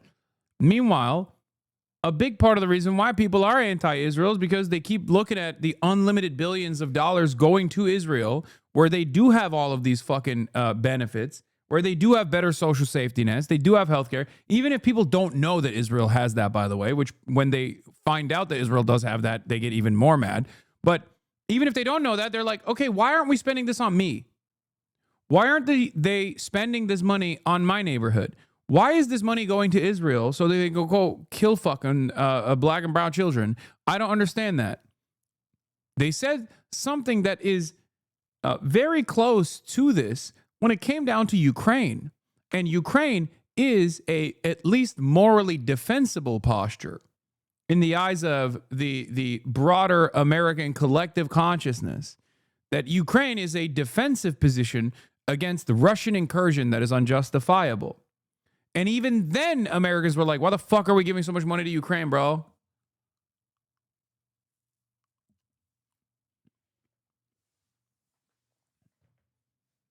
Americans are fed up with foreign entanglements and foreign intervention and demand that this money is spent on them, that their taxpayer dollars go back to funding their neighborhoods. At its base, this is the argument. Okay? At the end, they talk more about Israel again. But I will say, now that we've been doing this for 3 years, I do think that the United States, and particularly the Democratic Party, we have to be leaders on this issue with Israel and Benjamin Netanyahu. It's something that there is a big loud beat in the bass that's permeating all across the country. When you have people in Oklahoma that have never been political before start to talk about it. And here's what I'm scared about. And I've been talking to other politicians that have come on the pod about this. You have Marjorie Taylor Greene, who is an anti-Semite. She is a real Jew hater to the core. And she is starting to message now. MAGA is not America first, where they've been Israel first. And for rural people and suburban people, when they hear that messaging, it allows a grifter and an opportunist like Marjorie Taylor Greene, for people that don't follow the 24-hour news cycle, to say, yeah, why do they have free health care and we don't? Why are we sending them all of these bombs and they're killing kids and we don't? I think in order for us to come together as a party in 2026, it's going to take leadership saying things like Benjamin Netanyahu is a war criminal. We have to stop funding the war. And we've evolved on the issue. And I think it's okay. I think we're all at a place right now where we can accept that we have the leaders that we have. And I agree with you that we agree on 98 out of 100 things. And if we agreed 100 out of 100, we'd be in a cult, would be MAGA. And we're not that. We're always going to disagree on things. And I genuinely hear you when you say, yeah, obviously she's not saying we need to fund the bombs for our children, chatters. Come on. Like, she means all the funds going to bombs to kill children overseas. Why don't those funds go back to our children? People don't know who Chuck Schumer is. You're exactly right. So many Americans do not know who that is at all. We all do, obviously.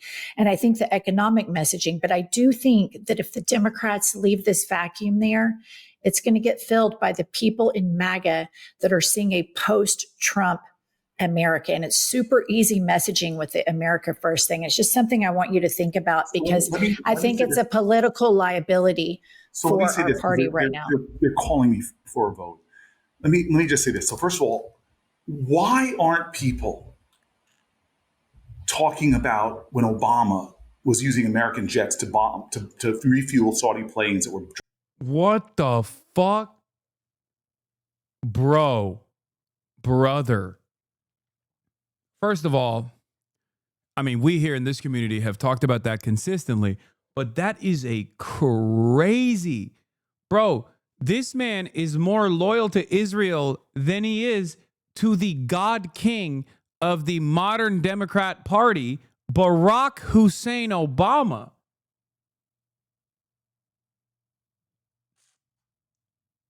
That is, I don't even know what's going on there. I've never even, what? Dropping bombs on Yemenis children. Why weren't we yelling and screaming about it? I spoke out against it. But no, it was bad, but we have to talk about current. Please let me finish, because they're going to pull me away. Okay. Why? And again, I've been fighting for more funding from the Horn of Africa to the Congo to Sudan. Why can't we get people to care? I mean, did Obama give him $800K? True. You know, when you put it like that, when you fucking put it like that, makes a lot more sense.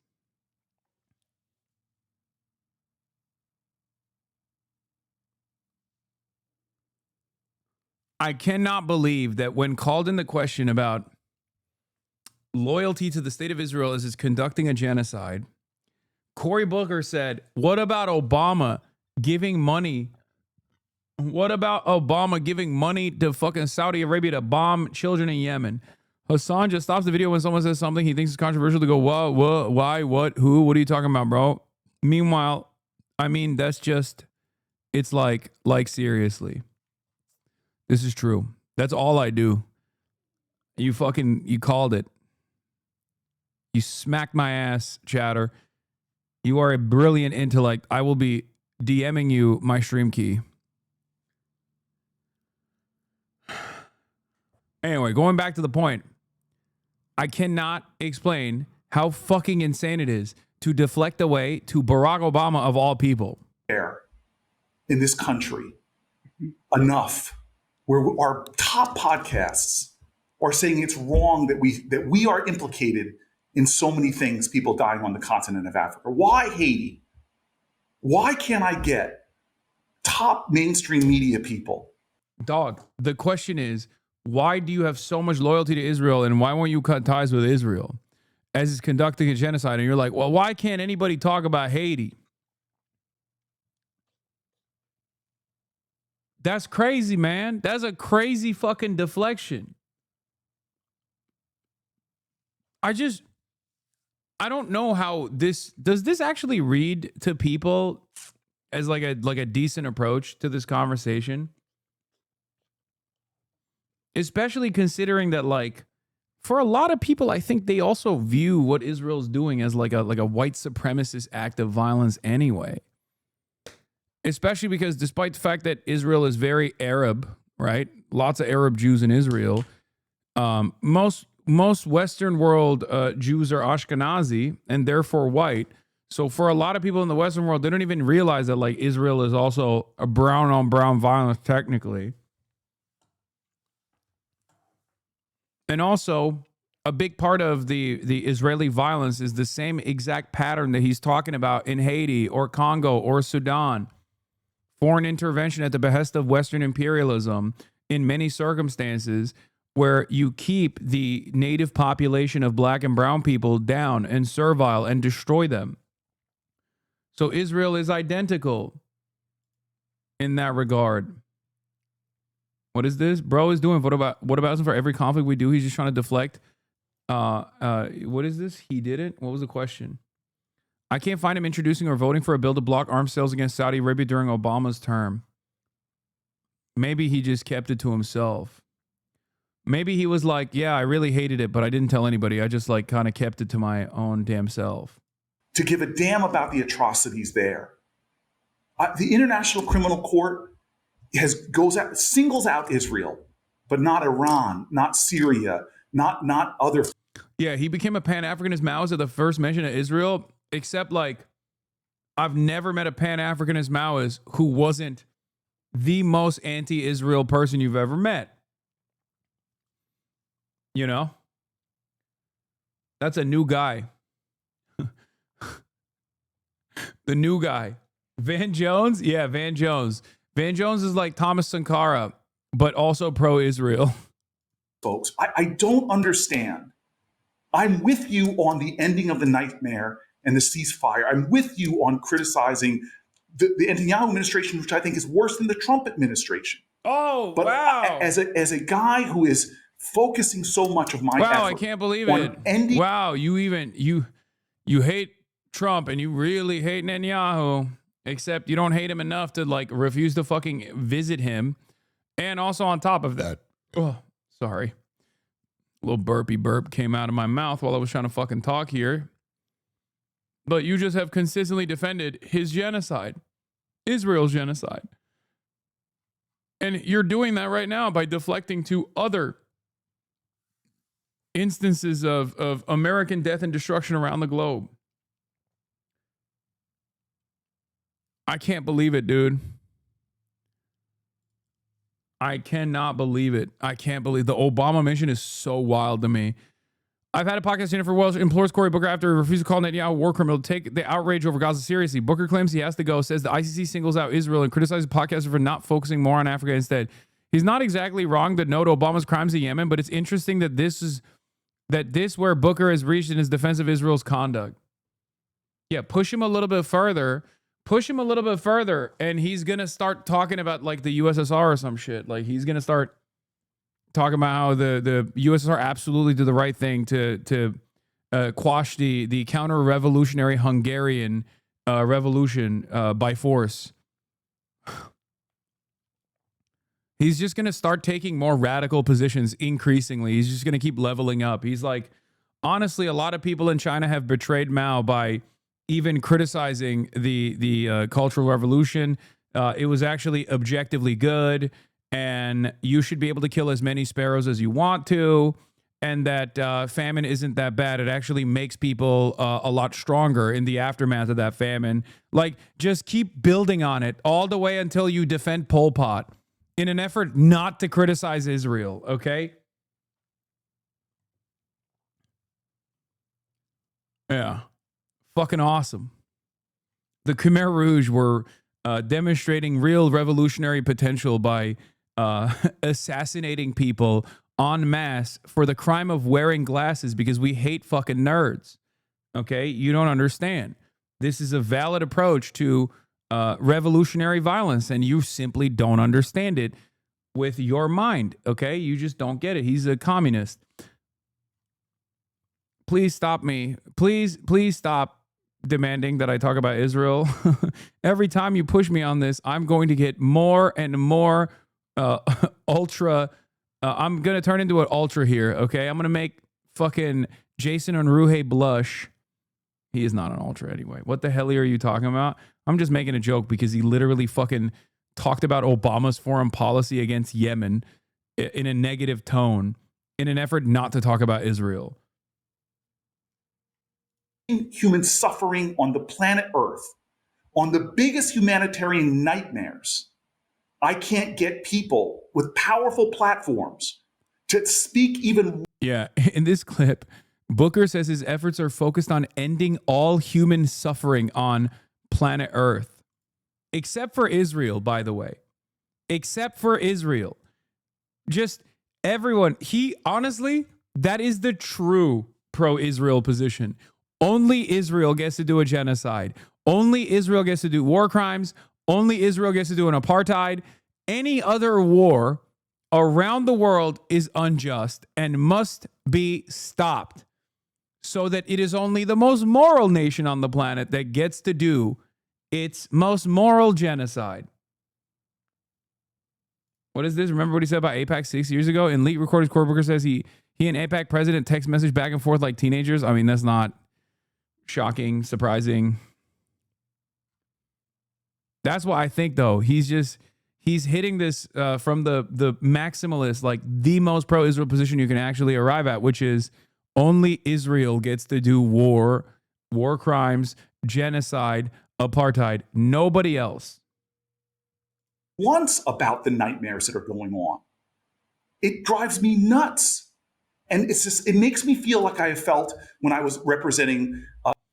As one of the few Sudanese chatters in here, the weaponization of the genocide, famine, and struggles of my people to justify and deflect from the Israeli genocide is so fucking infuriating.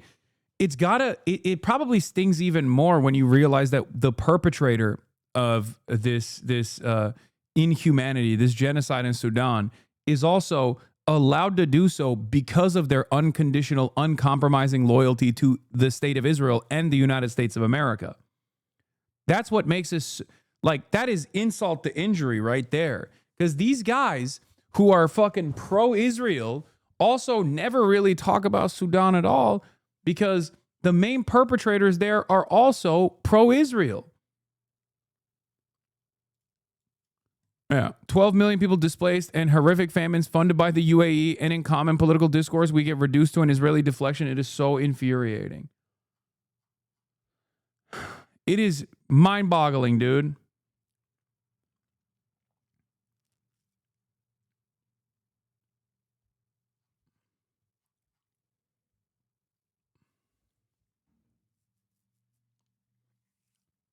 When you ask them if they think the support for Israel is already costing Democrats elections, what would be the correct response in your view? What, like an honest politician should say, yes, it is costly for the Democrats, and that's precisely why we must decouple from Israel in our foreign policy.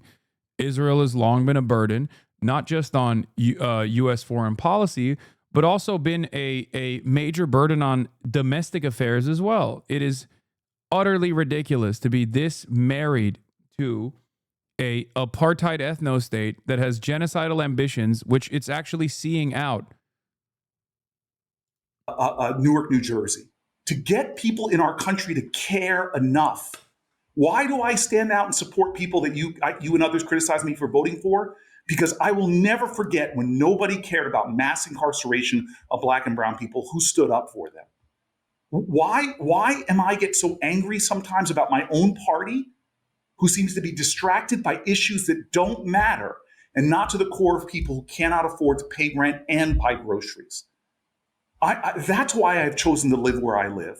Because every day when I come home, I get snapped back to reality, to people who want me to focus on what matters to them And so I hear you about what the causes are that are most making headlines. But my entire career, I have cared about the issues that aren't the popular issues, but are the ones that are affecting the most people that are often forgot about or marginalized.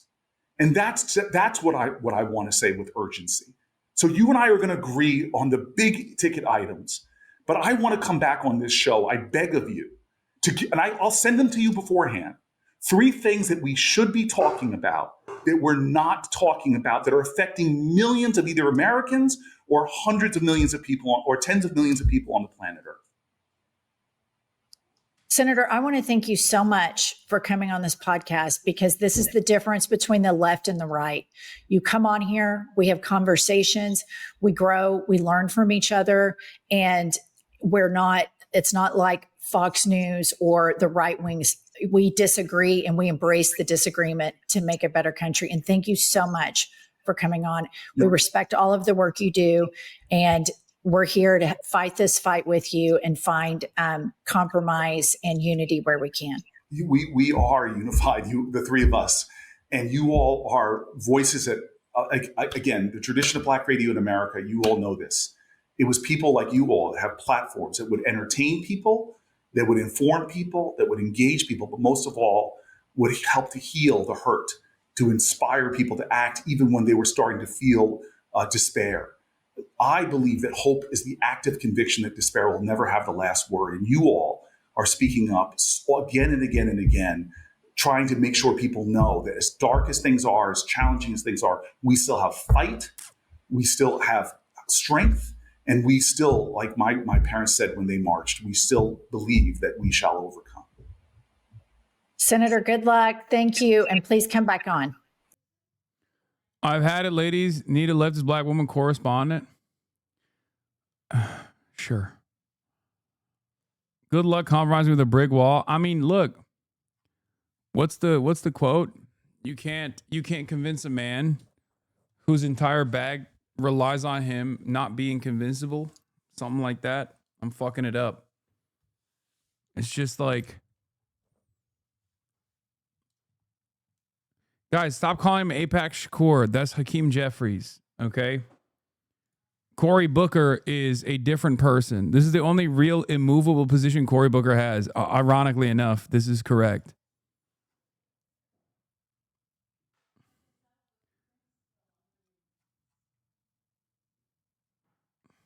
Have you seen the Politico stuff? I haven't gotten to it yet, but I will in a second. And for those who are wondering what Politico stuff, we'll get to that in a moment. JD Vance just defended the group chats. Republicans never apologize for anything. This is far worse than anything said in a college group chat that the guy who said it could become the AG of Virginia. I refuse to join the pearl clutching when powerful people call for political violence. Oh, he's using the other private text message between the AG of Virginia to deflect away from the Politico group chat. Speaking of group chats, JD Vance is a big group chat boy. He has been in those group chats with a bunch of fucking groypers. And who knows what the hell he said, to be fair, in those group chats. We know some of the things that he has said. It is...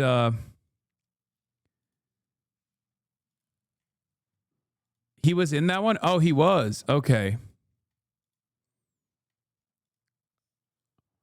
Breaking New York Times said, Israel said Hamas violated the new ceasefire deal. We already covered that. Here's the Politico thing. Okay. Exclusive. Thousands of leaked messages show leaders of young Republican groups joking about gas chambers, slavery, and rape in a private Telegram chat. Inside the rising GOP leaders' racist chats obtained by Politico spanning more than 7 months. I will be honest. I don't think this kind of stuff has motion anymore. I don't think people care. It's the least surprising thing of all time. But you have to remember, this kind of stuff only mattered if people in positions of power actually had a sense of dignity and shame.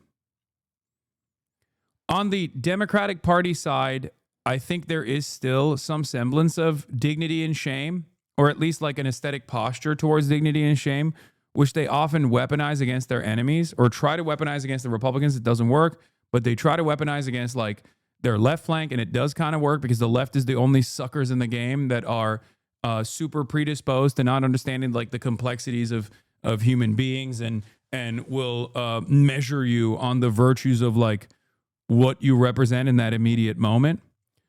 But even when it goes above and beyond, when these guys are actually playing out these desires that they joke about in group chats, I just don't think that it works anymore. I think it just, especially for the right, it does not work. I guarantee everyone in that group chat knows who you are and hates you. Oh, for sure. These are the extremely online young Republicans. Of course they fucking hate me.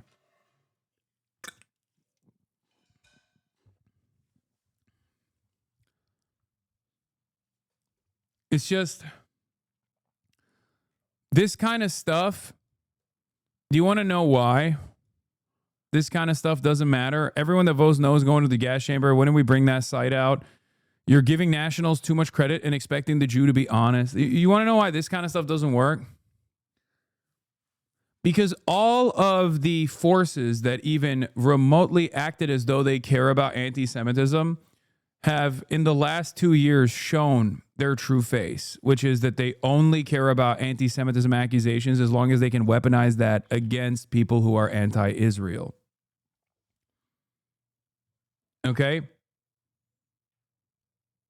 Bro, we got other leaks. Satellites are leaking the world's secrets, calls, text, and military and corporate data. With just $800 in basic equipment, researchers found a stunning variety of data, including thousands of T-Mobile users' calls and texts, and even the U.S. military communications sent by satellites unencrypted. Oh my God, that's amazing. Anyway, the other reason why this stuff doesn't matter anymore is because of the weaponization of shamelessness demonstrated by the Republican Party. And last but not least, look at Twitter. This kind of communication is no longer just done in private chat groups that actually showcase people's secret opinions. People say this stuff publicly and get hundreds of thousands of views on Twitter. The permission structure for neo-Nazi sentiment has expanded. The permission structure for being a reactionary has expanded dramatically. Okay? A part of that, and I think about this all the time, a part of that I think is just the way we communicate and the way we spend time online. As more and more of our interpersonal communication development actually takes place in an environment that is utterly removed from like your all of the other markers of what makes you a human being, where you can't tell if the other person on the other side of the screen is actually a fucking fully fleshed out adult with a fully functioning brain or an absolute sociopath. You end up assuming neutrality across the board. You end up assuming, I think, that the person that you're communicating with online is basically you on the other side. Like their background resembles you to a certain degree. Sometimes I'm reminded that that is not the case when, I don't know, one of these like Twitter accounts will be like, I'm 21, or they'll talk about like age gap relationships or something, like a political account that I follow.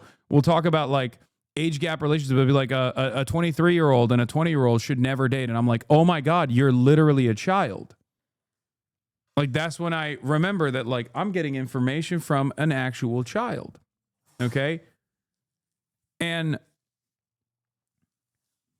I think this environment, the way that we, the more we communicate almost exclusively online, the more vicious we become as well. And I'll give you one example of this, right? I think you're wrong. This still does matter in political circles. I believe all but one of the people mentioned in this article have been fired from their jobs or resigned. We're not at peak acceptance of racist garbage and shamelessness yet. Scary, it could get worse. Maybe. But I think if that was the case, Turning Point USA would have been shuttered a long time ago, especially considering that this is exactly what TPUSA used to do all the fucking time. And look where TPUSA is now. Charlie Kirk just got a posthumous Medal of Honor today. And for years and years and years, we saw Turning Point USA get for years and years, we saw Turning Point USA get this kind of coverage over and over again.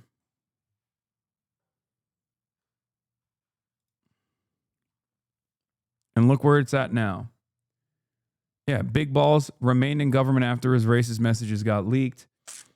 I think they just don't care.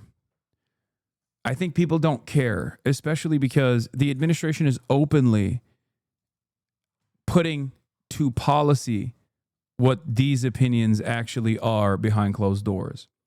When you have an administration that is also posturing as though they want to defend whiteness in this country, yeah, of course the people that are champions of that cause behind closed doors are going to be even more gross.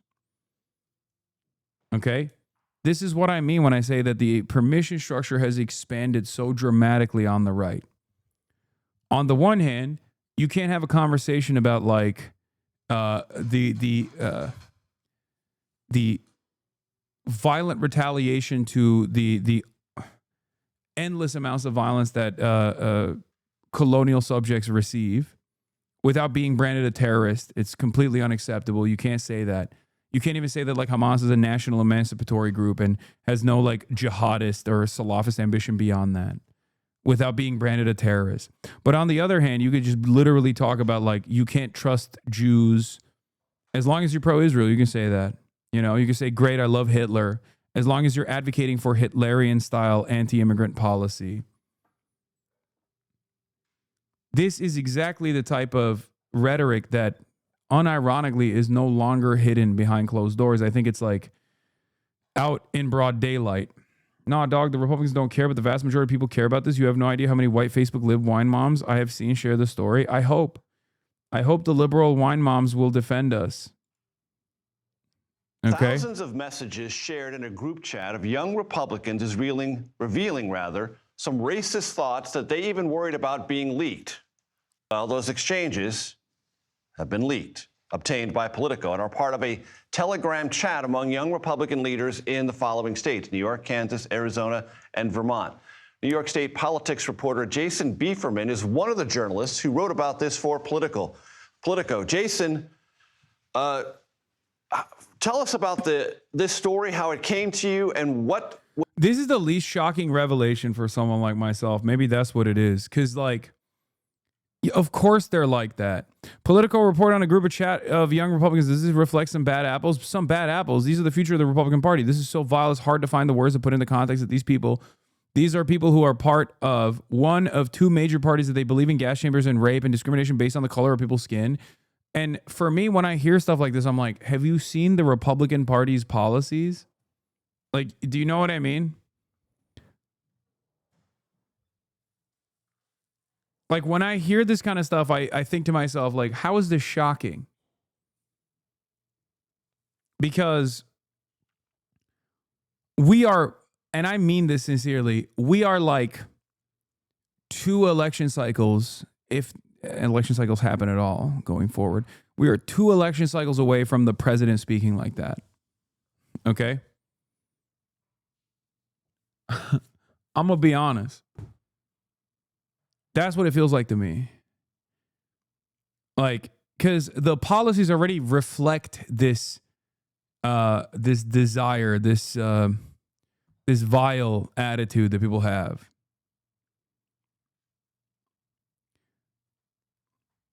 And slowly but surely, the Republicans have redesigned political discourse in this country to make people, sometimes by force, be much more open towards this kind of ridiculous,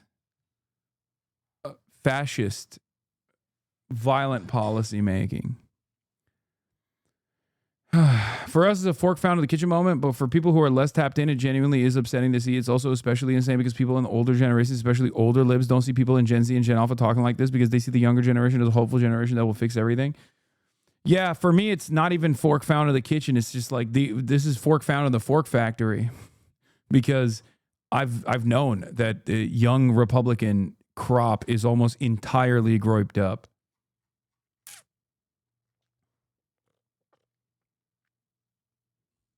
You know? Yeah, Hitler Youth found beside Hitler.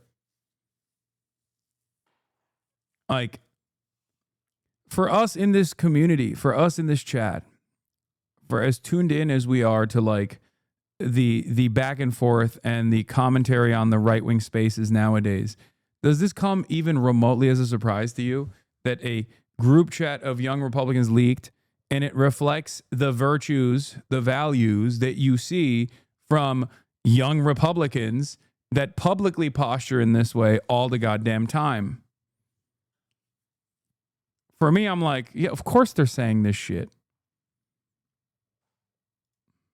Of course they are.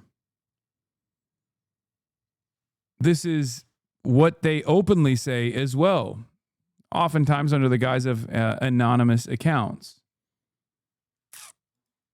Oh, yeah. Speaking of fork found in the kitchen, breaking MAGA pastor who wore Charlie Kirk's freedom shirt and sermon, arrested for soliciting minors and distributing child sex abuse images.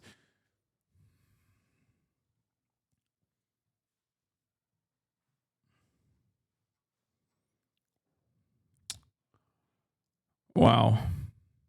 How shocking. What? How? Oh my God. Another one? Wow. Remarkable. Let me tell you how confused I am, okay? This is confusing to me. I am a guy who was born yesterday. I actually just got out of a coma.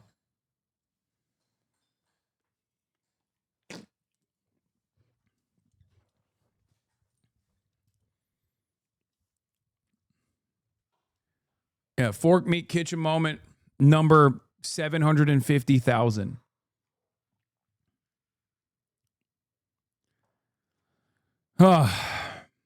Let's continue. Was exchanged in these Telegram messages. You are born yesterday or just got out of a coma? Decide. Both. I was born yesterday and I was comatose. And today I woke up out of that coma. Based on what your reporting has revealed.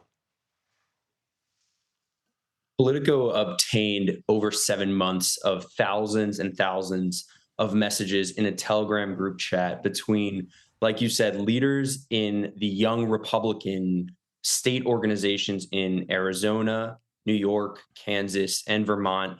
Now, it's kind of a misnomer, young Republicans, because it's called the Young Republicans, but these are, full-grown adults, 18 to 40 years old. And over the course of these 7 months, they exchanged messages with, extremely anti-Semitic and racist comments. They referred to Black people as monkeys or the watermelon people.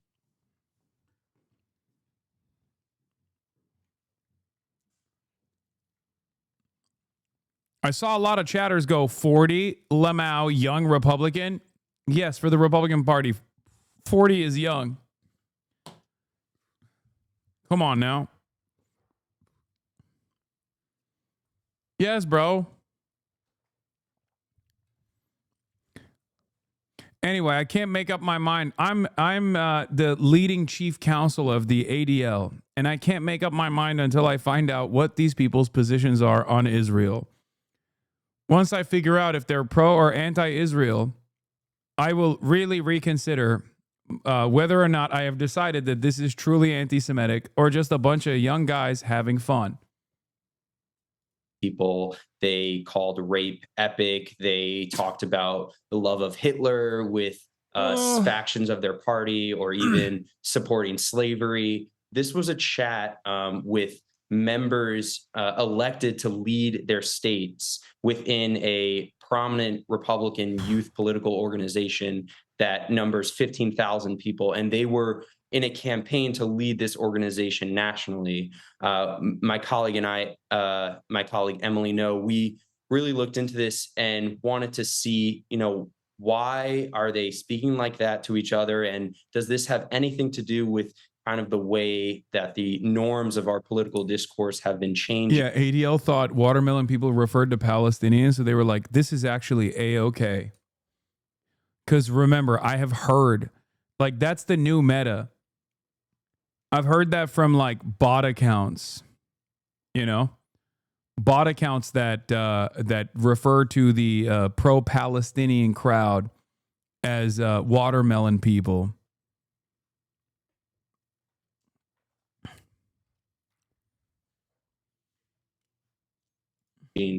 Some would say since President Trump came to power. It's just, bro, like the Department of Homeland Security is literally Groyper posting every day, bro. They are literally straight up Hitler posting. Oh my God, these are the fucking racist Nazi losers. Of course they are. Oh my lordy, lordy. Holy moly. Oh, fuck. It is, dude, this is why fascism is a fucking loser ideology, okay? It is a fucking loser ideology. It's an ideology that you only abide by if there is something lacking in your life. Okay? And it's not because they're like thick and chunky. There's plenty of thick, chunky boys out there who are fighting the good fight. But you can see them reeking with insecurity. Fascism is the ideology of fucking losers. They have no great ambition to redesign society in an equitable fashion. They have no interest in helping others.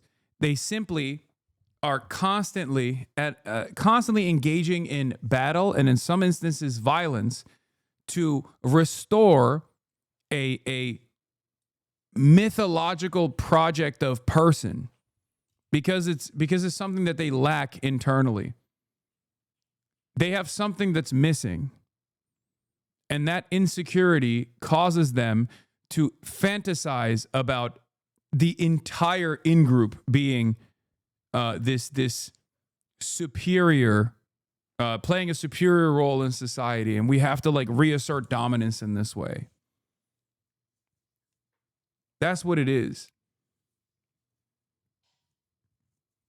That's what I've seen in so many circumstances. Like when you're lacking something in your life and you have a sense of overwhelming entitlement and your personal experiences in the real world do not match what you thought society owed you, you turn to ideologies like fascism. Okay? That's when you do it. You turn to an ideology like fascism because like, oh, we're big and strong, actually. We're descendants of Vikings. We're descendants of great Roman legionnaires. We're descendants of Romans, which is really interesting because Rome was an unimaginably diverse empire. Like, these guys would literally look at like all of those like 5'4" North African dudes and be like, these were the fucking, this is the beacon of white excellence. Like, this doesn't make any fucking sense, but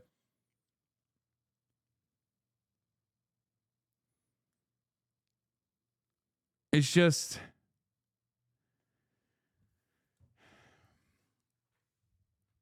you only go back to this mythological higher being and what your personhood actually represents, this broad unit that you're a part of, that is destined by God to dominate, if you are deeply fucking insecure about what's going on in your immediate life. And sometimes the inflection could be something as stupid as like not getting pussy. Okay? Straight up.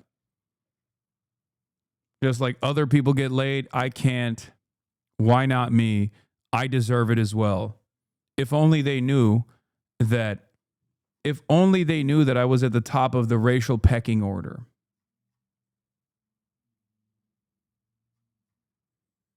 Hasan, better watch your knees? What does that mean? Are you saying I'm old? Because you're not wrong. I am getting there. I'm getting up there in age.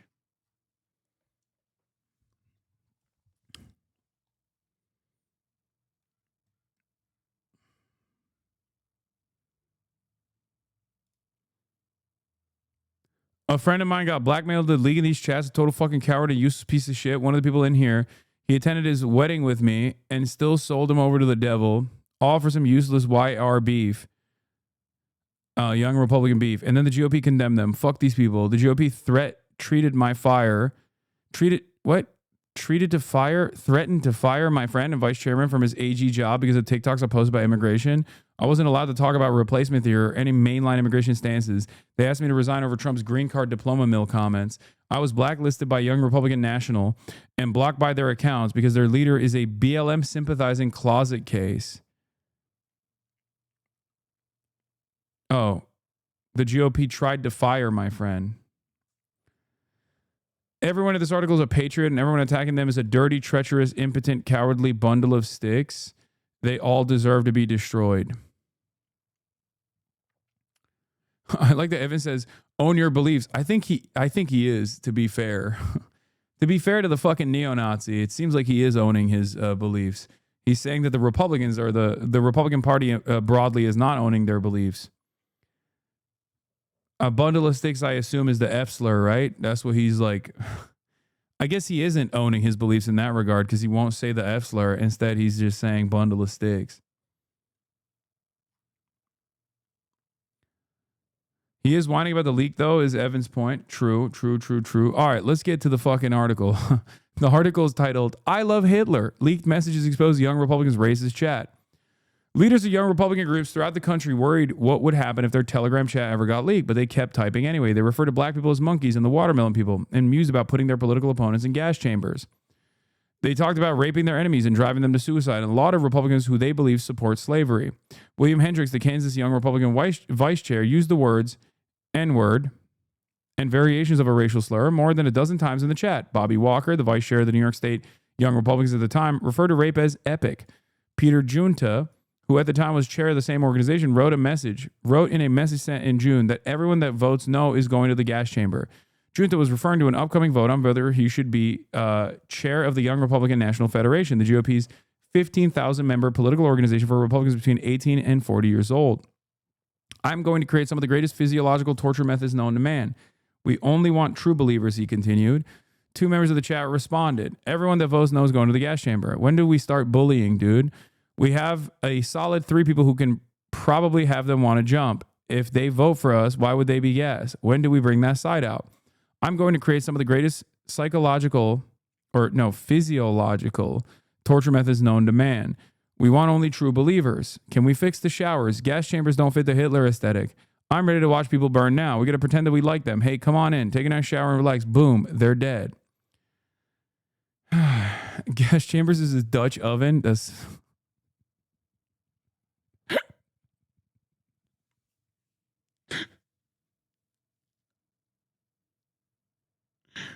He's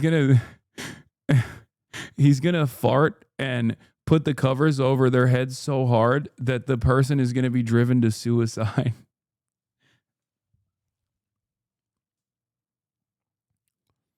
Also, it doesn't make sense. Gas chambers absolutely fit the Hitler aesthetic. What is this guy saying? Not to be that guy, but like, is that just like, is he also like denying the Holocaust while demanding more of it? Because it kind of feels like it, where he's literally, he goes, can we fix the showers? As in like, you know, it's like a common Holocaust denial, while simultaneously, like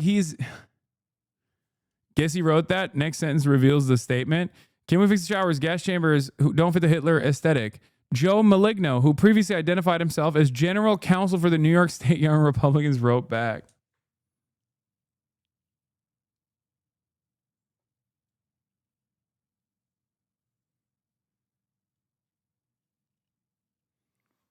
He just thinks that they only use shower traps and not actual gas chambers because he's historically illiterate. I'm ready to watch people burn now. Annie K. Katie. That's what Annie K. Katie, New York's National Committee member, said. The exchange is part of a trove of Telegram chats obtained by Politico and spanning more than 7 months of messages among young Republican leaders in New York, Kansas, Arizona, and Vermont. The chat offers an unfiltered look at how a new generation of GOP activists talk when they think no one is listening. Since Politico, Katie.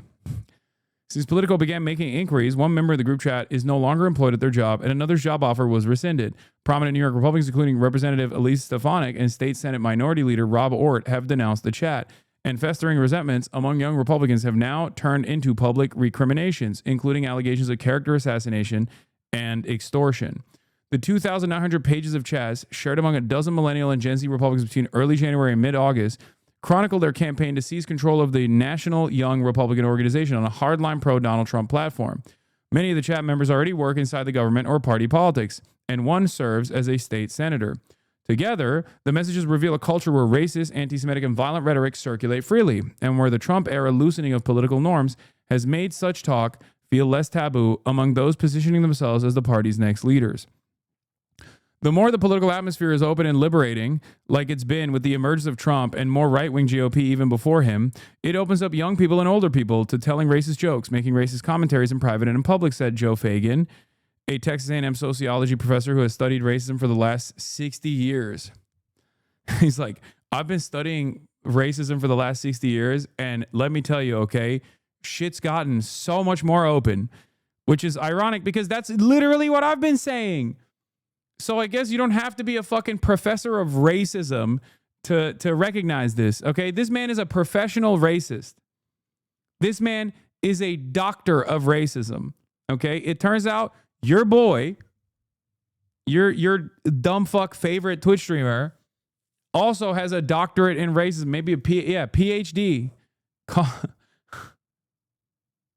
I'm an engineer of racism. This is Annie Kate. Annie K. Katie, Bobby Walker, and Peter Junta and Joe Maligno are the ones that talk shit in here, lol. What's up with young Republicans, bro? They always look the same way. What is this aesthetic?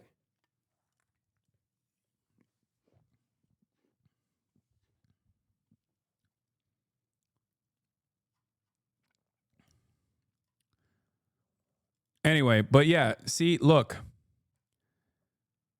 Young people and older people use the expanded permission structure of jokes or racist quips left and right in an effort to normalize this kind of behavior, normalize this kind of attitude. And that normalization also obviously revolves around the policy-making apparatus.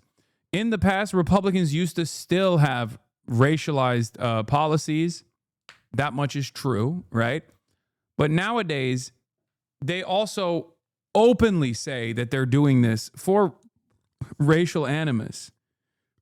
And the more this becomes commonplace, I think the more it softens people's approach.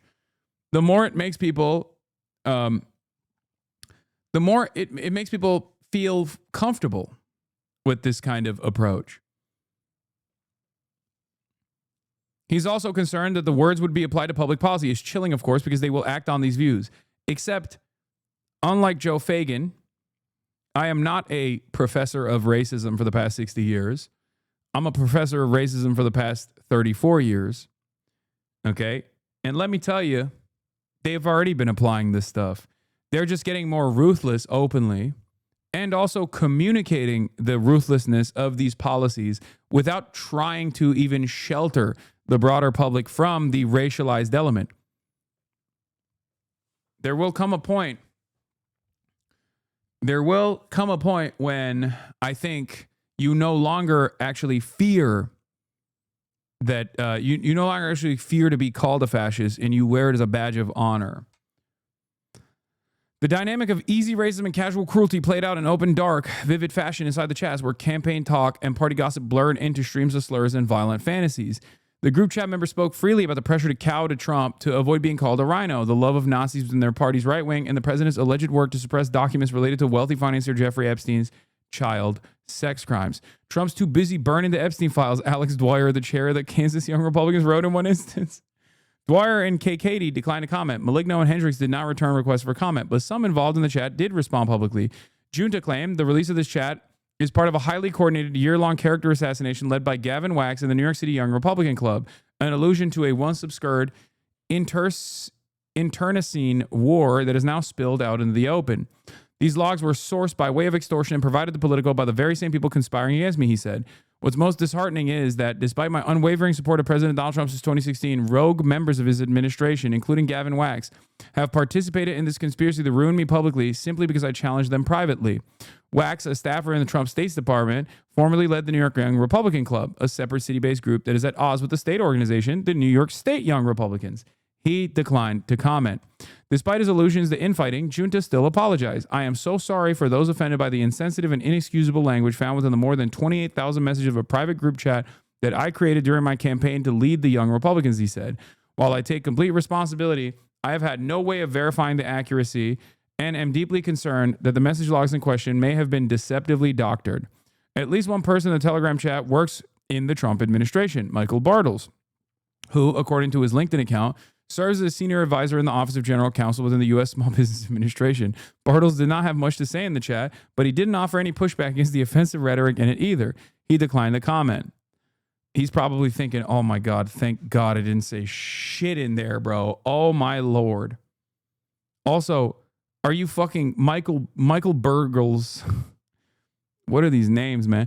A notarized affidavit signed by Bartels and obtained by Politico also sheds light on the intra-party rivalry that led to the Restroyer War Room Telegram chat to be made public. Bartels references Wax as well. He wrote that he did not give Politico the chat and that Wax demanded in a phone call that he provide the full chat log. When I attempted to resist that demand after providing some of the requested information, Wax threatened my professional standing and raised the possibility of potential legal action related to an alleged breach of non-disclosure agreement. Bartels claimed in the affidavit. My position within the New York Young Republican Club was directly threatened. Walker, who now leads the New York State Young Republicans, touched on a similar theme, saying that he believes portions of the chat may have been altered, taken out of context, or otherwise manipulated, and that the private exchanges were obtained and released in a way that clearly intended to inflict harm. He also apologized. There is no excuse for the language and tone of the messages attributed to me. The language is wrong and hurtful, and I sincerely apologize, Walker said. I am going to once again explain something that I have said for years. Ronald Reagan was a monster. Ronald Reagan was a racist. Ronald Reagan openly advanced racist policies both at the governor's office and as president. Okay? But liberals still revere him. Only until they found out that Ronald Reagan called African diplomats monkeys who don't know how to wear shoes did some liberals turn around and go, oh, wow, that's so racist. If you recall, that was recently at the time, it was like a newly recovered tapes between him and Nixon, their private correspondences. Okay. And liberals were like, oh my God, I can't believe how racist Ronald Reagan is. And it's like, dude, look at his policies. Of course he's fucking racist. What are we talking about? And it's like, it's always shocking to me that the administration right now that is acting out the desires of these young Republicans, who sometimes even use the language that these young Republicans are using, with the exception of basically saying the N-word or wholeheartedly endorsing Adolf Hitler, okay? With those two exceptions, they are advancing Hitlerian policy. But unfortunately for the average American, they can't comprehend that. They just look at state violence, or they look at the agenda of the federal government as just the agenda of the federal government. They cannot comprehend that this is just pure Hitlerian domestic fascism until they hear Donald Trump say the N-word, and I don't mean nuclear, the other N-word. I don't think people will assume that Donald Trump is like a racist person. I don't think the overwhelming majority will assume that. And by that point, it might have been normalized anyway. Look at this other young Republican law. Mike Johnson's friend Bobby Walker said rape is epic. Dude, what is happening? Look at how jolly this person looks. You shouldn't be saying that, little man. You should not be saying things like that.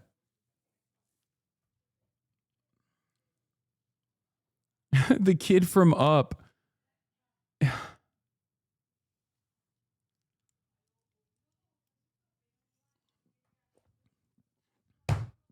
What do you say? What do you say? What do you do? Behold the master race, the Heil Titler Brigade, once again. Fucking awesome.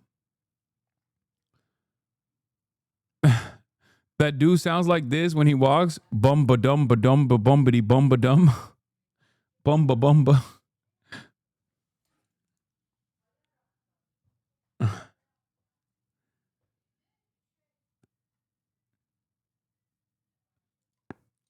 It's just like, I don't know. I have a lot of opinions on this. On the one hand, it's like these guys have basically decided that vice signaling shows your honesty, your earnesty, okay? And I don't think a lot of people understand that. On the Republican side, they have fully adopted villainous behavior, okay? They see that as being real. And I'm afraid that even a lot of normies who get brain broken by correspondence online also kind of feel that way. This is something that I criticized a while back when people would come after me and Pokey and be like, you guys are, you know, Disney streamers, right? You're bad, you're wrong. And it's like, and I think a part of that was because like people on the other hand who like present themselves as like bad dudes or advocate for awful shit or make edgy jokes, those people were seen as like honest. Those are content creators that were being real, right? Because on the internet, it's very difficult to figure out if the person that is on the other side of the screen is being a real one, right? So most people assume that any sort of graciousness, any sort of open-mindedness, it immediately means you're being fake, you're being phony, you're just fake nice, you're fake nice, you're fake nice. You couldn't possibly be real nice. And it's really interesting because no matter how evil someone is on the internet, no matter how evil they present themselves on the internet, in the real world, they would never in a million years behave that way. Okay? That's the difference. I think we need to expand on that, right? We need to think about that. You wouldn't say that shit to my face. Might come across as like some truism or a trope, something silly that people say, but in reality, it is actually an accurate reflection that we are much more mean to one another. We're much meaner to one another on the internet as opposed to in the real world, because there are so many other factors in the real world that come into play when you can actually hurt someone, both physically or mentally, when you can watch their anguish. All of a sudden, when you're not anonymous, the way that you approach people changes dramatically. You become an infinitely kinder person. Okay? The real world has real world consequences. I say this as someone who does not have any sort of anonymity in my life. I say this as someone whose every single action is constantly placed under a microscope by people who are heavily scrutinizing it specifically so they can present me as a bad person. Okay? So I live at that intersection of like being a real human being on the internet with my fucking face, and I'm constantly being treated like I'm not a real human being. Okay? So I see this every day.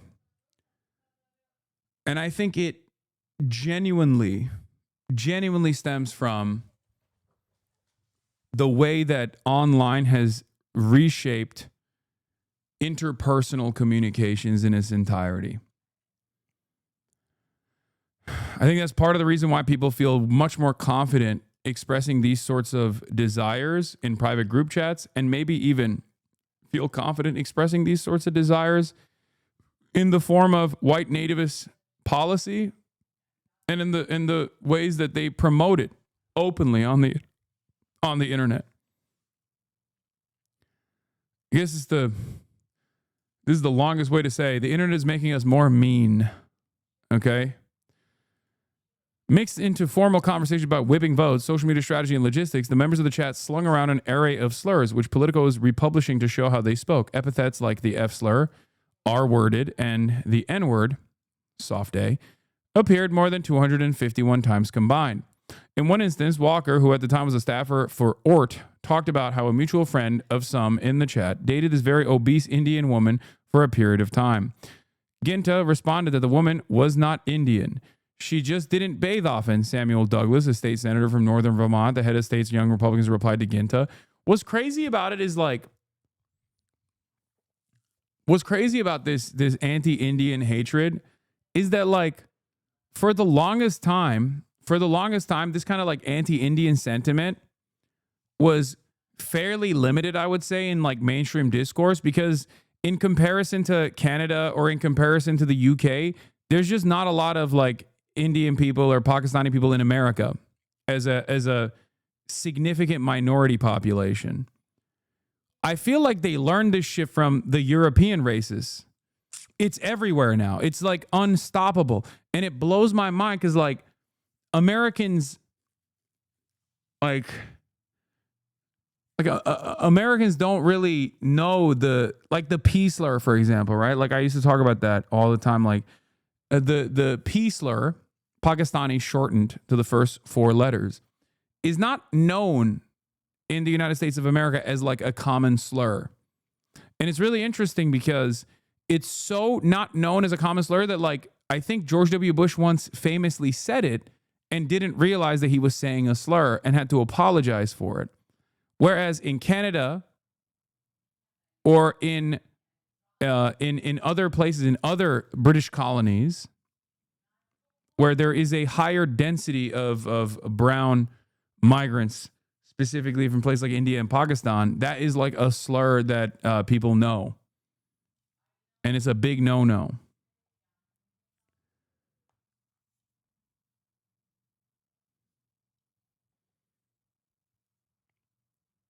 It's very interesting. I guess what I'm trying to say is the racism doctorate recipient here is that Americans have advanced on their racism. And you're confusing George Bush with KSI? No, dude. Act presidential. The linguistic faux pas. An embarrassment. In yesterday's speech advocating for peaceful negotiations between longtime rivals India and Pakistan, President Bush stressed that the U.S. is working hard to convince both the Indians and the bleep that there's a way to deal with their problems without going to war. The White House said Bush had no idea the P word was considered an ethnic slur.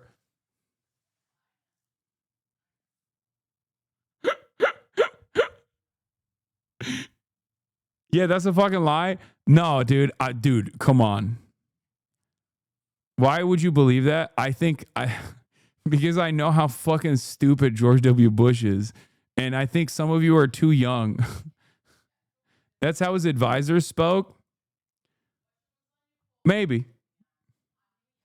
But I think George W. Bush is notoriously fucking stupid.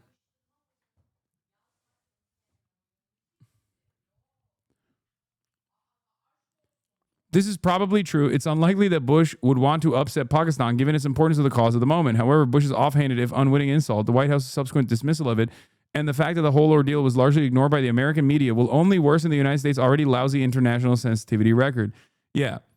The reason why they largely ignored this is because in America, people don't fucking know that as a slur. That's probably the reason why they largely ignored it.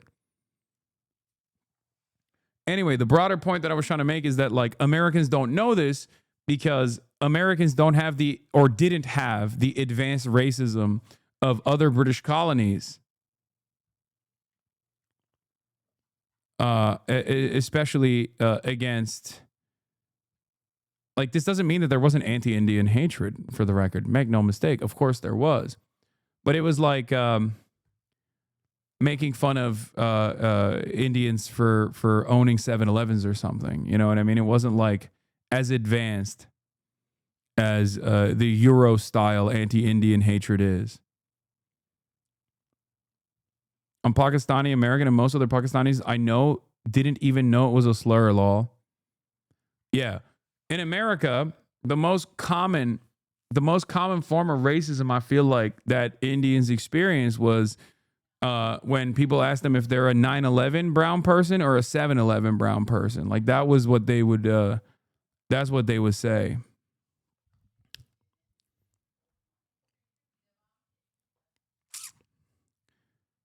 Americans, I'm trying to explain, are indiscriminate in their discrimination. Okay, they're not very. They don't have the advanced mind of a Euro style racist, if that makes sense. It's just they don't really care. They're like, you're not white. That's all I care about. Okay, you look kind of brown to me, boy, and that's their starting point. You know, calling all Asians Chinese, stuff like that. I can't tell if that's more advanced or less advanced racism when you really think about it. Because I feel like with accelerated transphobia, for example, like the most transphobic people know shit about trans culture that like the average trans person doesn't know. You know what I mean? Like they've studied the fucking ancient tomes of like trans medical research and shit. Specifically to be more hateful, more successfully, okay? More sophisticated versions of hatred. Anyway, let's just get back to it.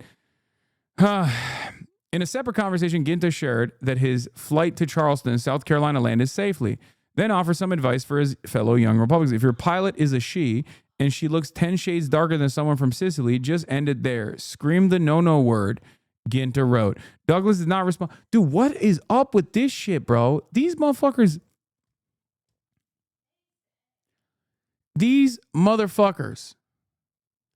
I feel like maybe they believe it. This is like unbelievably childish that it always made me feel like, oh, they're just saying that because they want to signal to other people that they're the right kind of racist. But like who the fuck makes this calculation, bro? Honestly, like there's never been a moment in my life where I have been fearful of a person that is in control of my destiny on the virtue of the color of their skin, okay? I just cannot comprehend how little you must trust the institutions and how confident you are in like racial superiority that you don't just say it because you want others to believe it, but you personally believe that like a brown woman is incapable of commanding your flight. That's so fucking stupid. Okay, Disney streamer. No, I think this is being a dumbass. Like this isn't a virtuous position, man. Like I need you to understand something. I'm not being like, oh, look at how woke I am. I don't get scared when a fucking brown woman is my pilot. Like, that's a psychotic thing to even say. Okay? Like, that's not a demonstration of virtue. Okay? That's just being a normal human being who understands the unimaginable amounts of fucking training that is required for someone to become a fucking pilot to begin with. Like, I understand the background. Okay? I understand the background and what it takes to get to that point, specifically so that planes aren't fucking falling out of the goddamn sky. Whereas these motherfuckers unironically believe it, it seems. Like I thought that they were just saying DEI because they cynically want more white men to be in positions of power. I didn't realize that they were saying DEI because they're genuinely fearful of black and brown people because they genuinely believe black and brown people are inferior.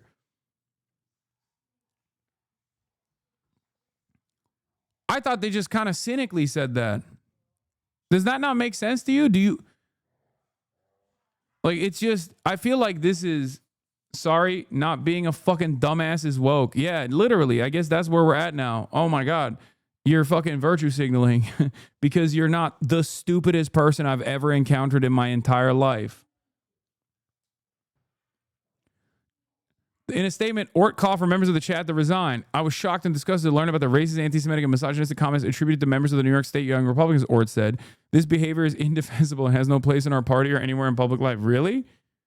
Because this statement right here was very famously channeled by a posthumous Medal of Honor award recipient that got a Medal of Honor after his untimely demise today.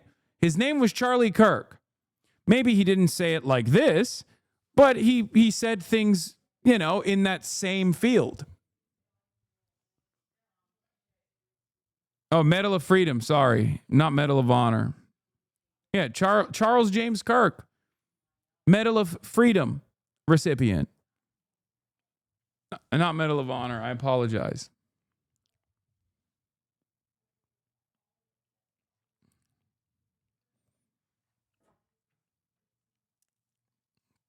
Medal of Freedom, Charlie wasn't a vet.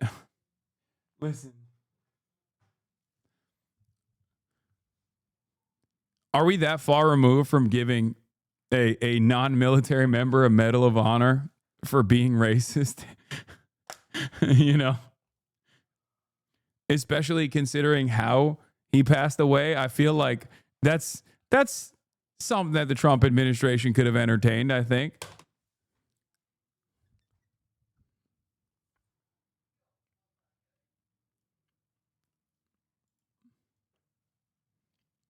Notable, in light of many revelations in Politico's report, subjects direct ties and endorsements from Charlie Kirk's TPUSA operations / operatives and contrived public concerns about rhetoric from the left.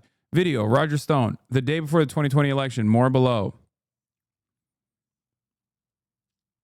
Yeah, I'm proud to have supported Peter Ginta, the real chairman of the YRNF. Having a hell of a time in Nashville with Peter Ginta, Tex Pileski. Like, these guys are all intertwined with all of these other. These guys are all mixed and mashed in all of the National Republican Party political machine.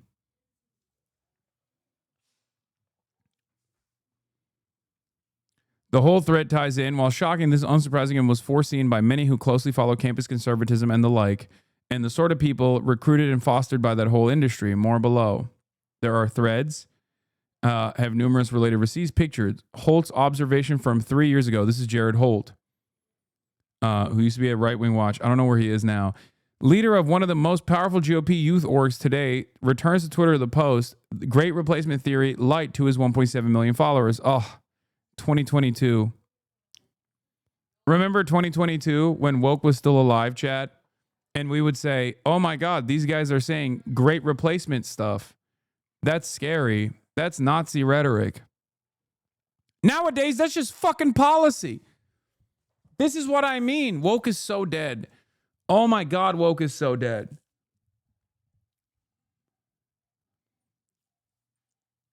Yeah, Charlie Kirk. There's an undeniable war on white people in the West. Not a great political environment we've got here in the U.S. where folks like Kirk feel comfortable posting racist psychobabble like this. Yeah. The representatives of the youth wing of the party have become overtly Hitlerian. And that is reflected in the overtly Hitlerian policy of the administration. That is my point. Okay? That is my point. And this didn't happen overnight. The type of shit that, you know, Jared Taylor used to fucking say for years and years was an analog to what Tucker Carlson was saying. And slowly but surely, people looked at that kind of messaging and went, this is great. I love this. And the permission structure expanded day by day. Jared Taylor is a famous white supremacist. Nowadays, it's hard to separate the fucking Grand Duke of the KKK from like the average young Republican in the way that they communicate on this stuff. Honestly, when you go back to it, I think Gamergate did do a fucking number on American men. Seriously. All it took was for a bunch of insecure dudes to feel like the one safe space that they had was being threatened by yucky women and gays. and they just all became like straight up fucking neo-Nazis. And then the second wave of that Gamergate was with the rise of Andrew Tate and accelerated misogyny. Also, the subtext that you called out right up top, Trump Vance admin wants to deport people for criticizing Israel, which they say is anti-Semitic, but apparently this is not. Of course. Of course. Come on. I can't think of a more anti-Semitic thing that you can do, which is to combat anti-Semitism while simultaneously being an overt anti-Zionist. This is the maximum anti-Semitic position you can arrive at. In his 2024 campaign, Trump spread false reports of Haitian migrants eating pets, and at one of his rallies, welcomed comedian Tony Hinchcliffe, who called Puerto Rico a floating island of garbage and joked about black people carving watermelons on Halloween. Liz Huston, a White House spokesperson, rejected the idea that Trump's rhetoric had anything to do with the chat members' language. Only an activist left-wing reporter would desperately try to tie President Trump into a story about a random group chat he has no affiliation with, while failing to mention the dangerous smears coming from Democrat politicians who fantasize about murdering their opponent and called Republicans Nazis and fascists. No one has been subject to more vicious rhetoric and violence than President Trump and his supporters. In the group chat, Ginta tells fellow Republicans that he spoke with the White House about an endorsement from Trump for his bid to become chairman of the National Federation. Trump and the Republican National Committee ultimately decided to stay neutral in the race. A White House official said it has no affiliation with Restore YR, that hundreds of groups asked the White House for its endorsement. Ginta was the most prominent voice in the chat, spreading racist messages, often encouraged or liked by other members. When Luke Moisman, the chair of the Arizona Young Republicans, asked if the New Yorkers in the chat were watching an NBA playoff game, Ginta responded, "I'd go to the zoo if I wanted to watch monkey play ball." Ginta else refers to black people as the watermelon people. Hendricks made a similar remark in July. Bro is at a chicken restaurant ordering his food. Would he like some watermelon and Kool-Aid with that? Bro, this is like, I feel like this is so, like, this is either like 70-year-old racism or like a 7-year-old's racism. Like, this is not, do you know what I mean? Like, this is the type of racism that like 7-year-olds hear from their grandparents and then say in the fucking playground until, you know, they actually get into trouble. They experience their first timeout or some shit. It's so strange. Oh, you're at a chicken restaurant? What's next? Watermelon and Kool-Aid? Like, what the fuck? Hendricks was a communication assistant for Kansas Republican Attorney General Chris Kobach until Thursday. He also said in the chat that despite political differences, he's drawn to Missouri's Young Republican organization because Missouri doesn't like F slurs. Wait, this is the guy? This is Hendricks? I think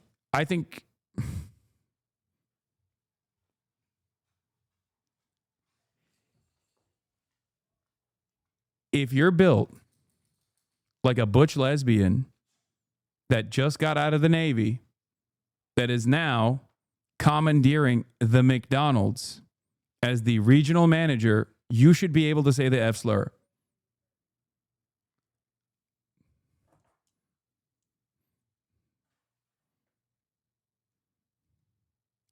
It's actually fucked up because ladies who look like this are some of the kindest individuals on the planet. They're the most aggressive in defending social justice, and they have such kind hearts in general. This haircut is appropriation, though.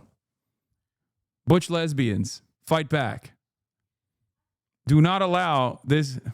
This is literally my non-binary aunt. Messed up.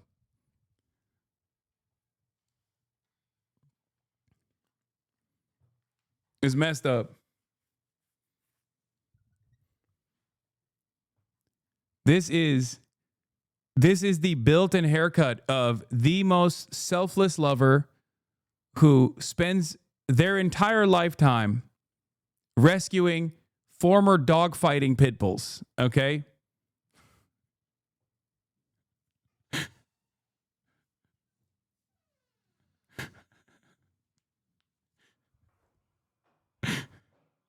This is like, this person would not be out of place at a No Kings rally with a protest placard that reads like, you know, hands off my body or something. Okay. Or Orange Man is a fascist. Okay. I'm going to move on. It's just crazy.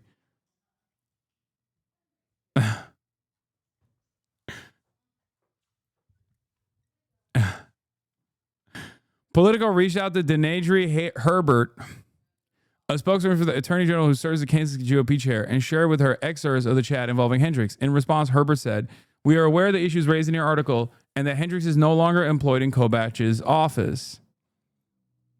Great. I love Hitler. What the fuck?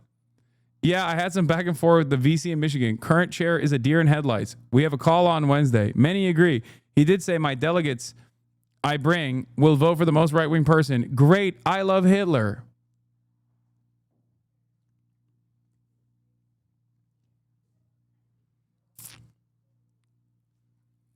In another exchange, Dwyer, the Kansas chair, informs Ginta that one of the Michigan's young Republicans promised him the group will vote for the most right-wing person to lead the national organization. Great. I love Hitler, Ginta responded. Dwyer reacted with a smiley face.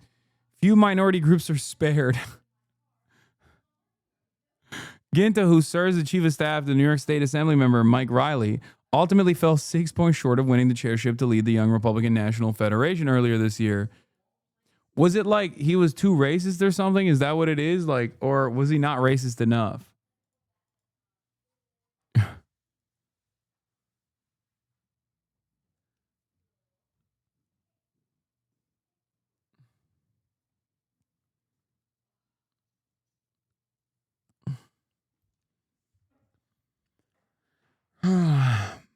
Italians spared, guys, please.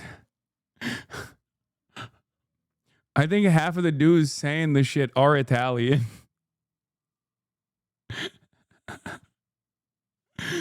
Earlier this year, Stefanik accepted an award for the New York State Young Republicans. She lauded Ginta for his tremendous leadership in August and had her campaign and the political PAC she leads donate to that state organization.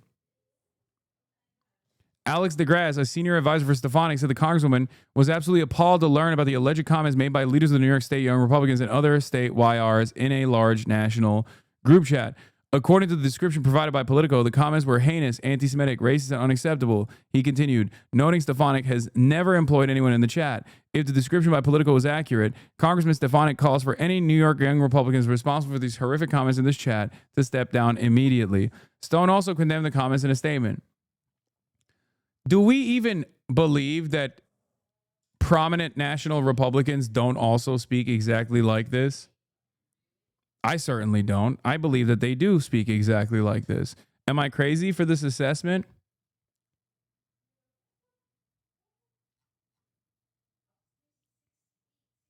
Because, like, I'm old enough to remember at least Stefanik quite literally endorsed a person who did say that about Adolf Hitler in a New York local race. That's not even a joke. She did do that. Okay. Let's look it up. Elise Stefanik Hitler. Hey, Hasan, do you still take finasteride? I do. Where is it? Yeah. GOP House candidate. Why is this on imdb.com? What the fuck? It's a Rolling Stone article. GOP House candidate backed by party leadership said Hitler is the kind of leader we need. Carl Palladino, whose campaign for New York's 23rd congressional district is backed by House Republican Conference Chair Representative Elise Stefanik, made the comments to the Our House radio show host Peter Hunt. Okay. Hey, Hasan, I've been a fan for a while, but what the fuck is this? Why haven't you addressed this? And it's an anti-Piker link. You know my ass is not fucking clicking on that on screen.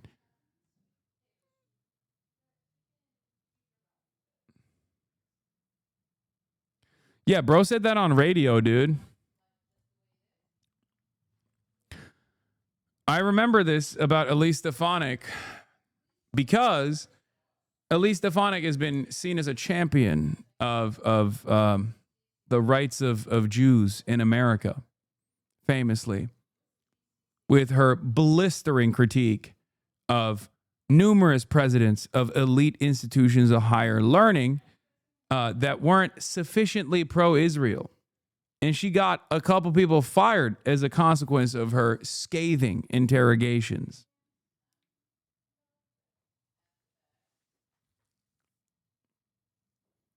He's still not addressing it and it's slightly concerning. Listen, you got to sometimes let your homies kiss you goodnight, okay? And tuck you into bed. It's all good.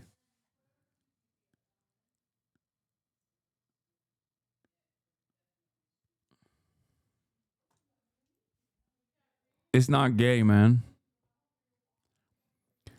Of course, I've never seen this alleged chat room thread, he said. If it's authentic, I would, of course, denounce any such comments in the strongest possible terms. This would surprise me as it's inconsistent with Peter that I know. Although I know him in his capacity as the head of the New York Young Republicans, where I thought he did a good job. Few minority groups are spared from the Young Republicans group chat. Their rhetoric, normalized at most points as dark humor, mirrors some popular conservative political commentators, podcasters, and comedians amid a national erosion of what is considered acceptable discourse. Ginta's line on darker-skinned pilot, for example, echoes one used by slain conservative activist Charlie Kirk last year when he said, if I see a black pilot, I'm going to be like, oh boy, I hope he's qualified. Yep. Walker also used the moniker Eye Patch McCain. Originally, what? No, that's unacceptable. If I catch these motherfuckers yelling at what I said back in the day about who they are referring to as Eye Patch McCain, Dan Crenshaw, I'm going to fucking lose it. Because these dudes are so cynical, okay? They love talking about how fucked up it is when a young leftist is out there making jokes, cracking jokes about a congressperson by the name of Daniel Jedediah Crenshaw.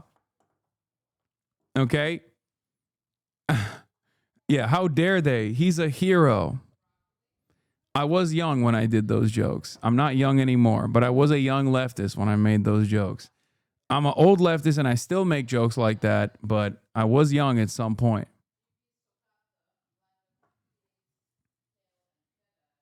Yeah, one eye hole joke and I'm a fucking monster.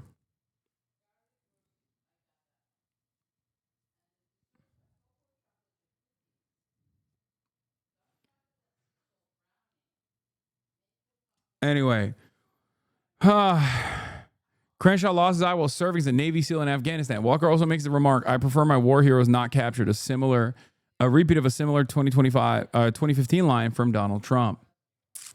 Art Gibson, a professor at the University of Dayton who specializes in white racial extremism, surmised the young Republicans in the chat were influenced by Trump's language, which he said is often hyperbolic and emotionally charged.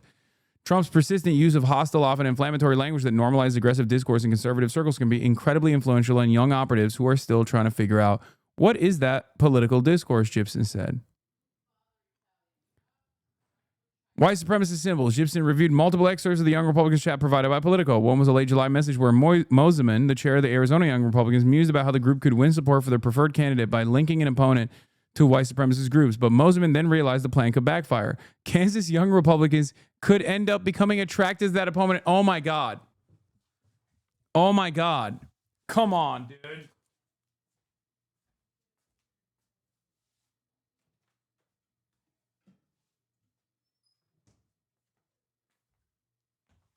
Like, come on, bro. That's like, what more do you need to say? That's it. That's the heart of the story. The base likes it. That's it. Can we get them to start realizing Nazi edits with her, like pro-Nazi and fascistic propaganda? He asked the group. OMG, I love this plan, Rachel Hope responded. The only problem is we will lose the Kansas delegation, Moseman said. Hope and the two Kansas Young Republicans in the chat reacted with a laughing face to the message. Hope did not respond to requests for comment.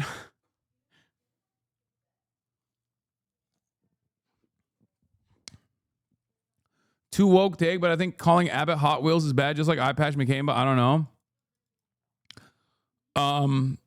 Yeah, it is a too woke take, I think.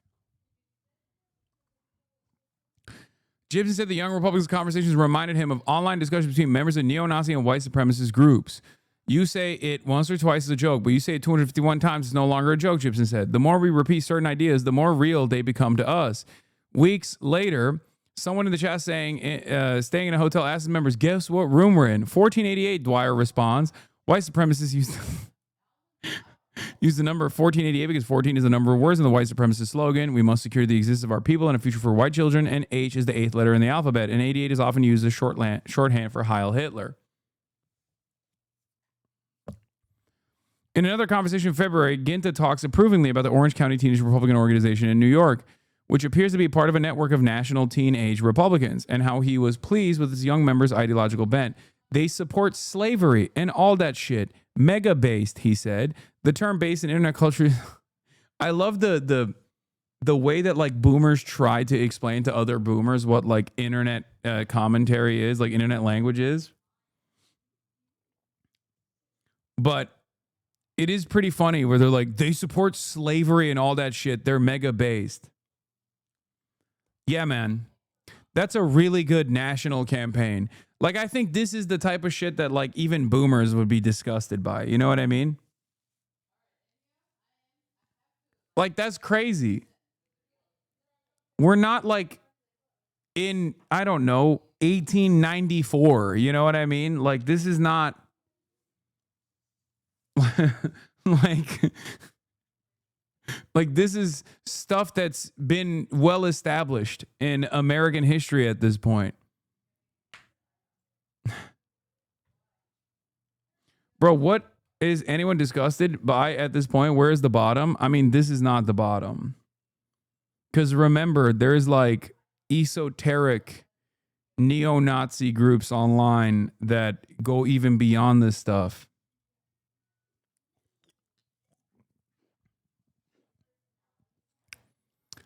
Give it a couple more years and you'll see where the bottom is. Except it won't be the bottom. There will always be a new bottom. Bottomless mimosas. In a statement, Orange County GOP Chair Courtney Canfield Green said the party was disappointed to learn this teen group was mentioned in the chat. Our teen volunteers have no affiliation with the New York Republicans. She said this behavior has no home within the Republican Party of Orange County. Ed Cox, the chair of the New York State GOP, also condemned the remarks made in the chat. I was shocked and disgusted to learn about these reports and comments made by a small group of young Republicans. Dude, this is how all young Republicans are. They are so unimaginably groped up. Ironically enough, Charlie Kirk was trying to pack this up to the best of his fucking ability before his untimely demise. But we already know this is exactly what young Republicans look like, because the ones that work for the Ron DeSantis team couldn't stop themselves from placing the Black Sun logo behind Ron DeSantis edits. Okay, it is so unimaginably common. Most Republicans at this stage, most young Republicans at this stage, identify by these vices. Okay, they find this to be cool and based. Like they want to restore some kind of like full blown fascist movement.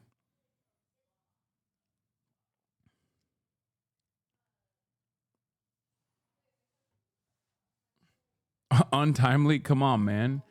I mean, I can say that. That's appropriate to say. Jesus Christ.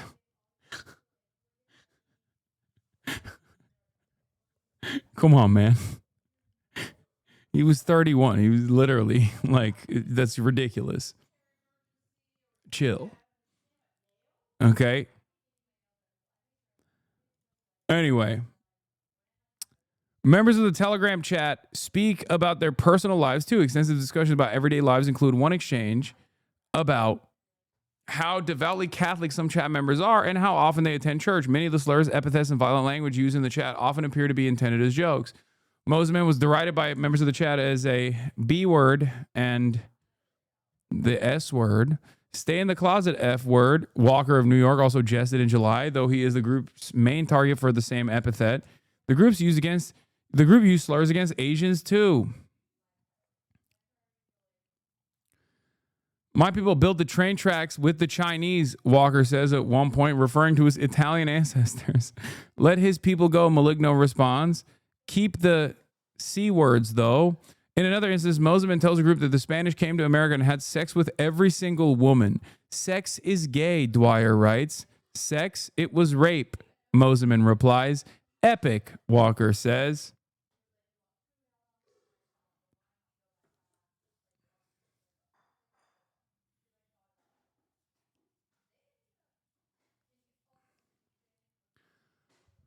I need you to understand that the age range of these people is 18 to 40 in this group chat. It's not 12 to 14, okay? It's 18 to 40. There are like, I don't know how old some of these guys are, but they're not like 16 years old in a fucking Xbox Live lobby where they're going, rape is epic, Omega based. You're cringe if you have consensual sex. Like the very fact that he said epic instead of based implies that he is at least a faillennial.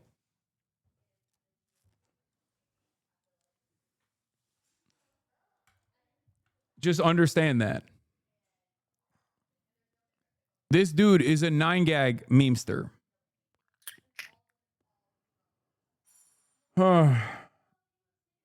It was pictured with Mike Lawler too. Another Bobby Walker photo. Dude, he is so rotund.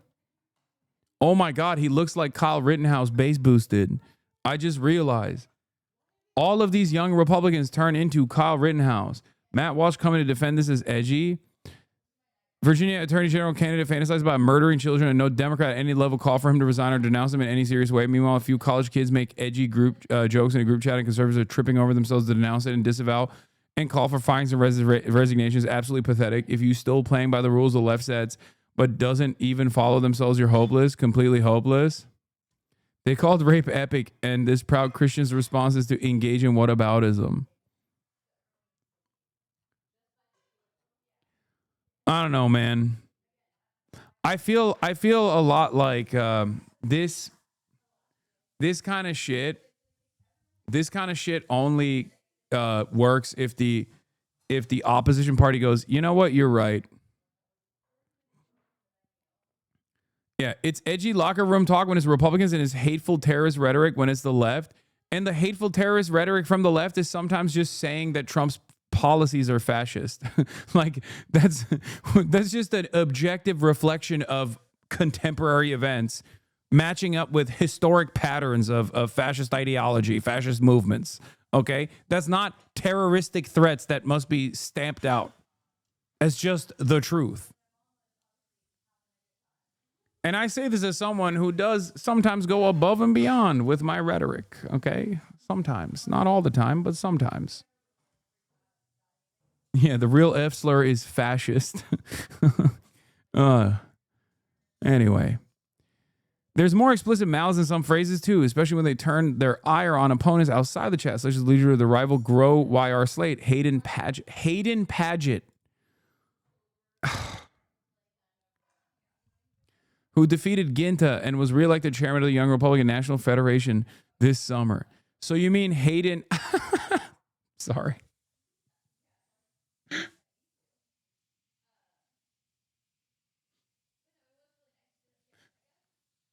That one caught me off guard. That one's...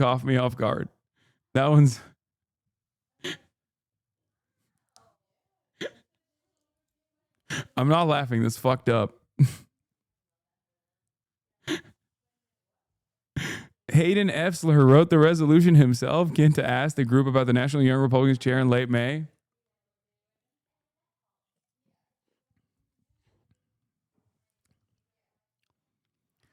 True. Missed opportunity to make the first name Gaydon. That's also a good one. You're not wrong. It's just, this is funny because like, if they weren't like hateful shitheads and were gay themselves, this would be perfectly appropriate language. You know what I mean? Like, this is not even remotely heinous in like the average gay Discord server like mine, okay? It's just, this doesn't even like meet the standard of like offensive speech in that situation.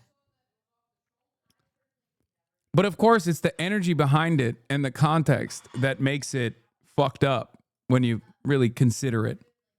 Okay? Rape Hayden Moseman. This guy, man, this guy's a real threat. Okay, this is different. This guy keeps constantly talking about raping people. I don't understand what the fuck's going on in this dude. Adolf Paget is in the F-word bunker as we speak. Paget responded to the chat's language in a statement. The Young Republican National Federation condemns all forms of racism, anti-Semitism, and hate, Paget said. I want to be clear that such behavior is entirely inconsistent with our values and has no place within our organization or the broader conservative movement.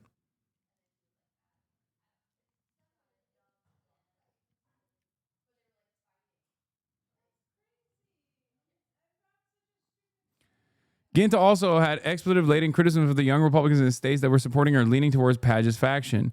Minnesota F-words, he messaged, continuing, Arkansas, inbred cowfuckers, Nebraska, revolt in our favor, block their bind, and have a majority of their delegates Maryland, fat stinky Jew, Rhode Island, traitorous C-words, who I will eradicate from the face of this planet. And no, it's not cracker. It's the one used towards women, unless you're in Australia, in which case you use it all the time. Ginta also said he planned to make one of the competing young Republicans unalive himself on the convention floor. Dude, come on. You're dropping the fucking F slur left and right. You're calling people like stinky Jews, but you can't say kill himself? Oh my God. What is wrong with Zoomers, man? What the fuck happened? TikTok break motherfuckers so hard. In another instance, like that's crazy. You're saying the N-word in one message, and then the next, you're acting like the fucking TikTok TOS moderators are up your ass. You say unalive. What the fuck is this? This makes no sense. Is a good case study in the case that they had any anti-Israel sentiment. This would be headline news everywhere. I think this is still a big story, regardless, because of how transparently racist these guys are. I think this is like, I mean, I'm sure the Republicans will be like, oh, wow, this is really fucked up. But, oh, well. This is going to put the Young Republicans organization who demanded resignation of the group chat members in an awkward spot. Who are they to say it's bad if the vice president says it's pearl clutching? By the way, I told you that this was going to be the response from J.D. Vance and even Donald Trump and shit, if it even gets to Donald Trump at all. I love how in a story where someone called rape epic, the thing you were most upset about was when one of the literal Nazis said unalive. Yes. Because on the one hand, they're talking about putting their opponents in gas chambers, but they can't fucking say kill himself. Like that juxtaposition melts my mind. That's the point. You can't on the one hand be like, oh, I can't wait to put people in gas chambers. And then also are like, I'm going to unalive them in the gas chamber. It's like getting mad at Hitler for being in an inappropriate age gap relationship, okay? Like, what the fuck are we doing? Like, it's crazy. Oh, Jesus. I was going to say you're giving nationals too much credit and expecting the Jew to be honest. Breonna Douglas, Sam's wife and Vermont Young Republicans National Committee member, replied to her husband's message. Breonna Douglas did not respond to a repeated request for comment. If we ever had a leak of this chat, yeah. Politico's report detailed how organization was missing required financial disclosure forms. Subsequent efforts to fill the forms revealed that the organization was more than $28,000 in debt. NYSYR account be like 500 balding cream, 1,000 Ozempic. Walker sent him one message. They'll be declaring bankruptcy after this. I just know it. I drained $10K tonight to pay for my next vacation in Italy. Ginta appeared to joke about the organization bank account. I spent it on massage. Great. Can't wait to get sued by our venture, Walker replies. All right. Anyway, the story basically ends with, in one instance, he joked about bombing the Young Republican National Federation's convention in Nashville and then remarked, just kidding, for our assigned FBI tracker. In another, he considered the totality of the 1,000 message he and his peers had written and what would happen if the public saw them come to light. If we ever had a leak on this chat, we would be cooked for real, he wrote.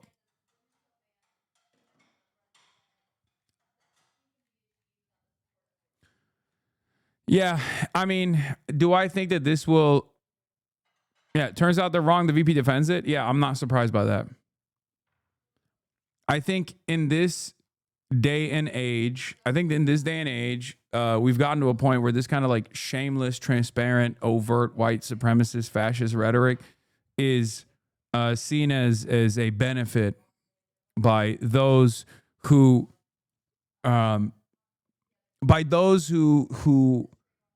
see the future of the Republican Party. Like, that's the reason why JD Vance is defending it.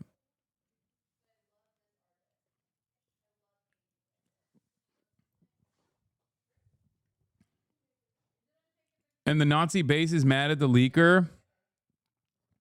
Seriously, fuck Gavin Wax. Should be immediately blacklisted from any political circle. Zero tolerance for friendly fire. Yeah. I mean, these are all people who voted for Donald Trump because he reminds them of their racist grandpa. No, for sure. But I think this is community organizing for the right nowadays. Okay. I think like the more transparently evil you are, the more transparently awful you are, the more you're, signaling vices. The more other people go, yeah, that's a real one. It's vice signaling all the way down. The United States has no obligation to host foreigners who wish death on Americans. The State Department continues to identify visa holders who celebrated the heinous assassination of Charlie Kirk. Here are just a few examples of aliens who are no longer welcome in the U.S. Just came here to say Charlie Kirk can rest in fucking piss. And yet again, if you have any empathy at all for people like this, you can go ahead and remove yourself as my friend. I do not give a fuck about the death of a person who devoted his entire life to spreading racist, xenophobic, misogynistic rhetoric. It's hot as fuck where this man currently is, and it's deserved. An Argentine national said that Kirk devoted his entire life. Okay.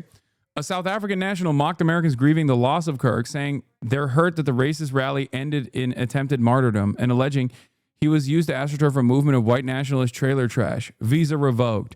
Neanderthals can't have their cake and eat it.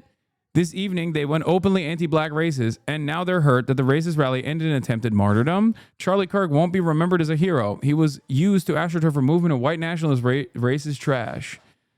A Mexican national said Kirk died being a racist, he died being a misogynist, and stated that there are people who deserve to die. There are people who would make the world better off dead. Visa revoked.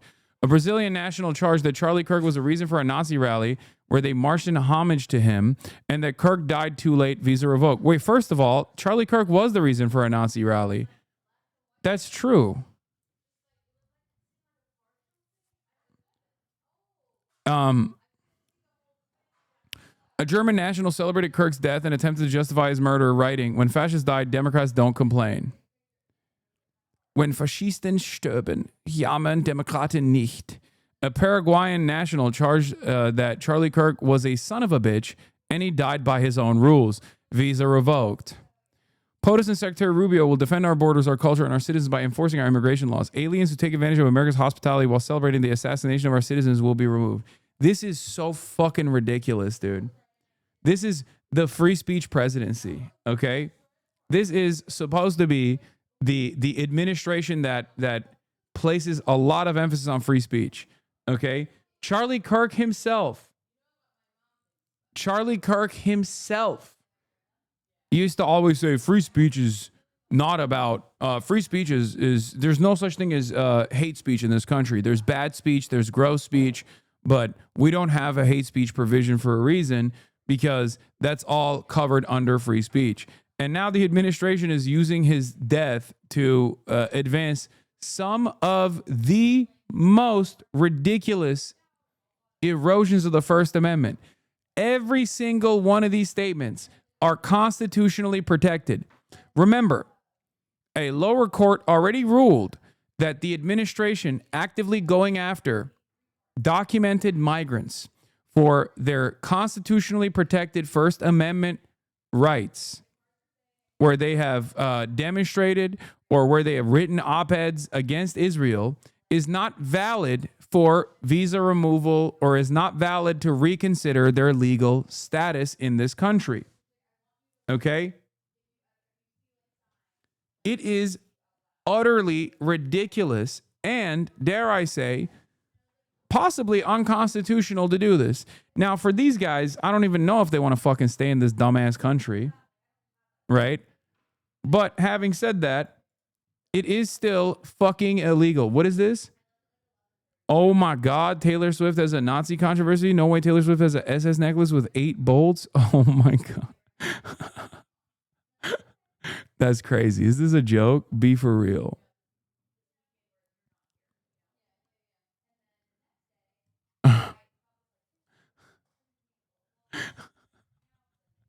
That's crazy. Look, I don't think this is deliberate, but it is wild that it happened, okay?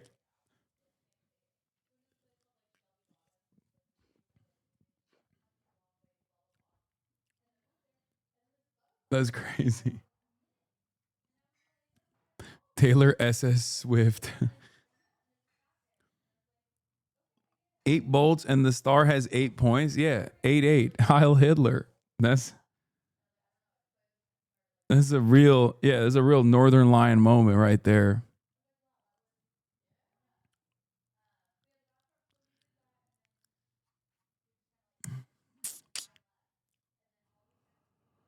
That's crazy. Anyway, getting back to this though, completely unacceptable and dare I say, most likely illegal, okay?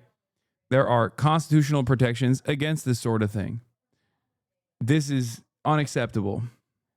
She has a hat too. This is not a joke, it's real. And the hat that goes along with it says protect the family. Wait, what? Protect the family? I mean, do I think Taylor Swift is like actively signaling white supremacist dog whistles? I don't. I don't, but I also don't know. I don't know. Guys, everyone on the internet is yelling at me. I don't want the fucking Swifties to come after me too, okay? I need some support. I need some support from the Swifty Groiper 88 on Twitter. I need one group. I need one group of ladies to defend me. Jesus Christ. Fuck, man. Nah, you're on your own on this one. Didn't she have a song like I Love Hitler? No, she did not have a song like that.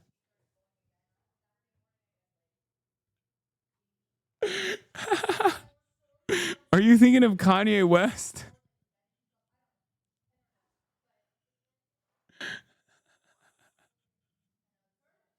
I feel like the largest recording artist in North America having a song like I Love Hitler would probably make people a little bit more skeptical about her position, right?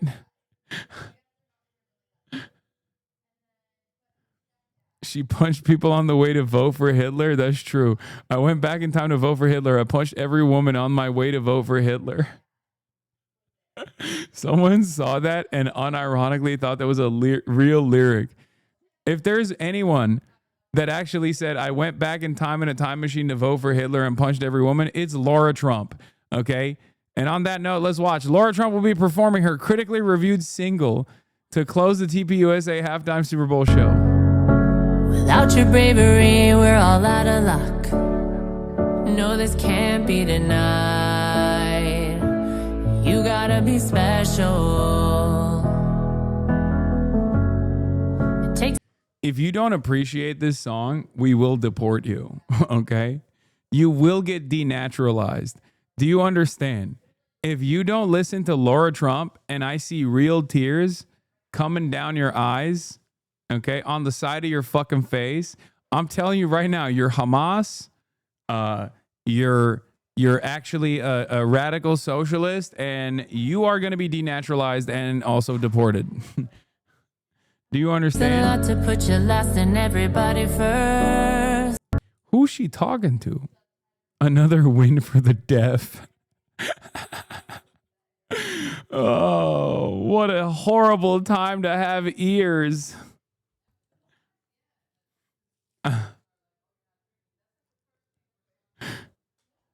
She's literally closing out the show, brother. They are juiceless. That's... Oh, my Lord. No Laratic here. I'm a Laratic. I'm a Laratic. Respect. Find the note, dear. Better Trump song. Oh, my God. Tiffany Trump. This, for the record, is the lost Trump daughter that Trump avoids. Tiffany Trump. This is a real song. This used to be a banger on this broadcast. I used to play this all the time. I'm not going to lie. This grew on me.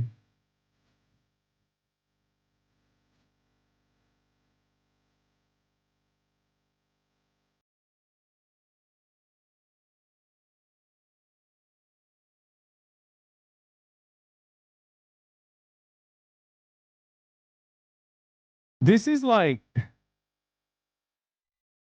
This is kind of a gay bop if you're going to be honest.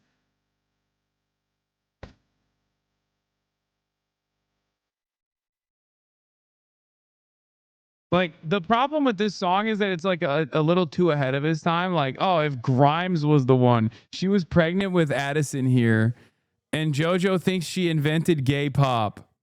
I don't know why, but the Amazon Prime sticker in the upper left corner just makes it even more hilarious. I just want serenity while living it up. Tiff speaking straight facts. Damn, son, where'd you find this? Yeah. I feel like, 100 Gex needs to do a hyperpop remix to this. And you don't even have to tweak it that much to hyperpop it. Yeah, I think Logic is on this track.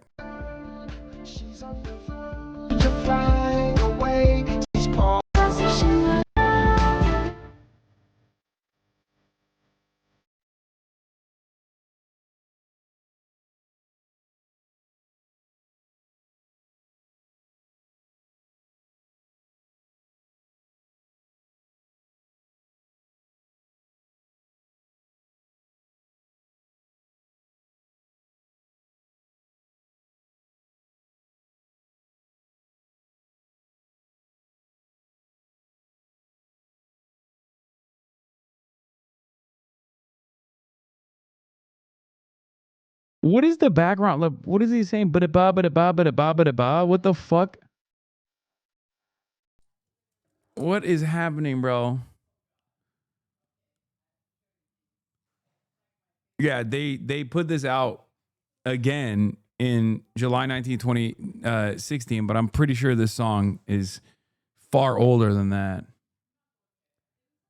Oh, they're saying like a bird, like a bird, like a bird, like a bird. Yeah, the song is come on.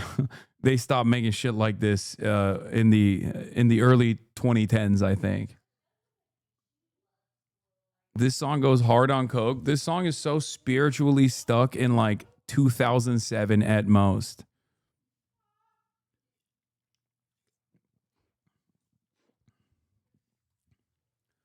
This song is the most Motorola Razr ass song I've ever heard in my entire life, okay? When did they make this? What year did it came out in 2011? Okay, it was aged out at that point, I feel like. Cuz spiritually by the time like this song can't be played on anything post an iPod, okay? Like you can't play this. This is like this is the song that you can only either play on a Walkman, Discman, not a Walkman, a Discman, or like the early iPods, iPod Shuffle. Zune material, yes. If it's aged out, why am I popping my pussy right now? No, I mean, it kind of goes. It kind of came back is what I mean. Like it went out, but then it came back. I hope you and all your viewers are doing okay. Wait, why? Why would people be doing poorly? We're popping our pussies to Tiffany Trump like a bird featuring Sprite and Logic, a 2011 iconic bar with laconic beats from the greatest recording artist of all time. Available on Prime. Tiffany Trump, Like a Bird.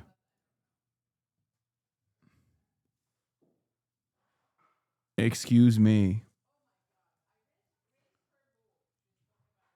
Just cuz, no punchline, thank you. I mean, we're better than ever before as we are popping our pussies.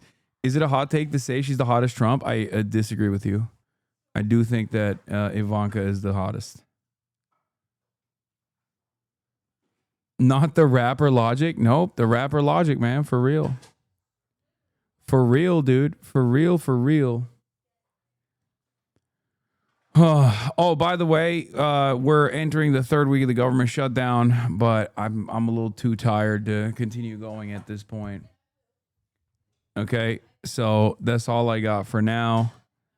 And game, you motherfucker. All right, it's too late for me. It's too late for me. I'm too tired. Maybe tomorrow. Maybe tomorrow. Maybe tomorrow. Gaming when himbo tomorrow. Gaming tomorrow. Okay. How about that? How about that?